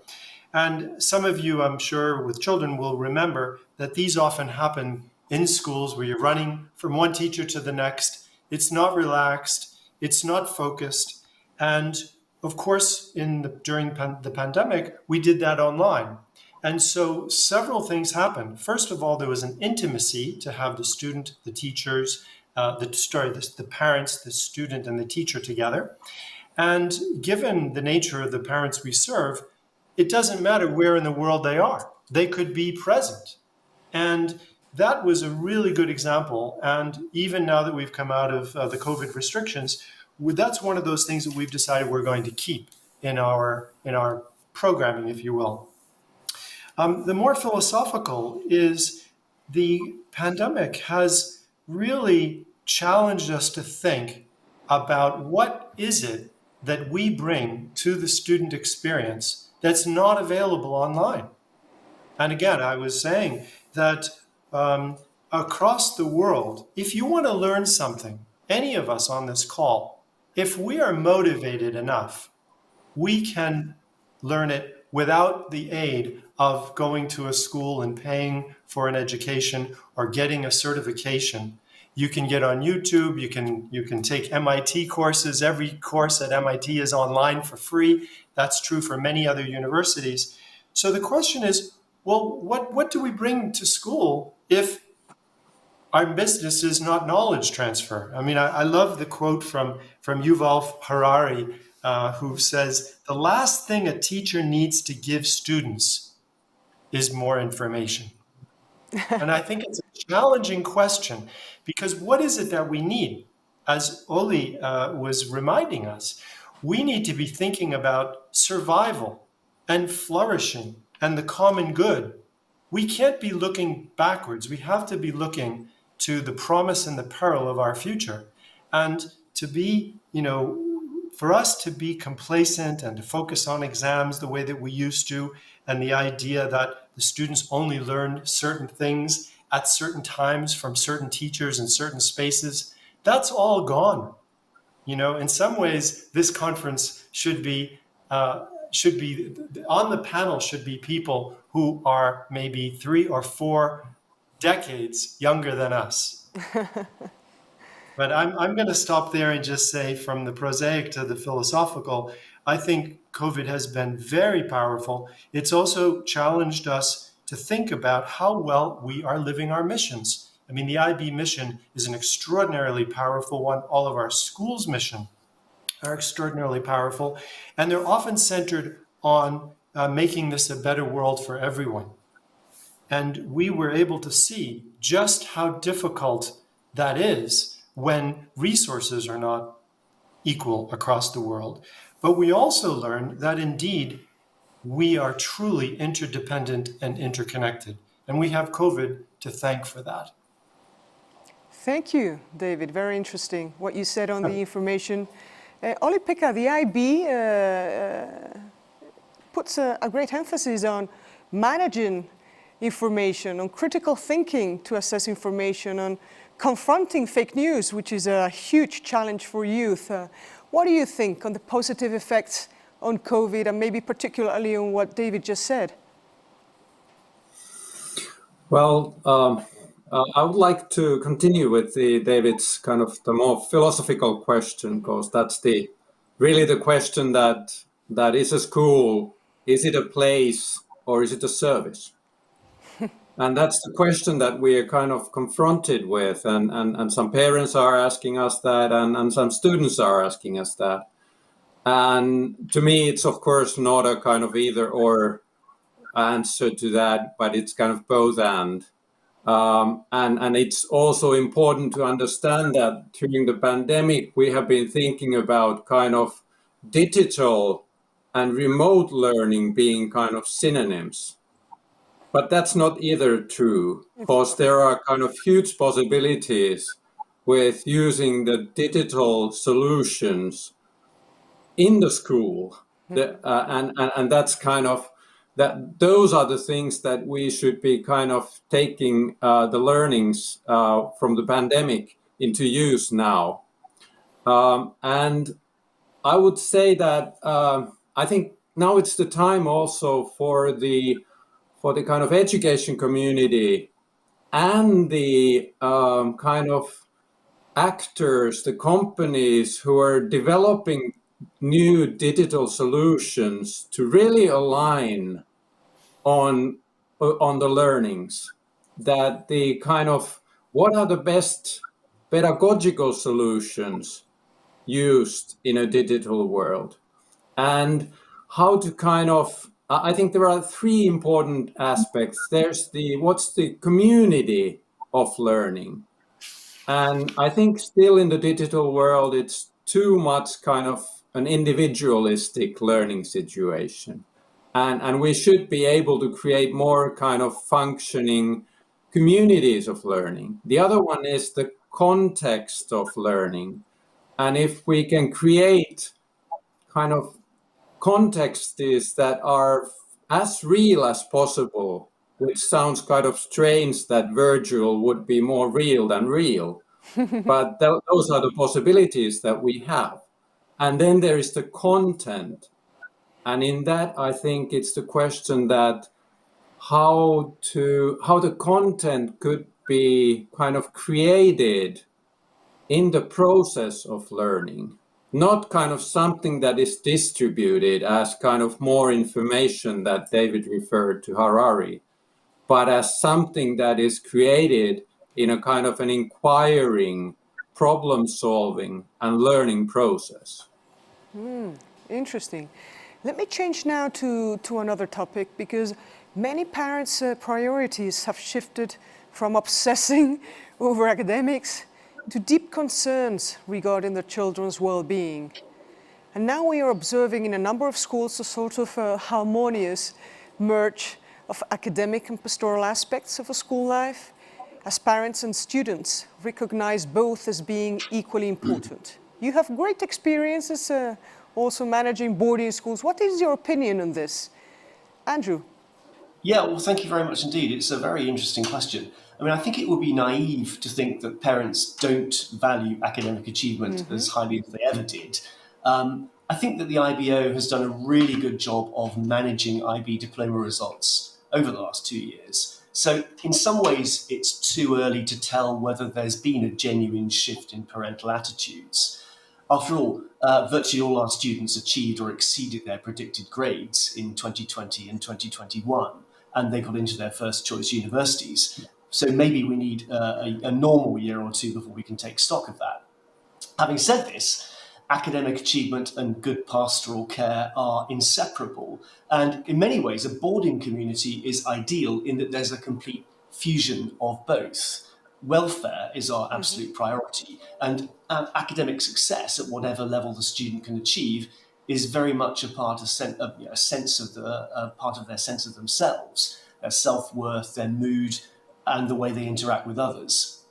It's good practice, I think, in most schools for staff to play a part for all staff, academic staff, to play a part in pastoral care. So I think you'll find in most UK and international schools, teachers are also personal tutors and lead many co-curricular activities beyond the classroom. So I think the pandemic has really shown everybody the importance of outdoor exercise, really basic things, good quality sleep, a healthy diet, and most importantly of all, it seems to me, laughter as the best medicine. I agree. Karma, what is your opinion? And again, I can't help but agree with Andrew, and I'm not sure I accept the premise in your question about valuing that changing view of valuing the education and the results over well-being, and that shift there. I think, and in particular, as Andrew said, I think, some of the debate certainly, which is very alive and well in this part of the world about grade inflation, I think is potentially going to come back to haunt us next year in some of those discussions with parents and students. But that said, I think, we were talking earlier about the importance of human connection and personal connections, and how COVID has shown us how important that is to well-being and to the welfare of young people and to communities and families. And one of the principles, just from a UWC perspective, one of the principles of a Hahnian education is very much that connection to the outdoors and an outdoor education as well. And we have certainly seen a growing, desire for the decompression that connection to nature brings for our community as a whole, in terms of building empathy for each other. So working together around some of the challenges and just connecting into nature and sort of communing with nature together, building resilience. I think, resilience not just from the point of view of being, a tough one and seeing things through, but around, resilience that is about, accepting challenge and being able to respond to it for one's own personal welfare as well, and again as a community, and also for its restorative value, I would say. So where the outdoor education is very much embedded in our programs in the UWC movement, and here in SEA, it's a very strong part of our curriculum. It's very much something valued as additive to the school day, but in addition to being embedded in the curriculum. And we are doing some interesting longitudinal research on that with a university in the United States to really, and we've extended that. Actually, it was due to conclude a couple of years ago, but we've extended that to see actually what the role of that, outdoor education, the commitments that young people are making anyway to environmental sustainability, what that looks like in terms of welfare and well-being within the overall curriculum as well. So I think it's, that the focus that there is, of course, and rightly so, on mental health and well-being. It's a very interesting, discussion, I think, around the role of outdoor education, the sort of green school movements, education and learning through play, and some of the work that the Lego Foundation is doing, for example. I think these are all interesting dialogues that we need to have to learn the best from each other, and including in it some real, data-driven research as well. Thank you. And what about in Geneva? Do you feel your students and parents are more concerned over well-being? What do you feel, David? It's a great question. I mean, my sense is that, again, going to somewhat positive angle, COVID has reminded us that our business we're in the human development business. We're in the business of, our currency is not information. Our currency is the quality of relationships that we are able to cultivate through whatever we do at our schools. And I think that, students came back on campus was a dramatic one, because they recognized a hole in their life that needed to be filled. And it wasn't that they needed the teacher to help them with, classical physics. That's not what they were missing. They were missing the human connection. And I think that as we talk a lot about health and well-being of students and the great work of people like Kurt Hahn and the Lego Foundation and the outdoor forest school movement, all of that, which makes complete sense, I think we should be a little bit more focused on what is this system, where in the systems does all this stress come from? And I'd like to be a little bit more provocative. I think it's our responsibility. Full disclosure, I was the chief academic officer for the International Baccalaureate, responsible for all of the programs 4 years ago. So apologies to everyone. But I think we are the source of the problem. I think that, Ollie, in your new role, you've got to be bold and disruptive, because if we are in the human development business, we're not in the human sorting business. There's so many problems, whether it be A-levels, GCSEs, IGCSEs, the IB itself. We have set up structures that are backwards looking and are easy for assessors. Because yes, it is valid and it is reliable to do things like to assess written exams. That's such a heavy emphasis and problem solving on paper that within two problems, one is a fixed period of time, and the second is it all happens in the month of May. We know about human development that not all children develop and ripen in May of their second year of a 2-year program. We have students who can take the IB higher level math course before they sit down and take a single course from an IB teacher because they are so far ahead. We have students who are able to demonstrate that they are bilingual in several languages, and the IB insists that they take an exam.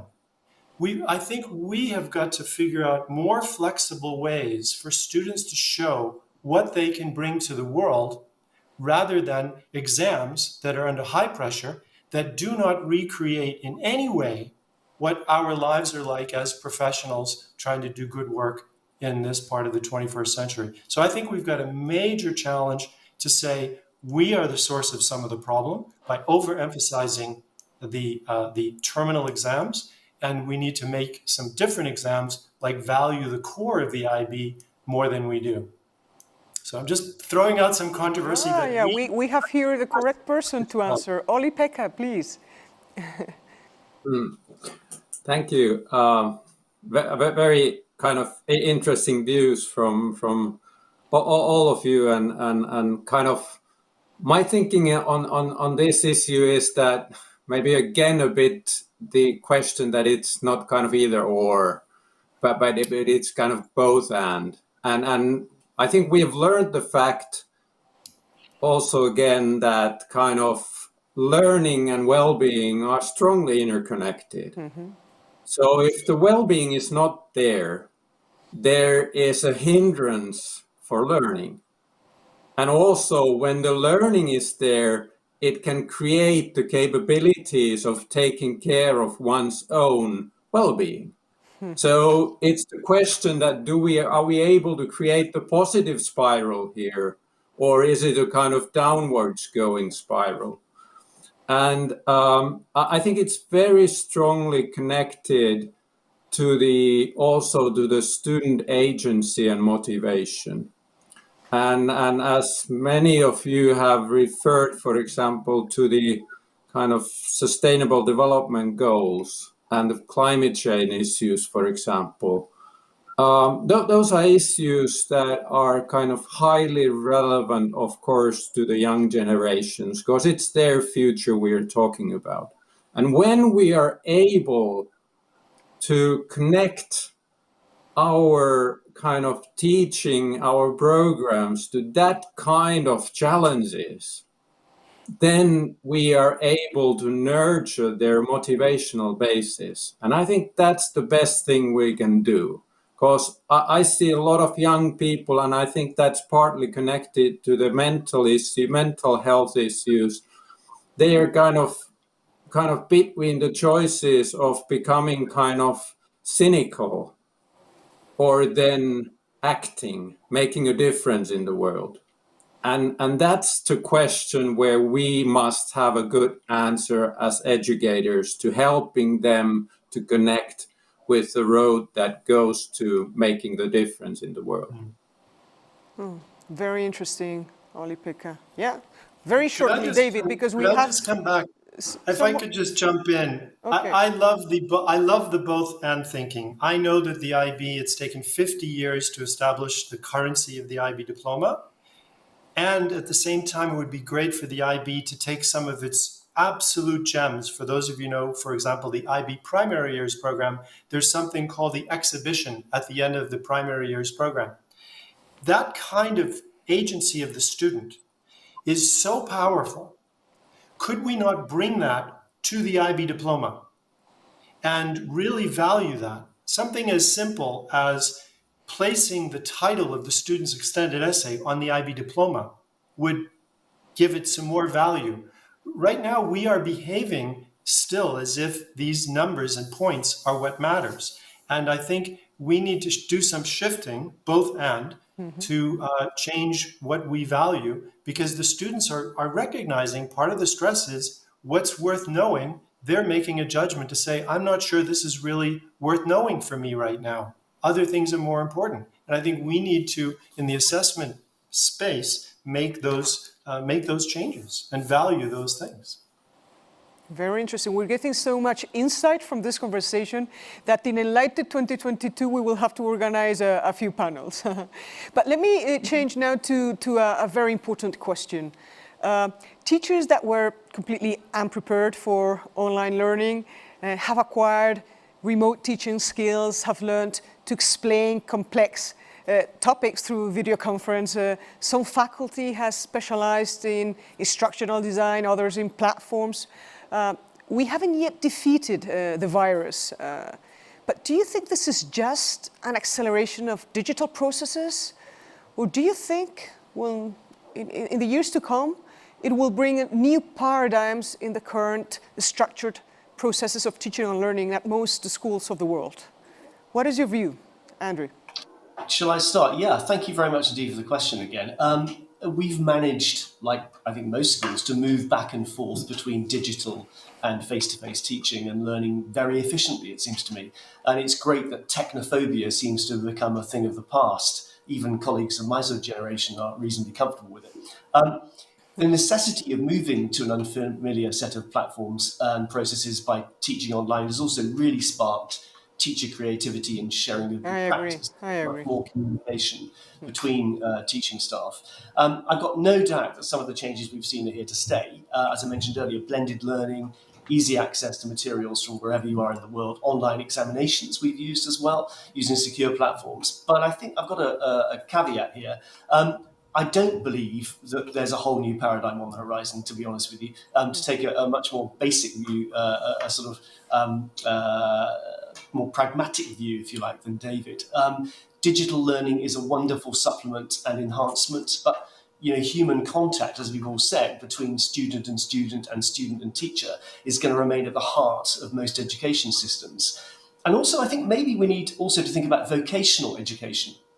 I'm not convinced that digital processes have as much to contribute to learning practical skills. Videos of other people demonstrating how to do first aid, or somebody else changing a wheel on a car, or somebody else building a brick wall will only take you so far. And we need to remember that about 50% of young people probably ought to be following a vocational route like the IB Careers Programme. And they usually need close supervision and mentoring, which is very definitely best done live, in my opinion. So also the question mentions most schools in the world, and David mentioned this much earlier in the dialogue. This doesn't take account of schools and children in deprived areas of first world countries, let alone schools in the developing world. Digital poverty is a sad reality. So I'm not convinced the changes we've seen recently will have a lot of impact on most schools in the world. And again, as David said earlier, this panel represents schools which are in incredibly privileged positions. And let's remember that IB itself is viewed in many countries as a programme for elites, however unjust we probably think that is. Thank you very much, Andrew. Karma, please. What is your opinion on teaching, technology? Is it just an acceleration of current trends? Do you think it will be bringing big changes to the common processes of teaching and learning as we've known them for maybe hundreds of years? Well, I think from my perspective and looking at it from, maybe it's a particularly Asian perspective, but, definitely the kind of inflection point that we felt we were at in education and much of the discussion about reimagining education before the pandemic.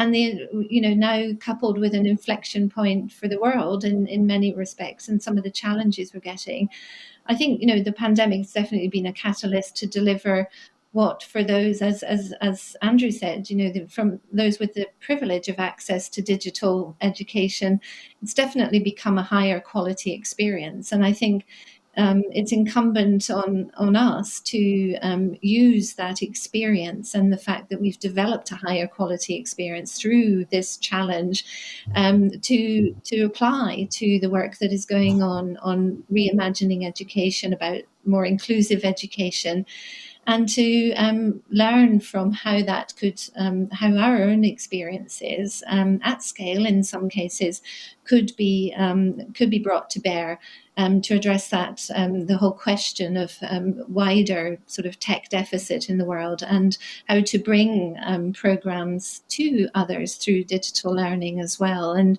particularly perhaps for displaced and marginalized communities. I think, there's a lot of learnings from the recent past and the current that I think mean that we know now how much better. And the rate of adoption, I think that's the other thing that has changed, that if it's relevant, a piece of technology in an education context, we've learned how to adopt it more quickly and how to make it a better quality experience. So I think that interaction with technology, our own human interaction with technology and technology's interaction with us as humans, I think is an interesting part of what comes next. And so in particular, really thinking through what is the role of AI in the curriculum, for example, for careers of the future, how do we build into the curriculum, for example, our young people who have an interest in a career in medicine or the life sciences more generally, if they're going into a workplace in a few years' time where AI is a very big part of that experience, what can we build into the learning program, that it's a continuous journey and a smoother glide path perhaps on those more caring careers, but also from the vocational point of view as well. So I think there's a lot of potential here to make it a smoother glide path or a smoother journey for our young people by looking really to see what some of those more exponential technologies, how do we bring those more to bear into that sort of, the life journey, the learning journey within our schools and colleges as well. And again, using that for wider benefit, how do we make that more readily available with some of the tech entrepreneurs who have benefited so considerably from the pandemic as well. I think there's a lot of interest in education for good in that respect as well. So again, I think we're on the cusp perhaps of, the revolution that is for good through the use of technology around inclusion and access in particular. What about you, David? How do you see the next normal? We're still in the new normal. We surely won't go back to the old normal. How do you see the next normal regarding teaching and technology? I mean, I think that this question about technology is like asking a fish to talk about water. If you ask somebody who is in their teens, the age of the children in our schools, they are living technology-rich lives, including in the most, as you say, Andrew, some of the most economically challenged communities of the world. Children have access to a cell phone, and increasingly, maybe electricity and internet could be intermittent, but by and large, people have access. So I actually don't think that technology is the question. I think technology is the water that we live in, and we need to just understand it and use it well. And I think the central questions remain. What's worth knowing? What's worth being able to do? And what sort of person should I be if I want to contribute to the survival of humanity? And so I think technology is a tool that should be brought to bear to those questions. And whether it's simple things like, over the weekend, I'm sure maybe some of you tried to do something and you got stuck. What did you do? You Googled it and you went and got a video and said, okay, that's how I do this on a new bicycle that I have. That's the competencies we need to develop in our children. Lifelong learning, agency, interacting in and with the world, interacting with others, using complex tools and resources, being multi-literate, understanding, different cultures well, different points of view, not just different languages. I think technology, in some ways, we need to watch it and use it, and it should not define what we do in education. We have, as I said, our business is the relationship-built business, and trying to figure out as best as we can the unknowable, and that is what is worth knowing and being able to do and being, so that you can thrive and flourish and contribute to a better world with technology. With technology. Olli-Pekka, what is your view on this as Director General of the IBU? Well, I think that during the last decades we have we have used kind of huge amounts of money to education technology. And at the same time, I think it's fair to say that that investment has not been very kind of money well spent, I dare to say. That's what the kind of surveys say when we connect it to learning. And I think that's the kind of big issue that once we're talking about education and technology, we are sure that we keep learning in the center. And of course, as David said, then there's a question of what is worth learning. But that must be the kind of starting point. And the other starting point is that if there are solutions that can help teachers and educators to concentrate on connecting with the students, there are kind of huge possibilities. And of course, if there are kind of tools and applications for the school administration to be more efficient, that's also definitely a positive one. But kind of, I think we are in the very beginning of this process of kind of utilizing technology in helping teaching and learning. And we must make sure that we do not kind of take technology in a way that we use it where the technology is best at. Like, for example, we know that artificial intelligence makes certain things very easy to measure. But the question is that, are those things worth measuring? And in many cases, from the point of view of learning, they are not. And we must kind of be cautious in that sense that we make kind of ethically and otherwise kind of sustainable solutions.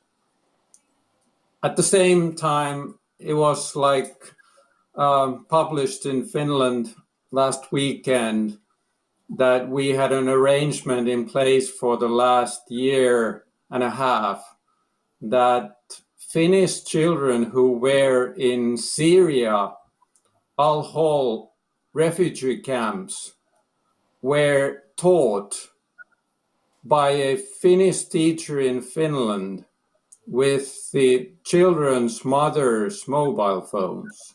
Wow. And that actually, the results have been very, very positive.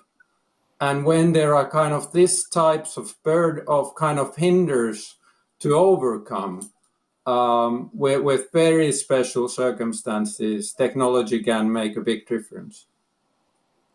Very interesting. So we've run out of time, so I would just like to thank you very much. Andrew from St. Clair's, Oxford, David from the International School of Geneva, Ecoline, Karma, Elliot, a special thanks to you because of the different time zone. We appreciate your effort. And many, many thanks to Olli-Pekka Heinonen, new Director General of the IBO since May. We hope to see you soon, all of you, in Spain in a present event. Maybe with a lot of technology and digital resources and digital media, but here so we can connect and hopefully go to dinner. Thank you very much.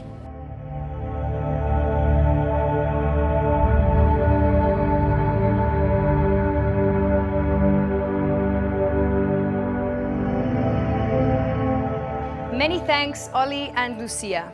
Even though the pandemic had devastating effects worldwide, it is very interesting to understand how much and how quickly we have pivoted and innovated. Many thanks, Olli and Lucia. Even though the pandemic had devastating effects worldwide, it is very interesting to understand how much and how quickly we have pivoted and innovated.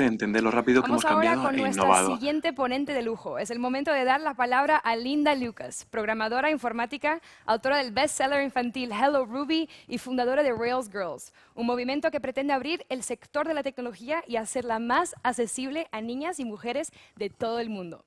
Rails Girls tiene como objetivo ofrecer las herramientas adecuadas y una comunidad para que las mujeres quieran llevar a cabo sus ideas, haciendo que la tecnología sea más accesible para todas.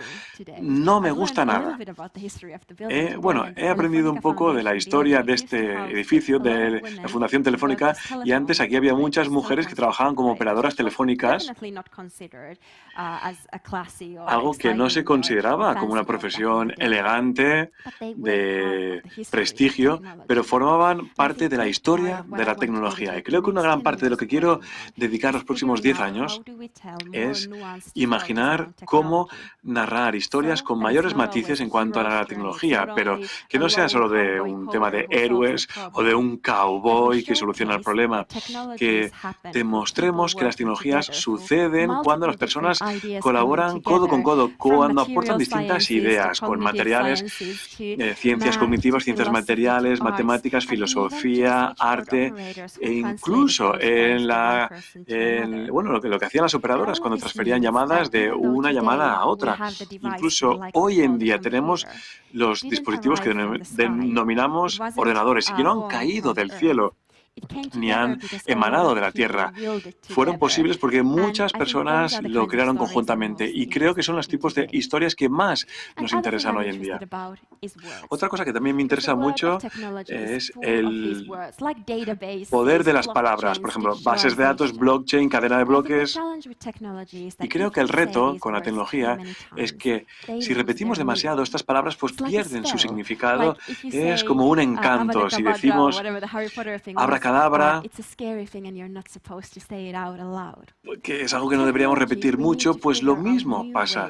Y entonces tenemos que encontrar nuevas formas de contar historias que tengan que ver con la tecnología, porque un ordenador, como digo, no ha caído del cielo, no ha emanado de la Tierra. Se trata de una recopilación de ideas que van cambiando con el tiempo y que influyen en las personas. Todas las tecnologías son tecnologías del pensamiento y suceden en un momento histórico, rodeado de personas históricas y tenemos que narrar sus historias. Entonces, ahora tenemos una serie de definiciones de la tecnología que nos van a ayudar.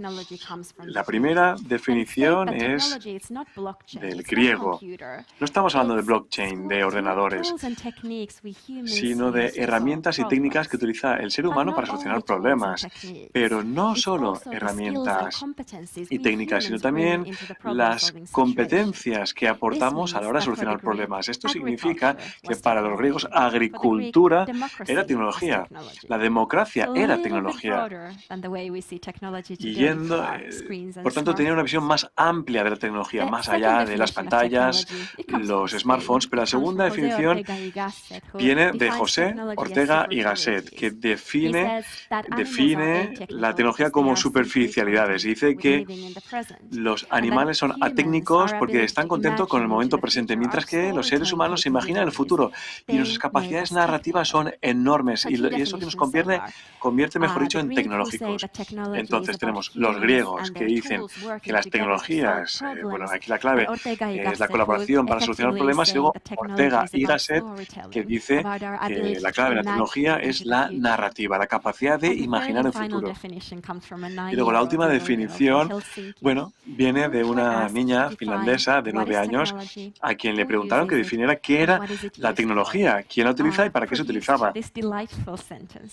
Y bueno, dijo de forma encantadora que la tecnología es la electricidad que quiere, que ama. Se utiliza para jugar.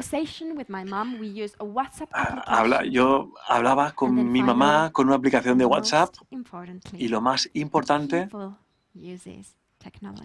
la gente utiliza la tecnología. Entonces, narrativa, imaginación del futuro, herramientas, técnicas y seres humanos en el centro de nuestro debate a continuación. Muchísimas gracias.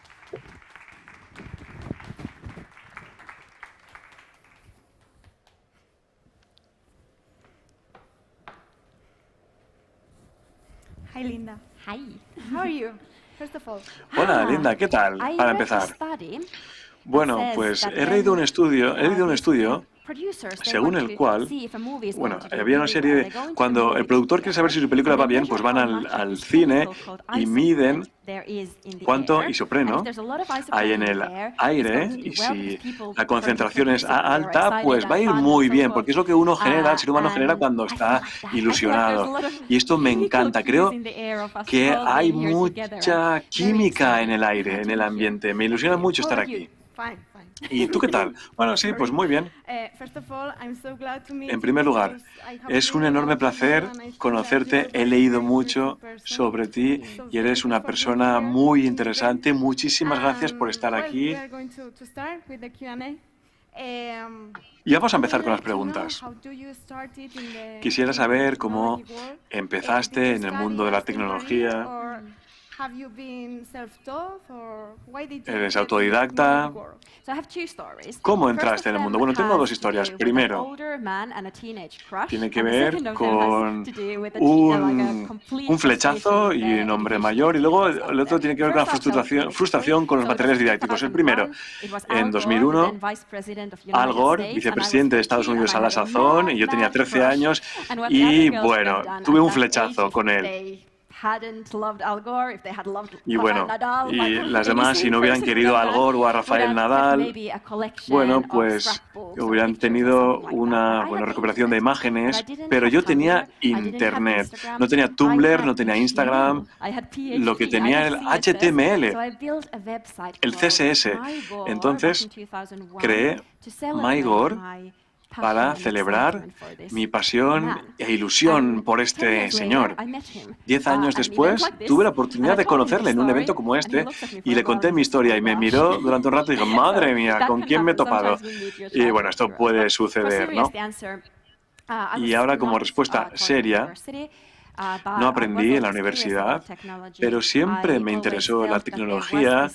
Sentí siempre que nos permitía expresarnos, pero los materiales con los que trabajaba eran muy frustrantes. Estuve en Stanford durante un semestre con Ruby on Rails y bueno, pues tenía un libro muy lineal que era, lee esto, aquí está el concepto, ahora lee esto, y me aburría como una ostra. Y luego algo sucedió porque Ruby on Rails empecé a hacer ilustraciones para una niña llamada Ruby y dije, bueno, quizás este es el punto de partida. Y sí, fue el punto de partida. Durante los últimos 10 años he estado dibujando siempre este mismo dibujo de Ruby y hablando del mundo de la tecnología. Muy interesante. Creo que muchas personas han formulado esta pregunta, pero es pregunta obligatoria. ¿Eres Ruby? ¿Soy Ruby? Bueno, es en realidad la persona que me gustaría ser. Yo vengo de Finlandia, con una tradición narrativa muy distinta a la que tenemos en los países escandinavos. No sé si se conoce muy bien, pero tenemos a la pequeña Mu, que es una niña muy valiente. Y luego otro héroe, heroína, es, bueno, Pippi Calzas Largas. Y estos, bueno, pues ambas me influyeron mucho para ser muy imaginativa, sin miedo. Y bueno, entonces en mis mejores días soy Ruby, en mis peores días no lo soy. Bueno. Uno de los momentos más ilusionantes de mi vida, bueno, he viajado mucho antes de la pandemia y al conocer 30, 40 culturas, pues bueno, hablo con, bueno, veo cómo reaccionan los niños. Estuve en Japón y se me acercó un niño y me dijo, Linda, obviamente en japonés, tuve intérprete, dice, Linda, cuando crezca, quiero ser Ruby. Y dije, madre mía, esto es el feminismo. Esto es lo que sucede cuando el mundo cambia, que los niños pequeños piensan que pueden ser niñas valientes programadoras de mayores.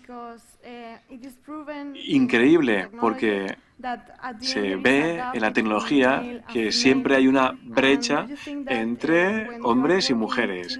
Entonces, cuando trabajas con los niños, ¿puedes apreciar esta brecha? Pues la verdad es que no. Pero cuando más crecen, más van asumiendo los mensajes de la sociedad de quién tiene que ser programador. Y esto tiene que ver también con la investigación. Suelo decir que es alrededor de los 12, 13 años cuando mucho cambia en el cerebro de las jóvenes adolescentes, cuando dicen, yo pues tengo que decantarme por esta carrera, por la otra, pero según algunos estudios que apuntan que se empieza a los 5 años cuando los niños, las niñas empiezan a tener estos pensamientos autolimitantes. Y creo que por eso necesitamos una narrativa más matizada de cómo se moldea la tecnología. No solo, y de que esto no solo viene de programadores solitarios, sino de personas que trabajan en conjunto. Bueno, y esto es algo que nuestro director ejecutivo ha mencionado antes en la presentación del evento, porque ahora en tecnología necesitamos a más personas, no necesariamente programadores, sino también filósofos, filósofas, personas que se dediquen a las humanidades, ciencias políticas. Odio que haya esta distinción en el mundo entre ciencia, programadores y, por otro lado, las ciencias sociales. ¿Qué hay de los ingenieros civiles, de las enfermeras, de los científicos sociales? Las científicas sociales creo que han estudiado los temas de las humanidades y además pueden utilizar también los conocimientos tecnológicos. Y sé que es un cliché, pero en alguna manera creo que la programación es una herramienta más, nuestra caja de herramientas que podemos utilizar para observar el mundo, como se hace en el mundo de la biología. Como también, bueno, por ejemplo, los astrólogos utilizan telescopios, mientras que los biólogos utilizan microscopios. Bueno, pues estamos hablando de cualquier tipo de herramientas que nos ayuden para aumentar el conocimiento del mundo. En cuanto a los lenguajes de programación, ¿consideras que la informática o la programación se debe impartir como si fuera otro idioma en los colegios? Bueno, es un problema filosófico, si se tiene que abordar desde el punto de vista matemático o lingüístico. No creo que sean temas excluyentes, se trata de una combinación de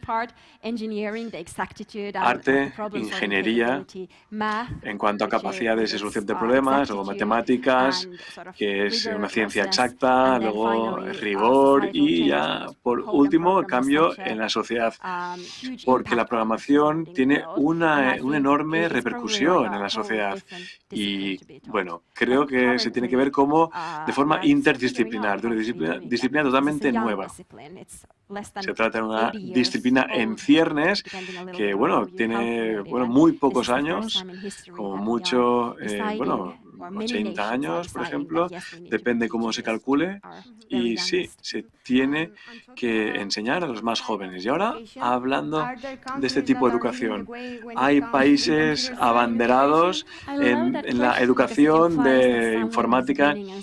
Me encanta esta pregunta porque supone que alguien gana, alguien pierde, especialmente en Finlandia, donde a menudo, bueno, se habla muy bien de nuestro sistema educativo. Oh, los finlandeses saben cómo hacerlo.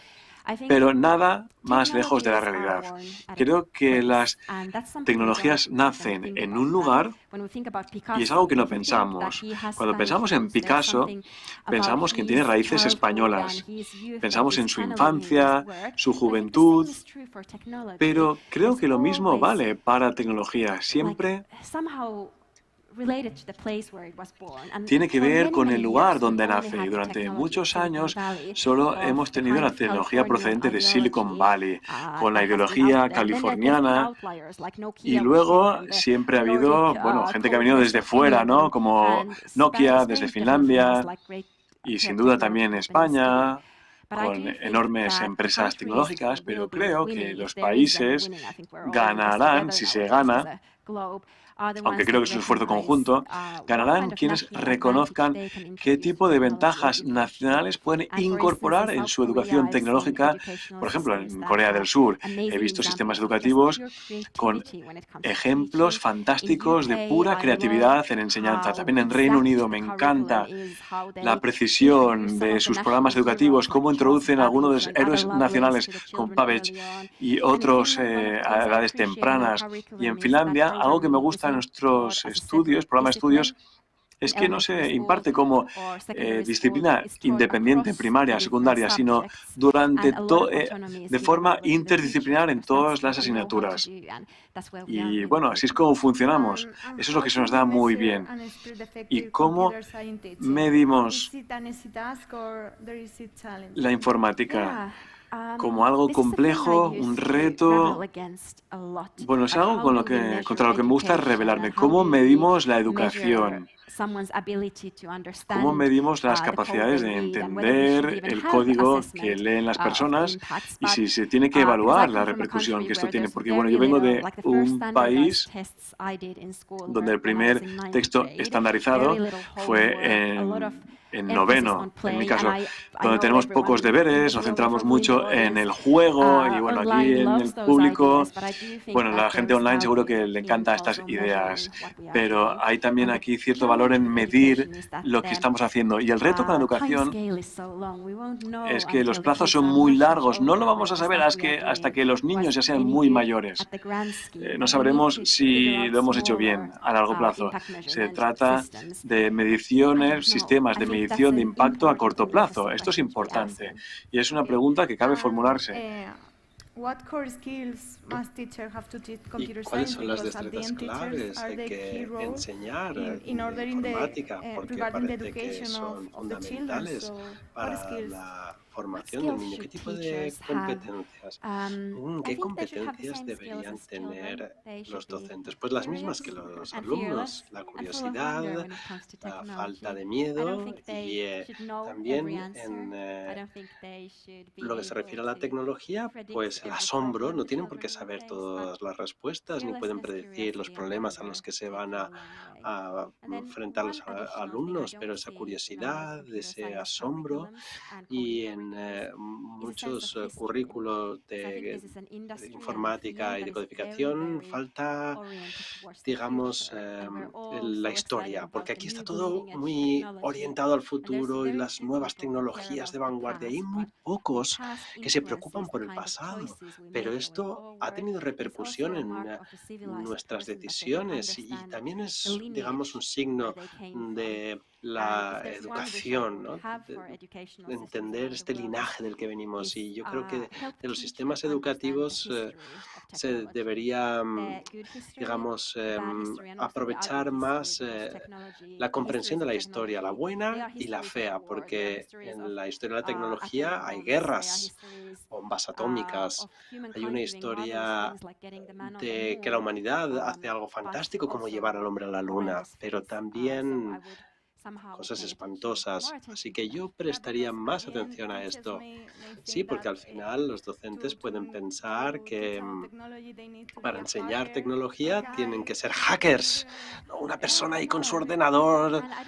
No, claro, igual ni siquiera tienen por qué saber el último marco de JavaScript ni nada.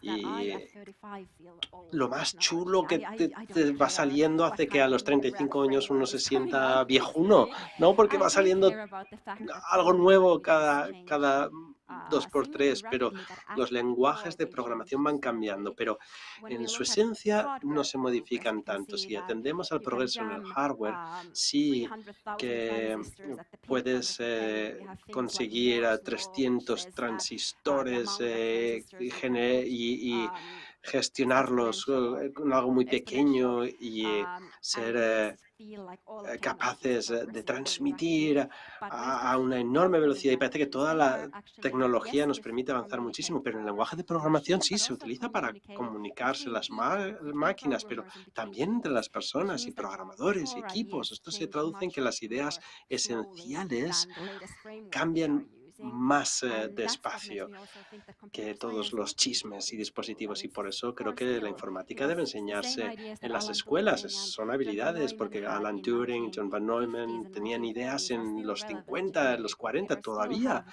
están en boga ahora mismo, ¿no? Porque básicamente tienes la idea de los condicionales, las secuencias, son ideas clave que no han cambiado un ápice, aunque la máquina sí que lo haya hecho.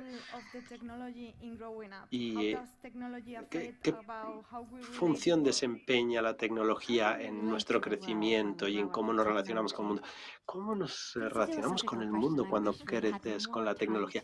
Una pregunta filosófica, me encantaría tener tiempo para pensarlo todos los días. Cuando veo a los niños y niñas de 10 o 11 años, me pregunto a menudo, ¿y qué significa que todos tus recuerdos están en un teléfono, ¿no? Puedes mirar la historia, el carrete y ver qué histe un día u otro, y que en muchos casos aprenden a nadar en Fortnite. Pues para ellos es muy real, tanto como para nuestra generación, cuando pues esto te lo organizabas tú por tu cuenta o que hacías una cabaña de madera de verdad y no en un dispositivo. Y estas generaciones serán las primeras que han crecido con inteligencias previas, que es un poco como Harry Potter, ¿no? Intentar aprender de las inteligencias compuestas de generaciones anteriores. Tú y yo utilizábamos libros, pero ellos pueden aprender con programas que les enseñan a jugar al ajedrez, que los han explicado por los mejores ajedrecistas del mundo, ¿no? Y el hecho de que podamos utilizar inteligencia artificial y aprovechar los conocimientos en toda la historia y que los niños puedan aprender directamente interactuando con estas inteligencias agregadas del pasado. Esto es maravilloso e interesante filosóficamente. Y hablando de juegos, la industria de los videojuegos solo hace que crecer. ¿Qué piensas de estos en la educación? ¿Puede ser una distracción o acaso puede constituir una herramienta? Bueno, yo animaría a todo el mundo aquí que no ha jugado a Fortnite o Roblox a que lo pruebe, porque os va a enseñar mucho sobre las próximas generaciones, sobre cómo sienten, cómo piensan. Cuando empezó la pandemia, fui a un concierto de rap hip hop, Travis Scott estaba en Fortnite con otras 8 millones de personas y estaba por ahí con amigos y me sentí como que esto era muy real, muy íntimo.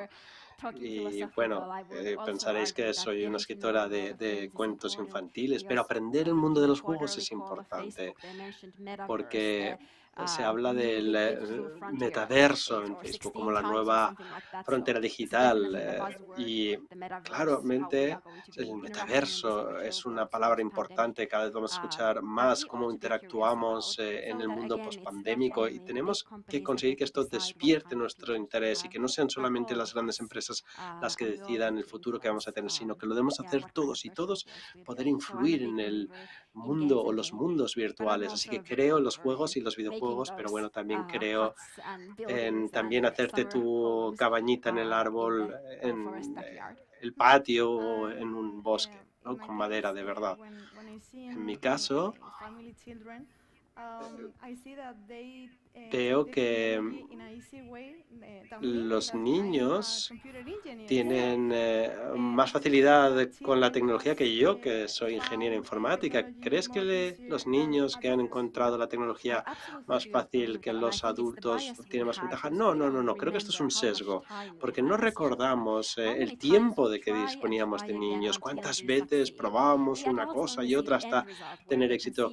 Los adultos vemos el resultado final, ves que puedes hacer cosas fantásticas, hacer un vídeo de TikTok que yo no puedo hacer, o editar un Photoshop, y yo digo, ¿pero cómo han hecho esto?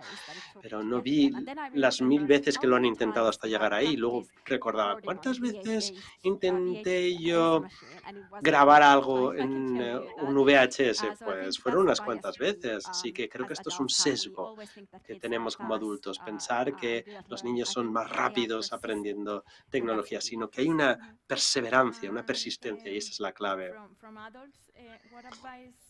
¿Y qué consejo podrías dar a los adultos para enseñar tecnología a los niños? Pues yo empezaría por la curiosidad. Mi consejo para cualquier padre o adulto, docente que quiere empezar a incorporar la tecnología en el aula sería no intentar transferir la tecnología. Esto es blockchain, aprende lo que es una cadena de bloques, ¿no? Sino más bien encontrar la manera para despertar el interés del niño. ¿Qué les interesa? ¿Qué proyectos se puede emprender que incluya el blockchain o ideas, tecnología que impliquen esto? Y entonces hay menos de transferencia de tecnología a la docencia, sino se trata de crear un recuerdo. Si todos nos centramos en crear recuerdos en torno a la tecnología, que empoderen, que haga a los niños que tengan sensación de autonomía, que ellos pueden decidir en ese pequeño universo cómo han de ser las cosas. Creo que tendríamos una generación de niños con una relación distinta a la tecnología, muy distinta. La tecnología que conocemos ahora es muy distinta a la que existirá en el futuro. En lo que se refiere a la educación, a la enseñanza, es fácil que el profesorado, ¿cómo lo diría? Que, ay, ¿cómo lo digo? Que estén al tanto del mundo y la tecnología, se pueden quedar desactualizados rápidamente. Pues es una pregunta interesante, porque algo que me da miedo es que cuando yo era adolescente pensaba que el mundo iba mejorando, y yo fui una niña, con suerte crecí en los 90 y se veía así en mucha parte del mundo. Y ahora, cuando veo a las siguientes generaciones, pienso que hay mucha ansiedad sobre el calentamiento global, el cambio climático, todo esto con lo que están cargando, y les preocupa al mundo. Son pesimistas, no tienen optimismo ni esperanza para el futuro, y esto me mata, porque creo que el efecto de agregación es importante. Cuando nos fijamos en las máquinas que utilizamos, tú y yo hoy, es el fruto de la imaginación de personas de 20 años en los 80, en los 90, los Steve Jobs, Bill Gates, y estas personas tan famosas de las que hemos oído hablar tanto, y eran optimistas, vivían en California, que habían ido a la luna,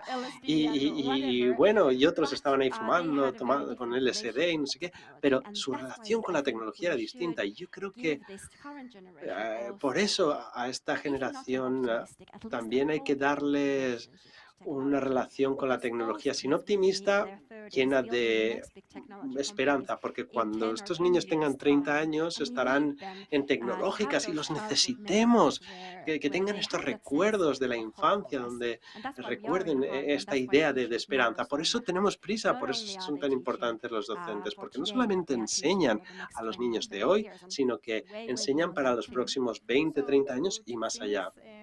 Bueno, para terminar, no sé si querrías hacer algún tipo de resumen de la tecnología, la informática y la enseñanza, por tu experiencia. Yo empecé hace 10 años, cuando todavía tenía que explicar a los padres y a compañeros que el código es importante. Ahora todo el mundo entiende que el código lo es, pero creo que ahora me gustaría centrarme fundamentalmente en la informática, que hay muchas ideas relacionadas con los ordenadores que van más allá de un código. Si uno es analista de datos, o enfermero, o ingeniero de caminos, canales y puertos, saber escribir código no te va a hacer mejor, pero entender las ideas principales de la informática, como entendemos las ideas fundamentales de la física, o leemos clásicos de la literatura inglesa, española o finlandesa, ya que nos ponemos, son ideas potentes, porque las máquinas son máquinas, los ordenadores no van a hacer nada por nosotros si no somos nosotros los que las encaminamos. Y luego, de cara al futuro, me gustaría que, bueno, ahora hay personas que se ven movidas por cómo funciona algo y les preocupa el futuro, y son algo estupenda, ¿no? Y me gustan esas personas que quieren ir de cara al futuro aprendiendo cómo funcionan las cosas. Pero también necesitamos otra categoría de personas que se preguntan ¿por qué? ¿Y esto por qué? Esto debería solucionarlo la tecnología, y que un poco salvaguardan el pasado, que atesoran la historia y tienen esa comprensión del mundo. Entonces tenemos los que hacen cosas pensando en el cómo y otros en el por qué. Necesitaremos todo este tipo de personas. Sí, todos tienen que hablar código. Bueno, muchísimas gracias. Ha sido un auténtico placer y espero ver más de tus obras en el futuro. Gracias.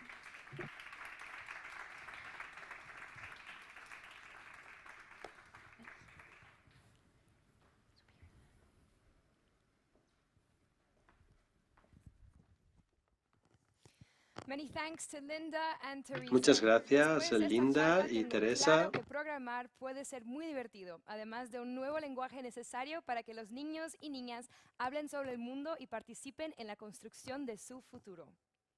Hablando del futuro de los más jóvenes, en la siguiente mesa hablaremos del futuro del empleo y de las oportunidades que ofrece la formación profesional. En España, más de 40% de las ofertas laborales de 2018 estaban dirigidas a perfiles con titulaciones de formación profesional y se espera que llegue al 65% en 2030.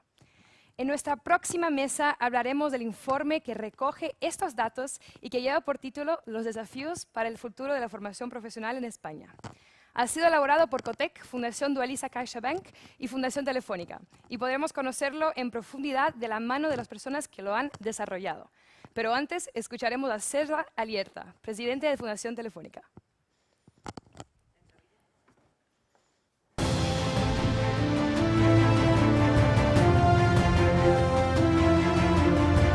Hola a todos. Como presidente de la Fundación Telefónica, quiero dar las gracias a nuestros aliados que desde hace 4 años colaboran con nosotros de forma muy intensa en estos seminarios, a SAP Summit y al Instituto de Empresa.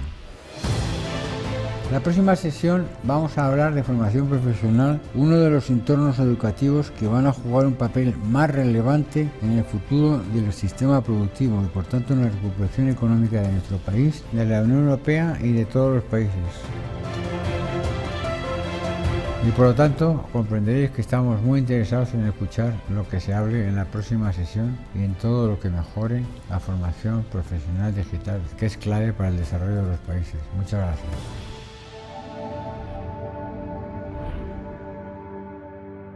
Gracias, César, por tus palabras. Ahora les dejo con Luis Miguel Olivas, director de Área de Empleabilidad e Innovación Educativa de Fundación Telefónica. Muchas gracias, Julia. Bueno, bienvenidos y bienvenidas a nuestra casa, a nuestro espacio de Fundación Telefónica. En primer lugar, mandar un saludoso y un afectuoso saludo a todas las personas que nos estáis siguiendo, sobre todo a nuestros compañeros de Latinoamérica, a todos esos países que estáis ahora conectados en una mesa en la que esperamos que no dejará a nadie indiferente y esperemos no aburrir, compañeros. Para mí es un gran placer el poder moderar esta mesa de formación profesional. La formación profesional tan olvidada en muchas ocasiones, que hoy en día ocupa uno de los principales debates y sobre todo uno de los principales esfuerzos que tenemos que poner como sociedad, ¿no? Hablábamos y hablaba nuestro presidente, un entorno clave para el desarrollo productivo no solo de nuestro país, sino de todos los países. Quiero empezar, y me vais a permitir, arrancando con un saludo, como también decía antes, un saludo muy especial a quien durante esta pandemia está pasando mayores dificultades. Esas personas que estáis o que habéis perdido vuestro trabajo, que estáis teniendo problemas de salud, nuestro ánimo y nuestro mensaje de apoyo desde Fundación, ¿no? Venimos viviendo una revolución, como ha dicho antes hace un rato nuestro presidente José María Álvarez-Pallete, algo que ha cambiado todos los entornos productivos y también la educación. La educación ya no va a ser lo que era. Y yo tenía aquí unos datos que voy a compartir con vosotros, pero antes de nada os quiero compartir una pequeña anécdota de hace escasos 10 minutos, ¿no? Tuve la oportunidad de hablar con Gonzalo, un estudiante, un alumno que está por aquí de 14 años y que nos decía algo que realmente nos va a dar pie a hablar mucho en la mesa, ¿no? Y nos compartía, y es que ahora en la mesa viene educación. ¡Buah, qué aburrimiento! En 100 años apenas ha cambiado, ha evolucionado el coche, ha evolucionado el ordenador, el móvil, y la educación seguimos con los mismos pupitres y a todos mis amigos nos aburre, ¿no? Bueno, pues vamos a ver qué está pasando. Vamos a también hablar de algunos datos muy preocupantes. Cuando hablamos de formación profesional, encontramos que solo el 12% de los estudiantes en España estudian formación profesional. Por contra, en la Unión Europea estamos hablando de casi el 29%. Por otro lado, se habla de que a día de hoy casi el 40% de las ofertas de trabajo están pidiendo estos perfiles de formación profesional y que eso puede crecer, y el gobierno hace muy poquito nos decía en una reunión, ¿no?, que va a crecer hasta el 65% la demanda de estos perfiles. Y con todo esto pues decidimos, Fundación CaixaBank Dualiza, Fundación Cotec y siempre con nuestros compañeros de viaje en todo lo que hacemos con la COE, decidimos empezar un camino de análisis, de levantamiento de necesidades y que ahora vamos a presentaros. He elaborado este informe que ya podéis descargar en la web de Fundación Telefónica o en la web de nuestras organizaciones de Fundación Cotec y que bueno, pues esperemos que recoja también ese análisis de la situación que nos encontramos ahora mismo, la situación actual, ¿no? Y para ello contamos, y ya sí que paso a presentaros, contamos con 3 grandes personas, grandes amigos y grandes profesionales. Ainara Zubillaga, directora de Educación de la Fundación Cotec. Gracias, Ainara, por estar presente. Gracias a vosotros. Juan Carlos Lauder, director de CaixaBank Dualiza. Muchos años trabajando en el entorno de la formación profesional. Bienvenido. Muchas gracias. Y Juan Carlos Tejeda, director de Educación de la COE. Un placer, Juan Carlos. Igualmente, un placer. Entonces, sin más preámbulos, Ainara, cuéntanos un poquito qué proceso hemos llevado a cabo y un poco conclusiones también que hemos descubierto. Bueno, pues efectivamente, como ha contado Luismi, este proyecto surge dentro de lo que en Cotec denominamos un grupo de trabajo, ¿no? Convencidos precisamente del rol que jugaba la formación profesional, tanto en la dinámica del sistema educativo como palanca de transformación y de impulso de la digitalización en el país, pues decidimos abordar algunos de los desafíos a los que se enfrentaba este proceso de transformación, siempre con el eje de la innovación en todo este proceso, ¿no? Porque es lo que nosotros promovemos desde la Fundación Cotec. Entonces, lo que hicimos fue crear de manera paralela 2 grupos de trabajo, uno que tenía lugar con los miembros y patronos de Cotec, que estaba liderado por Telefónica y por CaixaBank, por Dualiza, en el que juntamos a empresas, administración educativa, bueno, y pretendíamos un poco ver cómo eran esos espacios de encuentro de los diferentes agentes que tomaban parte en la estructura de la formación profesional, que a diferencia de otras etapas del sistema escolar, pues sí es cierto que convergen quizás de manera mucho más clara, ¿no? Un conjunto de agentes, especialmente en este caso todo el tejido productivo, ¿no? Si lo comparamos con las otras etapas escolares.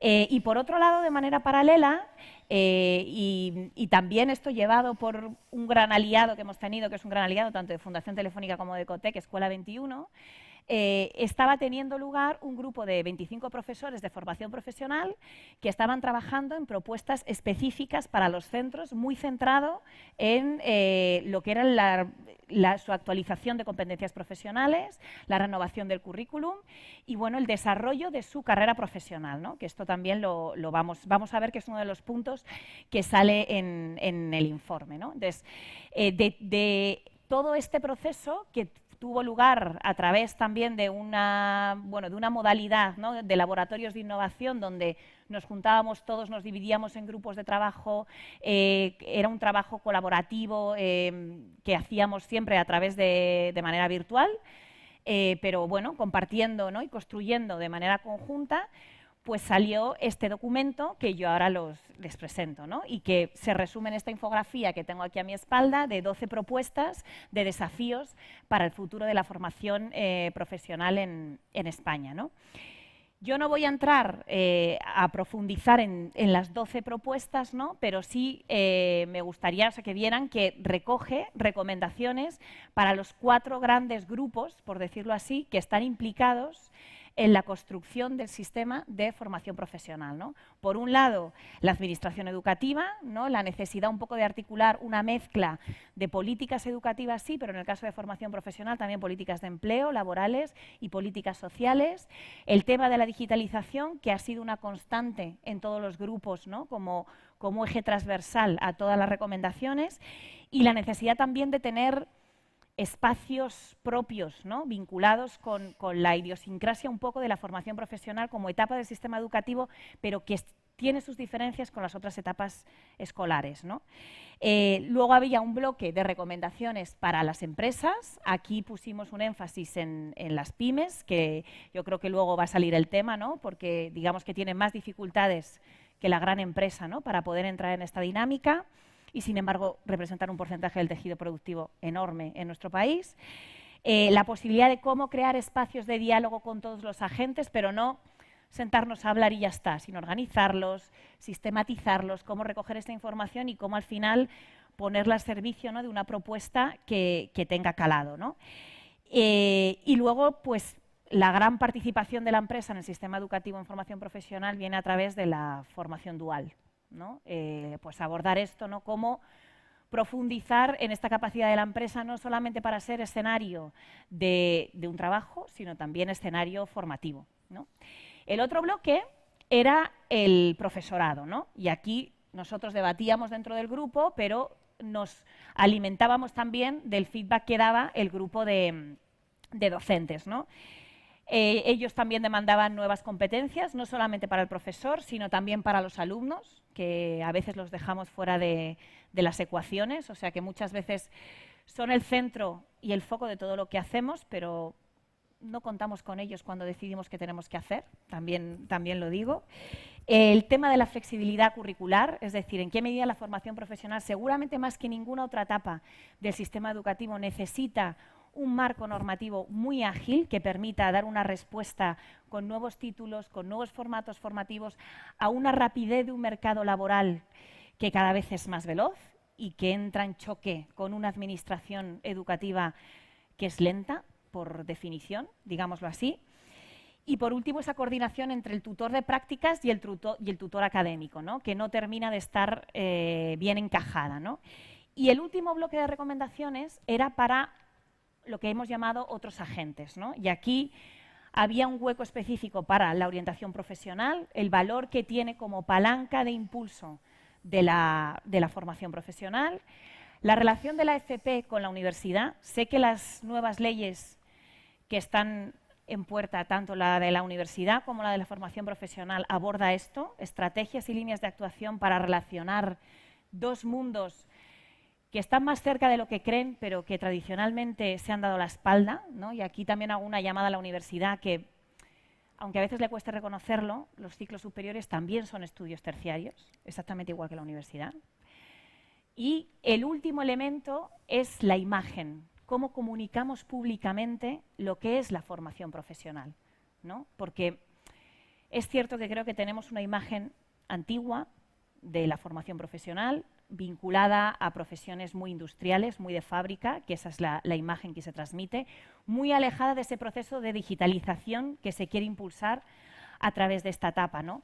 Y aquí voy a hacer una llamada como mujer, la presencia de la mujer en la formación profesional y que se nos vea también en otras profesiones que no sean solamente aquellos ciclos que están vinculados una vez más con el cuidado o con la parte más sanitaria, ¿no? Entonces, esa imagen pública que transmitimos de la FP también es pues tiene un impacto en las familias, ¿no?, y en la toma de decisiones también de los chicos y las chicas.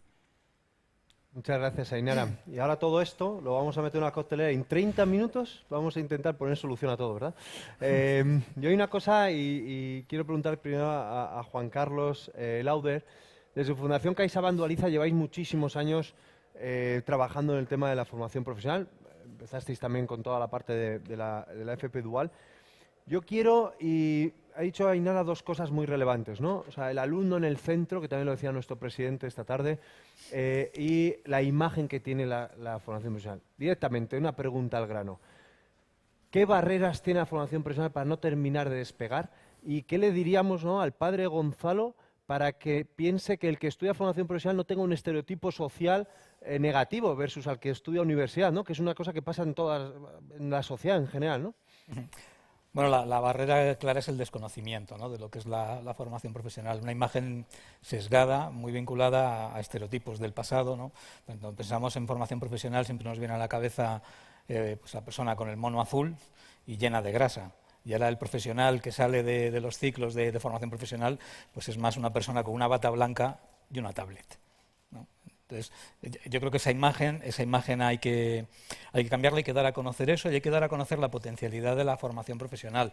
Mencionabas antes una clave, ¿no?, los últimos estudios de desempleo, de ADECO, etcétera, nos dicen que la demanda de perfiles de titulados de formación profesional supera la demanda de titulados universitarios. Yo creo que esto es importante que se conozca, ¿no?, que se conozca que la formación profesional tiene empleabilidad te permite tener un proyecto profesional y un proyecto vital. O sea, si puedes construir tu vida en torno a una profesión que te permita pues cubrir tus necesidades que tenemos todos de obtener ingresos. Pero yo creo que no hay que vincularlo solo a empleabilidad, ¿no? También se forman personas y sobre todo hay que tener una cosa muy en cuenta. La formación profesional tenemos que verla como un itinerario. Es decir, yo puedo estudiar formación profesional, pero eso no quiere decir que una vez acabo, ya se acabó, ya no voy a estudiar más. Es más, no es que no se acabe, es que vas a tener que estudiar toda la vida. Si hay algo que está claro, es que la formación profesional va a ser continua, va a ser formación a lo largo de toda la vida, vamos a tener que estar formándonos continuamente y la formación profesional puede dar respuesta también a esta demanda.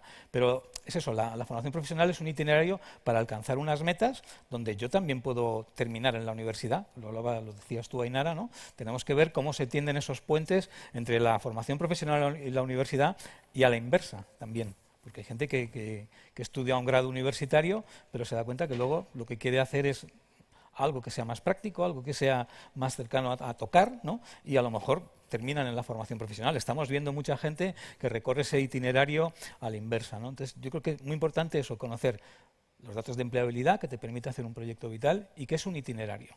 Que no te cierra puertas para hacer nada, sino que puedes hacer un grado medio, luego si quieres haces un grado superior y puedes ir a la universidad. Esto no quiere decir que ese sea el itinerario natural. Habrá gente que hace un grado medio, tiene su profesión y fenomenal.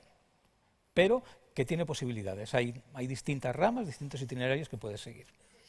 Hoy una cosa, cuando hablábamos también, durante el enlightED vamos a tener también una mesa de formación profesional con visión latinoamericana, ¿no?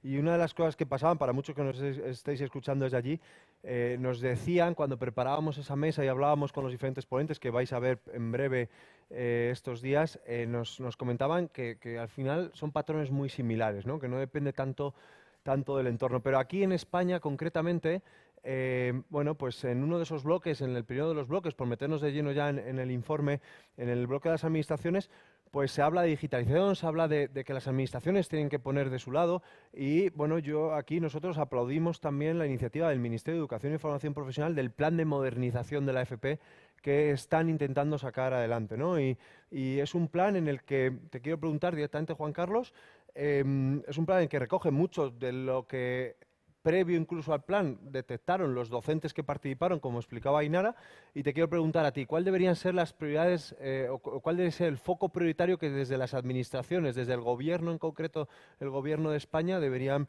arrancar como primeras necesidades? Bueno, a ver, yo creo que el plan de modernización se debe también ver como un todo. O sea, si arrancas una parte, pero las otras no arrancan, pierde cierto sentido, ¿no? Todo es una parte, también está vinculado al anteproyecto de nueva ley de formación profesional que estará en sede parlamentaria y yo creo que se deben ver varias patas, ¿no? Pero para mí es muy importante efectivamente la digitalización asociada a la innovación y al emprendimiento. Es decir, esto que vamos a referirnos mucho a Gonzalo nos va a odiar, ¿no? Pero esto de vamos a enseñar de una manera distinta, ¿no? O sea, efectivamente, se enseña como hace 50 años, bueno, ahora ya no te ponen con los brazos en cruz ni te tiran de las orejas, ¿no? Eso por lo menos ha evolucionado, pero la manera de enseñar es exactamente la misma, ¿no? Entonces, digitalización, innovación y emprendimiento en los centros para que se pueda enseñar de otra forma, para que se pueda enseñar de otra forma y sobre todo trabajar esas competencias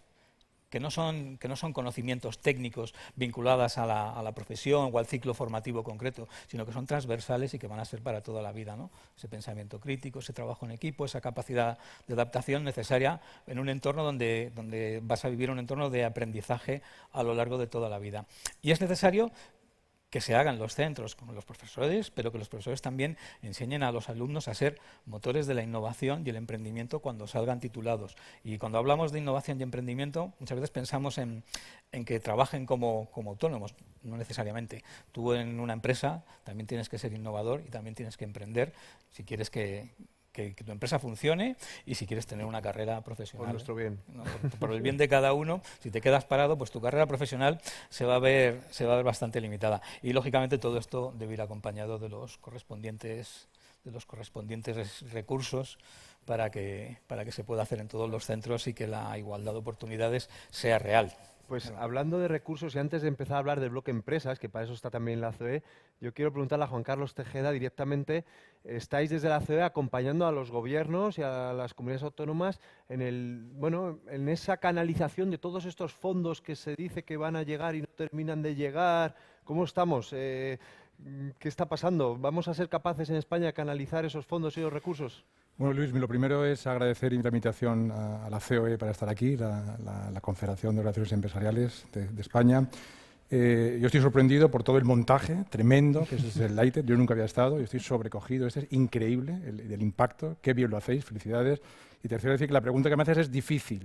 A ver, para que os hagáis una idea, la gran mayoría de las empresas de este país, el 99% se relacionan con las administraciones públicas solamente para pagar impuestos. O sea, es una relación cuanto menos complicada. Y estamos viendo que precisamente en el tema de los fondos se necesita un acercamiento de las empresas a las diferentes administraciones que van a gestionar estos fondos. Ese acercamiento lo estamos haciendo a través de, estamos intentando poner foco desde la COE con diferentes iniciativas. Primero hemos montado una oficina de proyectos europeos para el asesoramiento, para poder desarrollar diferentes proyectos en los diferentes ámbitos. ¿Cómo no? En la educación, uno de ellos prioritarios con un componente que viene con todos estos fondos. También hemos lanzado una plataforma que se llama COE por Europa, para que la podáis consultar, donde se van a recoger y están recogiendo toda la cantidad de convocatorias y licitaciones, muchas, que tiene que haber en diferentes ámbitos para poder, digamos, acceder a esos fondos. Y lo tercero, la tercera iniciativa que hemos montado es una task force que va a funcionar para hacer seguimiento continuo del destino de esos fondos. Veremos la gobernanza de esos fondos, que es una gobernanza muy complicada. Esto es administración central, administraciones autonómicas, casi el 55% va a ir destinado a las comunidades autónomas. También vamos a tener que ver, estamos haciendo seguimiento de ratios cuantitativos, de las convocatorias, de las licitaciones y de buenas prácticas para poderlas asesorar no solamente al Gobierno central, sino también a Europa.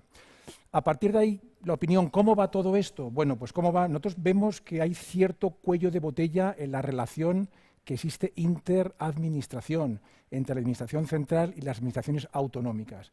Hay que intentar desbloquear precisamente ese cierto falta de agilidad, porque esto requiere de mucha agilidad. Tenemos muchos fondos, hemos comprometido diferentes hitos temporales y entendemos que tiene que ser una prioridad de país el ir dando cumplimiento a los diferentes hitos para que esos fondos lleguen y se destinen a lo que está previsto, como por ejemplo, que decía mi compañero Juan Carlos, mi tocayo, para los fondos del plan de modernización, que el Gobierno está haciendo una apuesta importantísima, muchos miles de millones para que la formación profesional se modernice y tengamos una FP a la altura de los países de nuestro entorno. En eso estamos en COE y estamos seguros que lo vamos a conseguir. Qué bien, gracias también por las felicitaciones, pero aquí el equipo que está detrás haciendo que esto pase son los que le mandamos las felicitaciones a ellos. Gracias, Juan Carlos. Hablando del tema de empresas, que es ahí donde también queríamos entrar, realmente al grano, ¿no?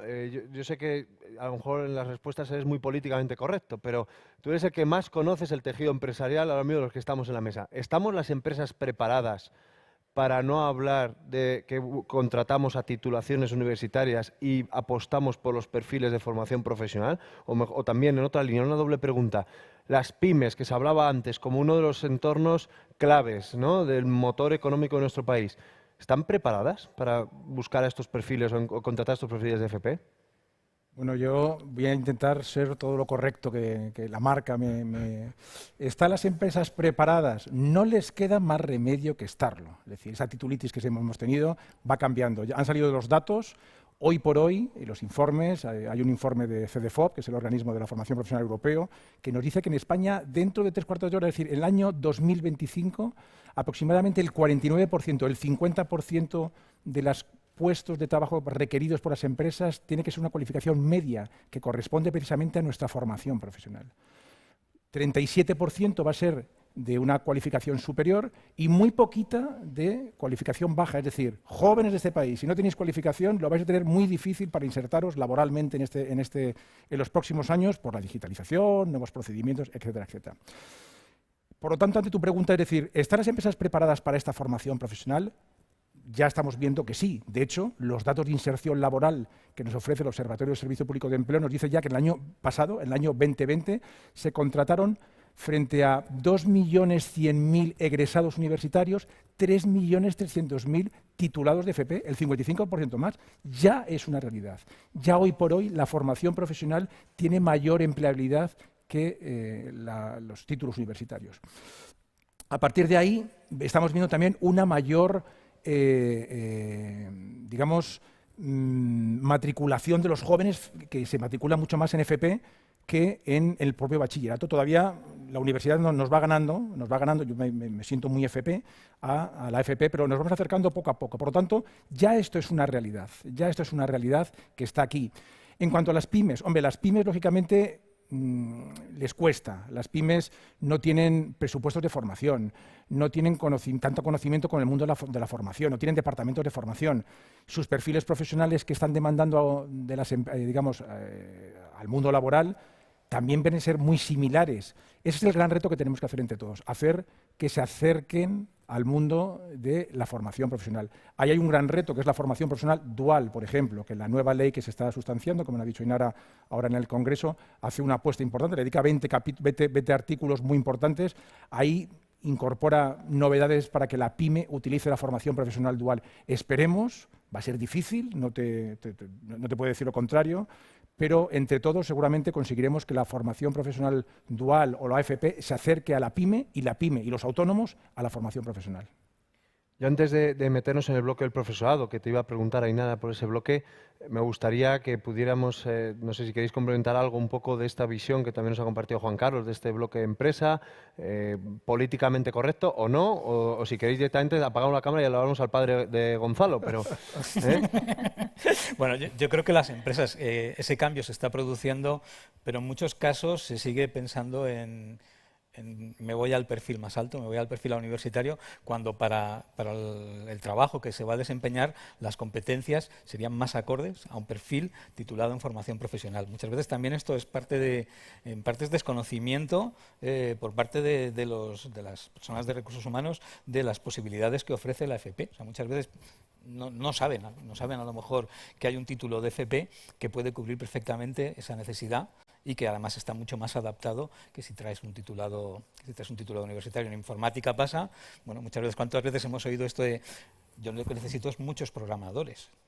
Necesito ingenieros también, pero no necesito un programador y 50 ingenieros. Será más bien a la inversa, ¿no? Entonces, bueno, pues todo esto va cambiando, pero todavía es cierto que en algunos sitios hay esa resistencia. Es posible que el patrón, ¿no?, que sigue la empresa para seleccionar siga siendo el del título y no el de la ocupación o el de la competencia. Entonces, quizás aquí hay que avanzar más. Hay, de hecho, herramientas europeas, ¿no?, que un poco pues rompen esto y hacen esa relación al margen de las titulaciones, que además, por otro lado, o sea, en otros países europeos también esa relación es diferente, ¿no? Que aquí parece como que el cerebro se te va siempre a la universidad y seguramente si rompiéramos esa dinámica, pues también para la propia empresa trazar, ¿no?, esa necesidad vinculada a la ocupación que necesitas y la competencia necesaria, te es más fácil encontrar, ¿no?, el encaje, ¿no?, que si lo haces desde el título. Permíteme un segundo, has dicho una cosa que me parece interesante. Hay que revisar los algoritmos de los procesos de selección, para que no solamente haya un sesgo de que lo tienen de género, que eso también hay que evitarlo, sino que tengan también ese sesgo hacia las titulaciones superiores. Sí. Muchas veces son las propias máquinas las que van eligiendo esos titulados superiores frente a esos egresados de la formación profesional. No solamente es una cuestión de los directores de recursos humanos, sino incluso de las propias herramientas, y tenemos que trabajar en ese sentido. Yo es que antes al inicio Ainara ha hablado del tema de la importancia del talento femenino en la formación profesional, hablas de los sesgos. Hace estas mismas semanas se ha hecho un evento muy importante con dos grandes organizaciones que trabajan también en el ámbito de la programación, con Iron High, con Gomenalia, donde precisamente se trabajaba esas problemáticas del sesgo en cuanto a la toma de decisiones en nuestras propias empresas, pero en cuanto a la toma de decisiones también de quien prepara los propios algoritmos, como tú dices. A mí es una pregunta que me encantará poder un poco hablar, o sea, ¿qué tenemos que hacer? Y me estoy saltando un poco también el guión y la estructura que teníamos.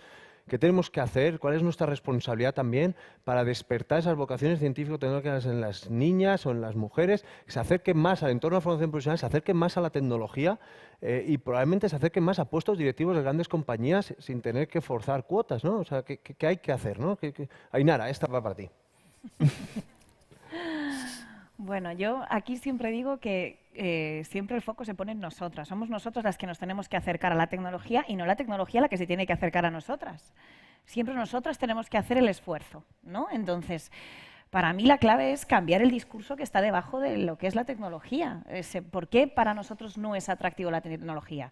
Porque nosotros no vemos, tal y como está planteado ahora, es un cacharro, una aplicación, un sistema, lo que sea, ¿no? Pero buscamos otra cosa, otra finalidad, ¿no? El hecho de pensar que cuando entras a un hospital, pues evidentemente hay mucha medicina, pero hay un componente de ingeniería brutalmente grande, ¿no? Y entonces ahí sí enganchamos. Entonces, quizá lo que hay que trabajar no es en intentar, o sea, que nosotras vayamos a la tecnología desde el modelo de tecnología actual, sino que el que tiene que cambiar es el modelo de tecnología. Y entonces iremos solas. Qué bien. Y si cambiamos el modelo de educación, Gonzalo y sus amigos vendrán solos también a la FP. O sea, me ha encantado, no sé si queréis añadir algo, pero yo además quería hablar, o sea, quería también coger de un hilo que has abierto antes, súper importante, ¿no? El tema de los títulos oficiales, ¿no? Y de la fórmula que estamos utilizando las empresas para buscar en los procesos de selección a gente con la titulación. Cada vez más son los modelos, y te pregunto, Ainara, vosotros desde Fundación Cotec buscáis modelos de innovación, buscáis modelos disruptivos de aprendizaje en diferentes, bueno, de tecnología, en fin, en general, y cada vez son más los modelos de aprendizaje de una forma diferente, no reglados, y aquí pues si no hago como nuestro presidente y hoy traigo 42 encima de la mesa, pues entonces igual pierdo muy puesto, ¿no? Pero un modelo de aprendizaje como 42, que realmente está la gente aprendiendo a aprender, está trabajando entre sus compañeros, un aprendizaje basado en retos, en juegos, en gamificación, donde hay una motivación, donde nos vienen esos estudiantes y dicen, es que la universidad o la formación profesional o el sistema educativo de bachillerato me ha echado, me ha aburrido, ¿no? Y aquí por fin estoy encontrando mi motivación, ¿no? Te quiero preguntar, Ainara, esos modelos, ¿cómo conviven? Porque es un modelo que tiene un 100% de inserción laboral, un modelo como 42, que además ahora justo ha sido el puesto número 10 de las top 100 universidades innovadoras del mundo. ¿Cómo conviven esos modelos de aprendizaje tan diferenciales con el modelo reglado y de cara también a la contratación por parte de las empresas? Pues deberían convivir de manera complementaria. El problema es que se posicionan y se presentan como enfrentados. Y entonces ahí es donde empiezan los problemas. Es decir, la universidad hace una cosa. Y evidentemente, pues otro día podemos hablar de las necesidades de renovación de la universidad que están ahí. Pero la universidad es lo que es y tiene un componente muy bueno que está vinculado fundamentalmente con la construcción de conocimiento, de un conocimiento riguroso, serio y en parte, ¿no?, pues que bebe de lo que es el proceso de investigación científica, ¿no?, y del método científico. Pues eso lo hace muy bien y no tiene por qué dejar de hacerlo. Surgen otros modelos que hacen otra serie de cosas, que complementan además cosas que bueno, aporta la universidad, pero a las que la universidad no llega. Bueno, pues vamos a hacer que converjan, ¿no? Pero en el momento en el que los presentamos como tienes que elegir, ¿no? Como antes a lo mejor decía Juan Carlos, o sea, o vas a formación profesional o vas a la universidad. Pues a lo mejor entro por formación profesional y luego voy a la universidad, o entro a la universidad y me vuelvo... O sea, que los itinerarios son flexibles, pues exactamente igual. O sea, no presentemos las cosas como excluyentes, porque cuando eso pasa, lo que ocurre es que hay alguien que siempre se siente amenazado. Entonces, esa relación de colaboración necesaria, pues se pierde esa oportunidad, ¿no? Entonces, pueden convivir perfectísimamente, porque además la demanda de formación en un marco de aprendizaje a lo largo de la vida es enorme y va a ser todavía mayor en las próximas décadas, ¿no? Entonces, yo creo que hay espacio para todos en todas las modalidades diferentes y atendiendo a necesidades distintas. Yo creo, si me permites, que la clave es incorporar esas metodologías disruptivas que se ve que tienen éxito, tanto en empleabilidad como en atracción de alumnos, como en permanencia de alumnos. Es decir, no en 42, yo cuando lo he visitado y lo que me habéis contado es que ahí el abandono no es significativo, mientras que en la universidad o en la formación profesional la tasa de alumnos que empieza un grado o un ciclo y no lo acaba es bastante alta, ¿no? Entonces, eso es un éxito. Esas experiencias que tienen éxito, de alguna manera, lo que tienes que hacer es intentar incorporarlas a la formación profesional y a la universidad, bueno, y a la ESO y al bachillerato. Es decir, si hay unas metodologías que funcionan, que atraen a los alumnos y que tienen éxito, pues lo que tienes que tratar es de incorporar esas metodologías de alguna forma a tu enseñanza. Yo creo en ese sentido que proyectos como 42 precisamente ponen de manifiesto que esa formación más oficial, más formal, no está dando respuesta a las necesidades del tejido productivo reales. Yo creo que los jóvenes se están dando cuenta que el objetivo no es titular. Titular es un medio para insertarte laboralmente, para aprender. Entonces, cuando se están dando cuenta de que la titulación en sí no es un fin en sí mismo, sino que el fin en sí mismo es aprender, aprender a hacer, insertarte laboralmente, se van a ese tipo de iniciativas, a esta iniciativa como es 42, donde el éxito es increíble, donde la inserción laboral es mucho más elevada sin tener ningún título oficial. Eso pone de manifiesto que tenemos que repensar nuevamente nuestra política universitaria, nuestra política inclusive de la formación profesional, que creemos que va en buen camino para acercar esos dos mundos que, como decía Ainara, no son excluyentes. Sin dejar, que vamos a hablar ahora, lo voy a dejar para el final, el bloque de docentes, ¿vale? Que para mí es una de las claves, la palanca de todo cambio educativo tiene que pasar por la figura del docente. Yo quería un poco traer, ha dicho Juan Carlos, una cosa muy importante, ¿no? Esas tasas de abandono tan altas que hay en un entorno como la formación profesional. Es una de las grandes preocupaciones que tiene el Ministerio de Educación y Formación Profesional. ¿Cómo reducir esa tasa de abandono que triplica la tasa de abandono de bachillerato, ¿no? Entonces, ahí también vosotros desde CaixaBank Dualiza habéis trabajado mucho tiempo del tema del observatorio. No sé, una de las claves puede ser la orientación previa tanto vocacional como profesional. Desde luego es una de las claves, no la única. Pero efectivamente es que no hay orientación vocacional, ni académica, ni profesional. La orientación, como mucho es decirte, tú esto es lo que puedes estudiar, pero básicamente sigue siendo, oye, si vas regular, tú vas a formación profesional, si vas bien, tú vas a la universidad. O sea, la orientación, lamentablemente sigue siendo eso en muchos casos. También es cierto que los recursos que hay para orientación en los centros son los que son.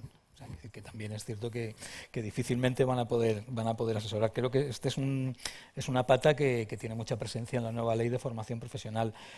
¿Yo qué creo que hay que hacer aquí? Pues hay que trabajar con los orientadores, hay que darles recursos, también hay que dar a conocer lo que es la formación profesional, lo que es la formación profesional dual. Pero además hay que trabajar no solo con los orientadores, hay que trabajar con todo el equipo docente. O sea, el mejor orientador de un alumno es su tutor, su profesor, que es el que ve todos los días. Entonces, estas personas también tienen que tener en cuenta, y esta labor no es una labor de un día, de una charla, sino que tiene que ser permanente en las clases de tutoría, etcétera. La orientación efectivamente es un factor clave, pero no es el único. Ahora estamos viendo cómo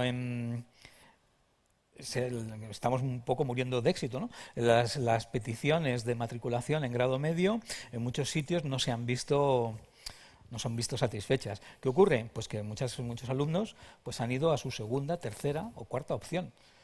Claro, cuando vas a la cuarta opción, yo hace mucho de esto, pero yo me acuerdo cuando fui a la universidad, pues tenías que poner cinco opciones. Pero claro, a mí si me llegan a mandar a la quinta, que ni sé cuál es, ya ni me acuerdo, pero seguramente habría llorado. Claro, si tú pides, no, yo lo que quiero estudiar es fabricación mecánica, de segundo quiero estudiar instalación y mantenimiento, pues mira, voy a poner aquí gestión administrativa, pues mira, gestión administrativa, pues es probable que no te guste.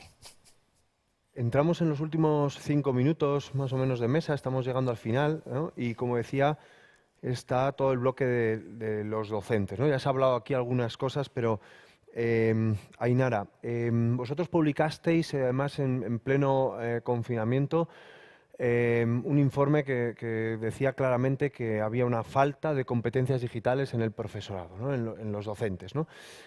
Por otro lado, se ha verbalizado ahora que hace falta competencias digitales para docentes, para alumnos, pero llegamos y muchos docentes nos dicen que están cansados de tanta formación, ¿no? ¿Cómo lo ves? ¿Cómo se debe profesionalizar también a lo mejor esa figura que hablabas antes de la formación tanto al tutor de la empresa, ¿no? con los centros? O sea, una doble pregunta. Yo creo que están cansados del tipo de formación que se les da. Es decir, el modelo de desarrollo de carrera profesional docente y el modelo de formación continua del profesorado en este país necesita una revisión muy urgente. Porque, evidentemente, claro, como profesor, pues la formación que un profesor necesita no es ir a un centro de profesores a que un experto, que puede ser yo misma, yo he ido, o sea, vaya y les cuente una nueva metodología o una tecnología, cómo integrarla en el aula, al margen absolutamente de su aula, sus alumnos, sus familias, su centro, si tienen o no sala de ordenadores, si tienen tablets o no tienen tablets. No, yo creo que hay otras modalidades que, de hecho, por ejemplo, en COTEC las hemos experimentado con la Escuela Lo Primero, o sea, laboratorios de innovación, docentes en grupos, participando juntos de distintas etapas educativas, de distintos centros, de distintos territorios, con marcos normativos distintos, o sea, y ahí trabajando de manera colaborativa en propuestas de centro, ¿no? Pues seguramente para un docente es mucho más interesante lo que tiene que contarle otro grupo de docentes de otro centro que lo que tengo que contarle yo, por ejemplo, ¿no?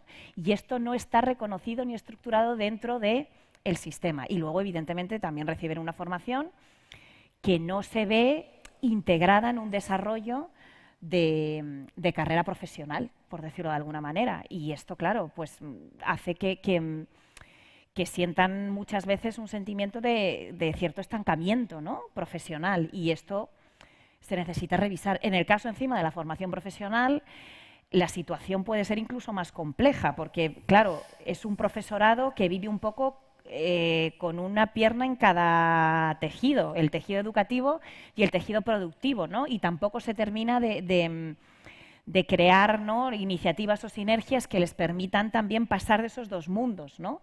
Que, por ejemplo, un docente de primaria, pues no, digamos que su contexto es más el escolar, ¿no? Entonces, EFP, que es uno de los puntos, de hecho, de las propuestas que recogemos en el informe, pues tiene unas particularidades, ¿no?, que quizás a la hora de desarrollar también iniciativas, proyectos de innovación, desarrollo de carrera profesional, pues habría que tener en cuenta, ¿no?, para ofrecerles esta diversidad de oferta, ¿no?, un poco más, pues más variada, ¿no?, que se ajusta más a lo que es la etapa en sí misma. Bueno, pues llegamos a los mensajes finales. Aquí ya sí que en formato tweet os voy a hacer estas tres últimas preguntas. Yo simplemente quería sumarme también a un saludo, antes haber realizado Ainara, Escuela 21, a Alfredo Hernando, que seguro que nos está ahí siguiendo al otro lado de la cámara, uno de los docentes más innovadores que hemos tenido, que tenemos en este país y que nos ha ayudado con todo este informe. Agradeceros muchísimo vuestra participación, pero os quiero pedir unos mensajes finales, como decía, para diferentes colectivos. Y a ti, Ainara, dos mensajes finales. Te voy a hacer la pregunta que han hecho nuestro presidente de primeras y luego te pido un mensaje final para esos alumnos. ¿Inteligencia artificial o inteligencia emocional? En formato tweet. Pues inteligencia artificial al servicio de las personas, que son emociones. Gracias, Ainara.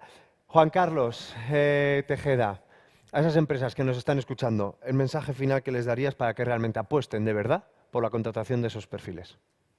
No hay empresa competitiva sin equipos competentes. Y precisamente esos equipos competentes, la competencia profesional se adquiere, por ejemplo, como no, con la formación profesional. Más inmediata, más real, más apegada a la empresa, más tecnológica. Vamos, un chollo. Gracias, Juan Carlos. Juan Carlos Lauder, mensaje para todos esos docentes que nos estén escuchando para que se suban o se sumen a este barco de la transformación educativa y la transformación digital. Los docentes están deseando sumarse a ese barco y lo hemos comprobado en los grupos que hemos hecho, ¿verdad?, para preparar este informe, ¿no? Que busquen esos espacios de encuentro. Nosotros, a través de nuestras colaboraciones con la Asociación de Centros FP Empresa o con el proyecto FP Innovación, pues estamos apoyando estos proyectos donde tienen ese espacio de encuentro donde les permite intercambiar experiencias. Se hacen muchas cosas ya nuevas, muchas cosas novedosas y muchas cosas disruptivas en la FP. Lo que hace falta es que cada uno conozca esas experiencias y ver cómo las puede adaptar a sus centros. Gracias, Juan Carlos. Y ya sí que sí, Ainara, esta no está en el guión, pero a esos amigos de Gonzalo, a todos esos alumnos que nos están escuchando, que les desmotiva ir a clase muchos días, ¿qué les decimos? ¿Somos optimistas con el cambio educativo? Yo creo que sí. Yo veo, no veo, sí creo que hay muchos movimientos, ¿no?, que están transformando el sistema y además desde donde se tiene que transformar, que es desde los centros. O sea, cada vez veo que estamos dejando más el modelo de transformación de profesor innovador, que eso no genera mucho impacto, y estamos yendo al de centro y al de proyectos. Y eso es lo que sí que genera el cambio. Bueno, pues ahora sí que sí. Muchísimas gracias a todos por seguirnos. No voy a hacer resumen de la mesa, la hemos escuchado, la podéis descargar. enlightED sigue, tenemos muchas conferencias por delante. Hemos terminado una jornada ahora muy interesante. Gracias, Juan Carlos, Ainara. Gracias a vosotros. Es un placer compartir con vosotros. Un placer.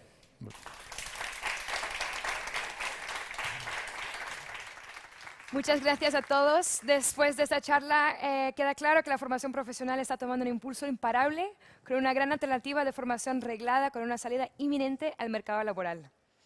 Llegamos a la última cita del día del programa global, el momento de mirar hacia la América Latina. A continuación podrán escuchar a María Brown, ministra de Educación de Ecuador, y a Milton Ribeiro, ministro de Educación de Brasil, quienes han encontrado tiempo en sus apretadas agendas para hablar con nosotros sobre el futuro de la educación. Las preguntas han sido formuladas por Manuel Muniz, rector del IE University y decano de la IE School of Global and Public Affairs. Cada ministro nos dará su visión sobre cómo será el futuro de los sistemas educativos post-pandemia, en qué aspectos están apalancando las políticas públicas y compartirán buenas prácticas de cada região. Gostaria de aproveitar este momento para dar as boas-vindas a todos os nossos telespectadores vindos do Brasil. Las bienvenidas a todos, todo el público de Brasil. Van a discutir el impacto de la pandemia y de la división digital en América Latina.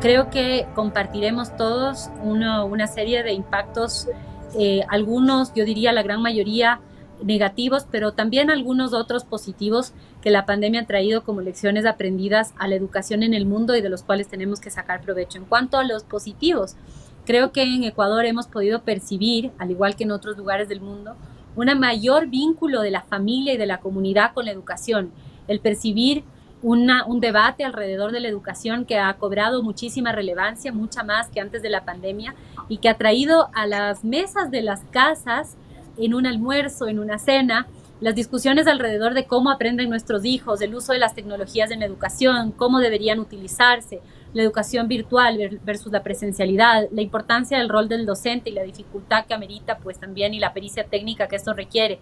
Y estos debates creo que deben mantenerse y ese empoderamiento de la comunidad respecto a la educación deben mantenerse en el tiempo. En lo negativo, en Ecuador hemos tenido pues un impacto importante en cuanto al estado de situación de la infraestructura educativa. La pandemia impactó al presupuesto nacional, obviamente, y esto se tradujo también en una reducción del presupuesto de educación. Esto se tradujo en una reducción en presupuesto de mantenimiento de infraestructura y equipamiento que ahora debemos afrontar con costos económicos muy elevados que ascienden los $150 millones en más de 12,000 instituciones educativas de sostenimiento fiscal, es decir, con sostenimiento público a nivel nacional. El impacto cualitativo, un incremento en la deserción o en el abandono escolar, la exclusión educativa. Ya teníamos unos índices de exclusión elevados previo pandemia, alrededor de 300,000 estudiantes que no estaban estudiando, niños y niñas en edad escolar que no estaban dentro de los sistemas educativos, y a esto se han venido a sumar alrededor de 120,000 estudiantes que durante la pandemia han reportado no tener contacto con sus docentes, que no tenemos la entrega de los portafolios. Ecuador tuvo la particularidad de que se mantuvo la educación, nunca se cerró, pero durante más de 14 meses solo se mantuvo mecanismos de educación a distancia. No existió un contacto presencial y recién a partir del 7 de junio el país reinicia un proceso de retorno a las aulas con todo lo que esto implica. Las medidas, pues primero ese retorno urgente a la presencialidad, que va acompañado de una gran campaña de vacunación. 9 millones de ecuatorianos en 100 días fue la promesa del presidente Guillermo Lasso, que se cumplió y ya hemos superado esa cifra. Estamos llegando ya a cerca de 10 millones y pues estamos ya en proceso de vacunación de niños a partir de los 12 años de edad y a partir de octubre se ampliará también este rango etario de vacunación, que ha sido una de las medidas de reactivación no solamente de la educación, sino de reactivación del país en su conjunto. Una segunda medida fue, por supuesto, también el adoptar un plan nacional de educación que cuenta con 4 ejes de trabajo. Encontrémonos, que es la reactivación del sistema educativo, conjuntamente con brigadas que se llamaban los puntos de reencuentro para conocer el estado de situación de los estudiantes y socializar las medidas de bioseguridad para que ellos puedan conocer cómo funcionan este retorno a la presencialidad con medidas de bioseguridad. Y hasta ahora tenemos ya más de 4.000 instituciones educativas que han retornado a algún formato de presencialidad y se sigue ampliando de manera diaria. Y el segundo eje, que es el eje todos, en donde trabajamos para que la comunidad se vincule a un sistema educativo más abierto y más vinculado y más pertinente al entorno de la comunidad, que son, además en Ecuador, 14 lenguas de nacionalidades distintas que se hablan en el país y que por lo tanto también deben ser recogidas. Y por otro lado, modelos pedagógicos que también sean más flexibles, que es el tercer eje, libres y flexibles. Una reducción de los temas administrativos para mejorar también el servicio educativo a nivel nacional, trabajando, entre otras cosas, en currículos priorizados a los contextos diversos que acabamos de mencionar. El cuarto eje es fuertes y trabaja sobre la base de repensar la carrera profesional docente, en donde ya no solamente hablamos de formatos de educación presencial, sino también de formatos de semipresencialidad y a distancia. Y un quinto eje que se llama excelencia, en donde están elementos que han salido muy a la luz, que ya se conocían, pero que se han podido ver con más fuerza a lo largo de la pandemia, como la incorporación de las tecnologías a la educación y cómo aprovecharlas, el trabajo de educación para el desarrollo sostenible, todo lo que tiene que ver con el entorno, el medio ambiente y la promoción de estilos de vida sostenible desde los más pequeñitos hasta los más grandes en el sistema educativo nacional, salud integral, educación en salud y bienestar integral, reducción de la violencia, que también hemos visto un incremento de violencia intrafamiliar durante este periodo de pandemia, y por supuesto también elementos que hacen a la excelencia educativa, como pueden ser el trabajo con la educación y formación técnico-profesional, el acceso a un mejor vínculo con la educación superior y el empleo, entre otros. Estas, diría yo, para no extenderme, serían en resumen algunas de las medidas que se han adoptado durante estos primeros 4 meses del gobierno en el que nosotros nos hemos vinculado, este gobierno del presidente Guillermo Lasso, y que se continuarán a lo largo de los próximos 4 años.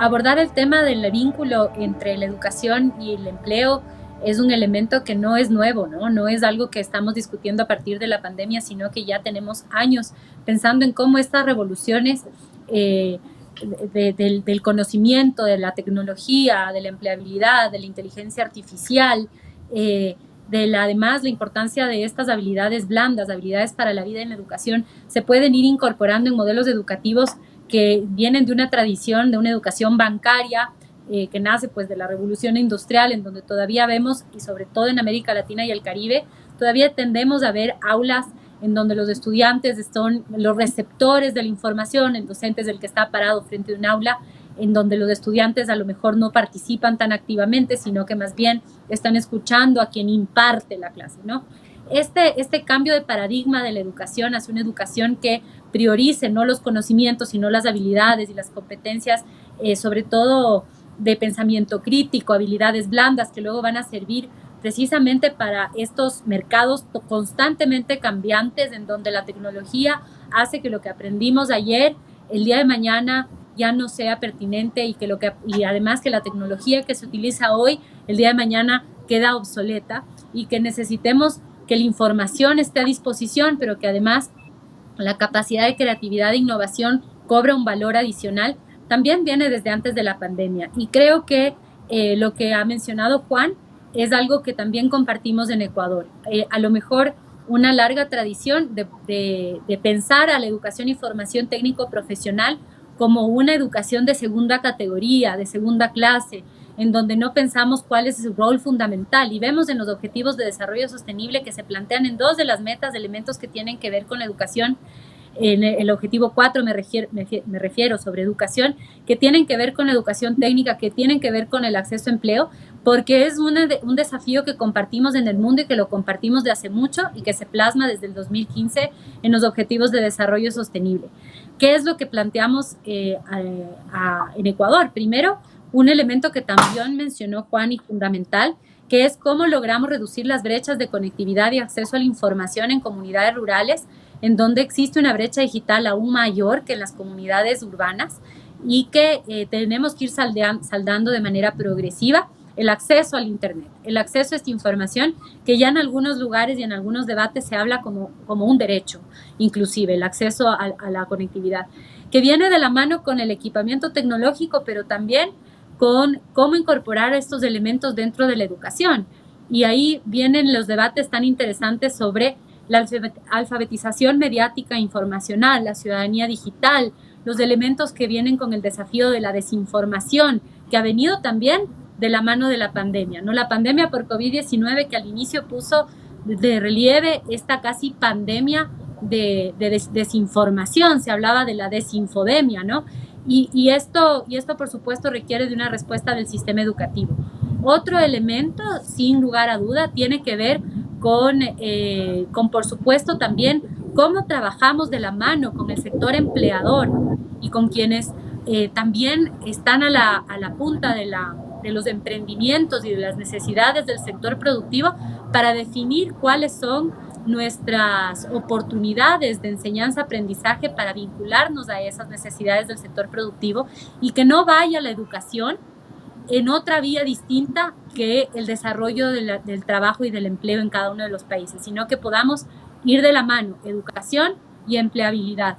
Y finalmente, en este aspecto que mencionas, creo que no podemos dejar de mencionar la ciencia, tecnología, ingeniería y matemática como un elemento que también hay una deuda en el mundo, y las artes sumadas a eso, que estas STEAM, ¿no? Las famosas STEAM, que también ya vienen debatiéndose mucho, pero que también ahora debemos pensar como país, como región y como mundo, cómo lo plasmamos realmente en estos procesos educativos y con una cara de la moneda que es muy importante, que es la desigualdad de género. Cómo también podemos desde la educación reducir estas brechas de género en precisamente el acceso a empleo, la culminación del bachillerato en el caso de Ecuador, pero la educación secundaria, acceso a educación universitaria o superior, ya sea técnica o universitaria, que tiene normalmente un sesgo negativo respecto a las mujeres. Las mujeres acceden menos a estos empleos, reciben además menores salarios respecto a los hombres, menos mujeres optan por carreras vinculadas a la ciencia, la tecnología, la ingeniería y la matemática, que además se ha demostrado que son muchas de las que se necesita para estas transformaciones del mercado laboral. Por lo tanto, los temas de cómo reducir la brecha de género e impulsar la participación de mujeres en estos procesos formativos es otra de los debates que tal vez me estoy saliendo un poco de la pregunta original, Manuel, pero creo que no podemos dejar de lado porque realmente es uno de los desafíos que afronta Ecuador, pero que afronta la región, afronta el mundo y deben formar parte, creo yo, de nuestros planes de trabajo en materia educativa y que no deben dejar nunca de formar parte del debate respecto a cuál es el futuro de la educación, cuál es el norte que nos planteamos y cuáles son las estrategias específicas para reducir las brechas, no solo las brechas en materia educativa, sino también las brechas respecto al acceso a empleo digno, decente y que además tenga igual remuneración, igualdad de oportunidades.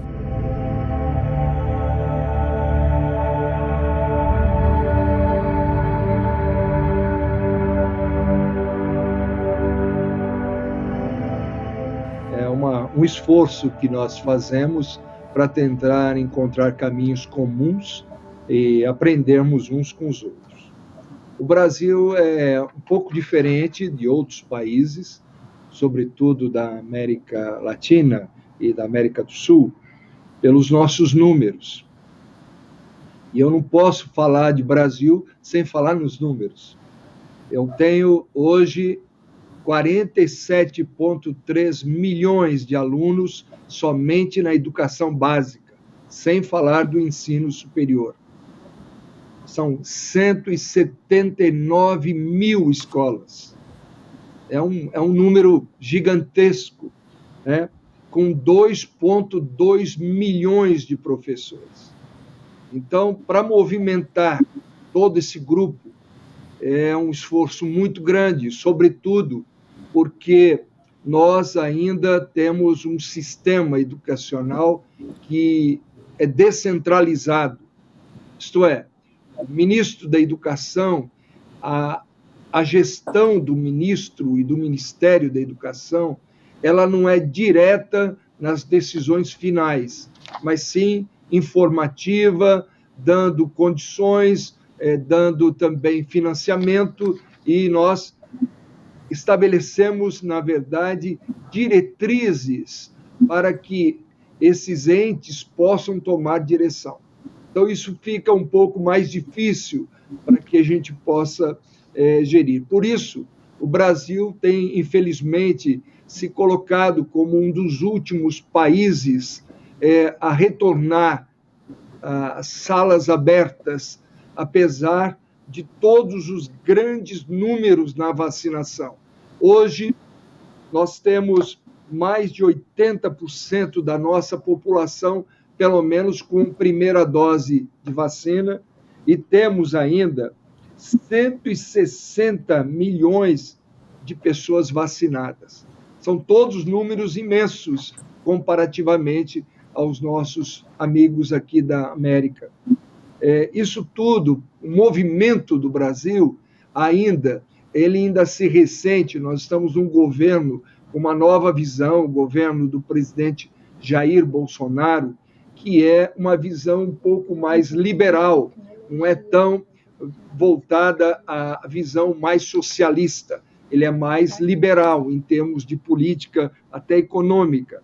E isso também fez com que nós tenhamos e tivéssemos alguns embates com os sindicatos de professores e profissionais da educação que exigiam uma perfeita encaminhamento até mesmo da vacinação deles próprios antes de retornarem às aulas. Então, nós tivemos uma luta muito grande e agora nós estamos retornando. No Brasil, a autonomia das escolas municipais e estaduais foi, inclusive, reafirmada pela nossa Suprema Corte. Então, isso tudo, estou dizendo primeiro sobre as lutas peculiares, né, do nosso grande país, que é o Brasil, com 212 milhões de habitantes, para que eu possa tratar agora daquilo que nós fizemos. Nós estamos tentando, já há algum tempo, fazer o retorno presencial, porque, embora a questão da digital e da internet ela seja muito importante, aquilo que num passado recente era algo quase acessório, como a questão das aulas virtuais e tal, na pandemia tornou-se algo extremamente relevante e importante. Creio, como já tenho ouvido, que a educação, de uma maneira geral, ela não será mais a mesma em termos da vida no futuro, considerando a utilidade dessa ferramenta que foi a internet e a aula virtual. No entanto, ainda reconheço que a presença do professor e a presença do aluno, a aula presencial, ela é insubstituível, no meu ponto de vista como educador. Nada substitui, por mais que haja uma boa tecnologia, a presença do professor e a presença do aluno em sala de aula é algo importantíssimo. Nós, antes de retornarmos, nós fizemos nascer aqui no MEC, com as nossas equipes, protocolos de biossegurança. São os protocolos que envolvem, sobretudo, o distanciamento, o uso de máscaras, o uso também do álcool gel e talvez até aquela questão de rodízio presencial. Isso tudo foi feito pelo MEC na tentativa de um retorno mais imediato às aulas. Nós, naturalmente, agora estamos num outro processo, que é uma possível medição desses. O Brasil, como um país continental, ele tem diferentes realidades no norte, no sul, no leste e no oeste. Isso, naturalmente, implicou também no retorno ou não dos alunos às aulas presenciais. Isso foi uma luta e tem sido uma luta para nós aqui do MEC, nesse sentido de equacionar e direcionar as decisões para o retorno. O que nós estamos fazendo agora? Nós estamos ainda agora apoiando as redes, tanto a rede municipal quanto a rede estadual, que são os organismos dos entes federados do Brasil, para que antes de qualquer atitude, antes de tomarmos qualquer decisão, nós tenhamos, no mínimo, um diagnóstico das situações, das condições dos alunos, do ensino e do aprendizado, para que as decisões sejam bem focadas e que não haja mais ainda desperdício dos recursos públicos. O número que nós dispensamos, o Brasil, pela graça de Deus, é um país que tem muitas riquezas e que, num passado não tão distante, foram muito mal administradas e que agora nós respeitamos o dinheiro público e queremos usar esses recursos de uma maneira muito seleta e focada. Então, antes de qualquer ação, nós estamos já no meio de uma fase de trazer esses diagnósticos de como está a situação em cada região. Após isso, providências estão sendo tomadas para que seja feita ações no sentido de tentar minimizar as perdas que esses alunos tiveram. Assim, estamos trabalhando para modernizar e talvez aulas de reforço, uma aula num contraturno que não era tão comum, aulas em tempo integral, tudo isso para tentar ganhar esse tempo, que é um tempo que para alguns foi um tempo perdido, para outros foi um tempo de algumas experiências, mas essa principalmente as nossas atitudes agora. Eu tenho que reconhecer ainda que houve uma dedicação muito grande da maioria dos professores.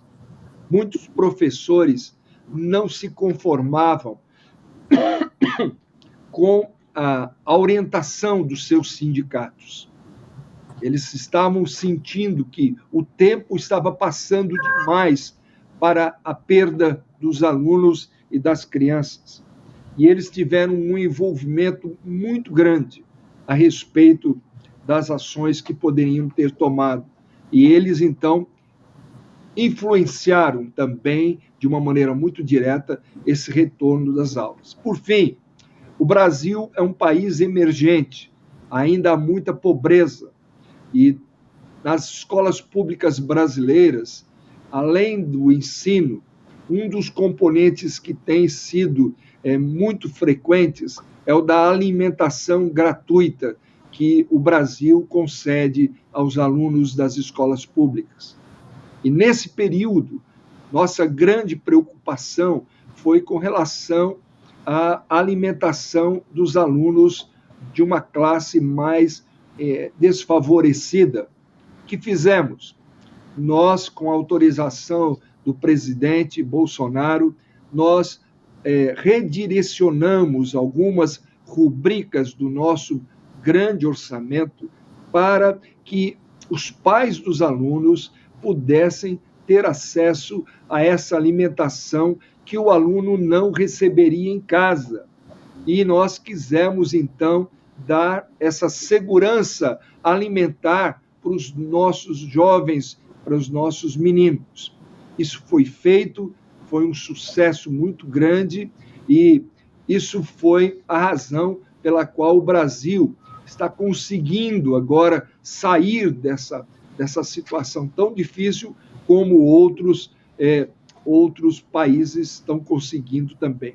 Nós gastamos, em termos de reais, nós gastamos em dólares quase $1 bilhão, perto de 700 milhões de dólares a 800 milhões de dólares só com alimentação que foi doada aos alunos, aos 46 milhões de alunos das escolas públicas. Então, de uma maneira geral, desculpe aí pela minha extensão os números e também da minha explicação, mas isso que estamos tentando fazer é algo que nós vamos aprender juntos. Muito obrigado.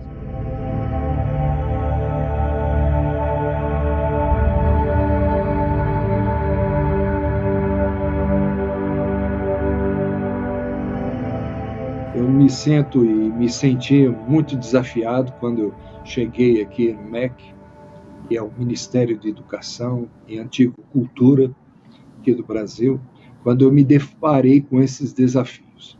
Se estivéssemos vivendo num tempo comum, já seria algo desafiador. Mas no meio de uma pandemia, foi um desafio exponencial para a minha vida. Nessa época de pandemia, os protagonistas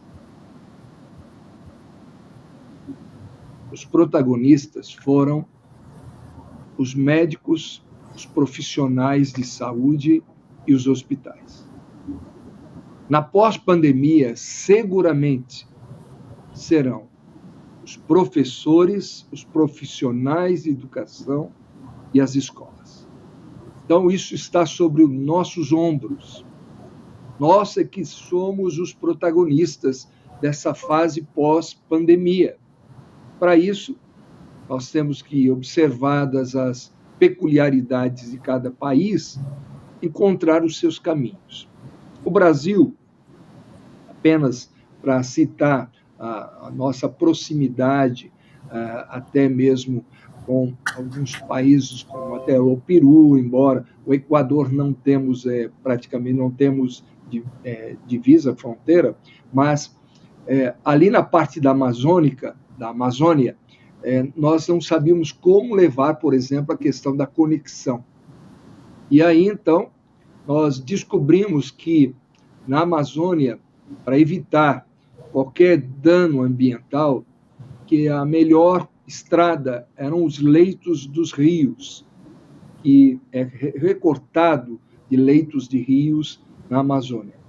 Então, nós estamos já num processo inicial, mas já colocamos milhares de quilômetros de fibras óticas, procurando levar a conexão àquelas cidades e aquelas escolas mais longínquas. Como?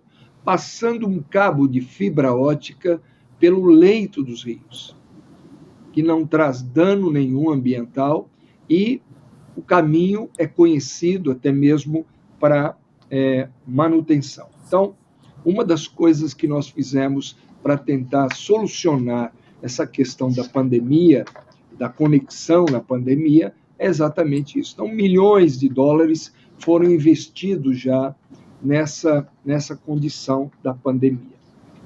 Fiquei muito feliz ao ouvir sobre a educação técnica profissional, que é uma das colunas hoje do Brasil, da educação do Brasil.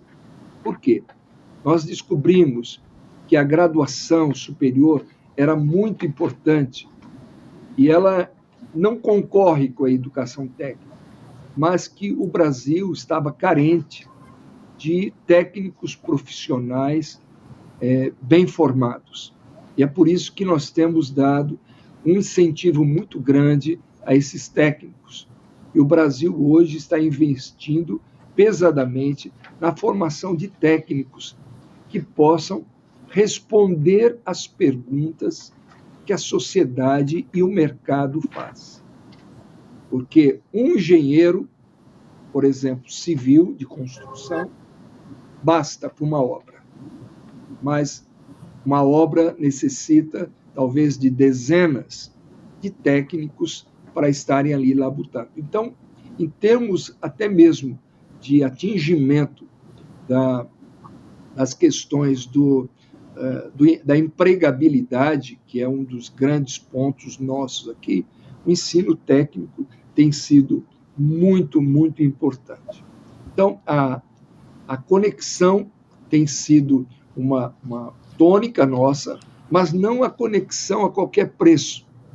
Não adianta entregar um tablet na mão de um aluno se ele não tem sinal de internet, se ele não consegue conectar. A gamificação, que é outro instrumento que nós estamos fazendo e tendo, ela foi aplicada de uma maneira muito grande aqui no Brasil, na alfabetização, e nós importamos e naturalizamos, por assim dizer, um app da Finlândia chamado Grafogame. O Grafogame, hoje, existe mais downloads do Grafogames no Brasil do que na Europa. Tamanha foi a aceitação desse instrumento para a alfabetização. Ele foi adaptado ao português do Brasil e hoje é um sucesso e as famílias podem ter acesso de maneira gratuita em todo o Brasil. Outro lema que eu tenho levado muito a sério, e eu compartilho com os senhores, tudo tem um começo. As coisas começam pelo alicerce. Quando vai se construir uma casa, começa-se pela base da casa. Qual é a base? A base não são as universidades, são as escolas básicas, é a alfabetização.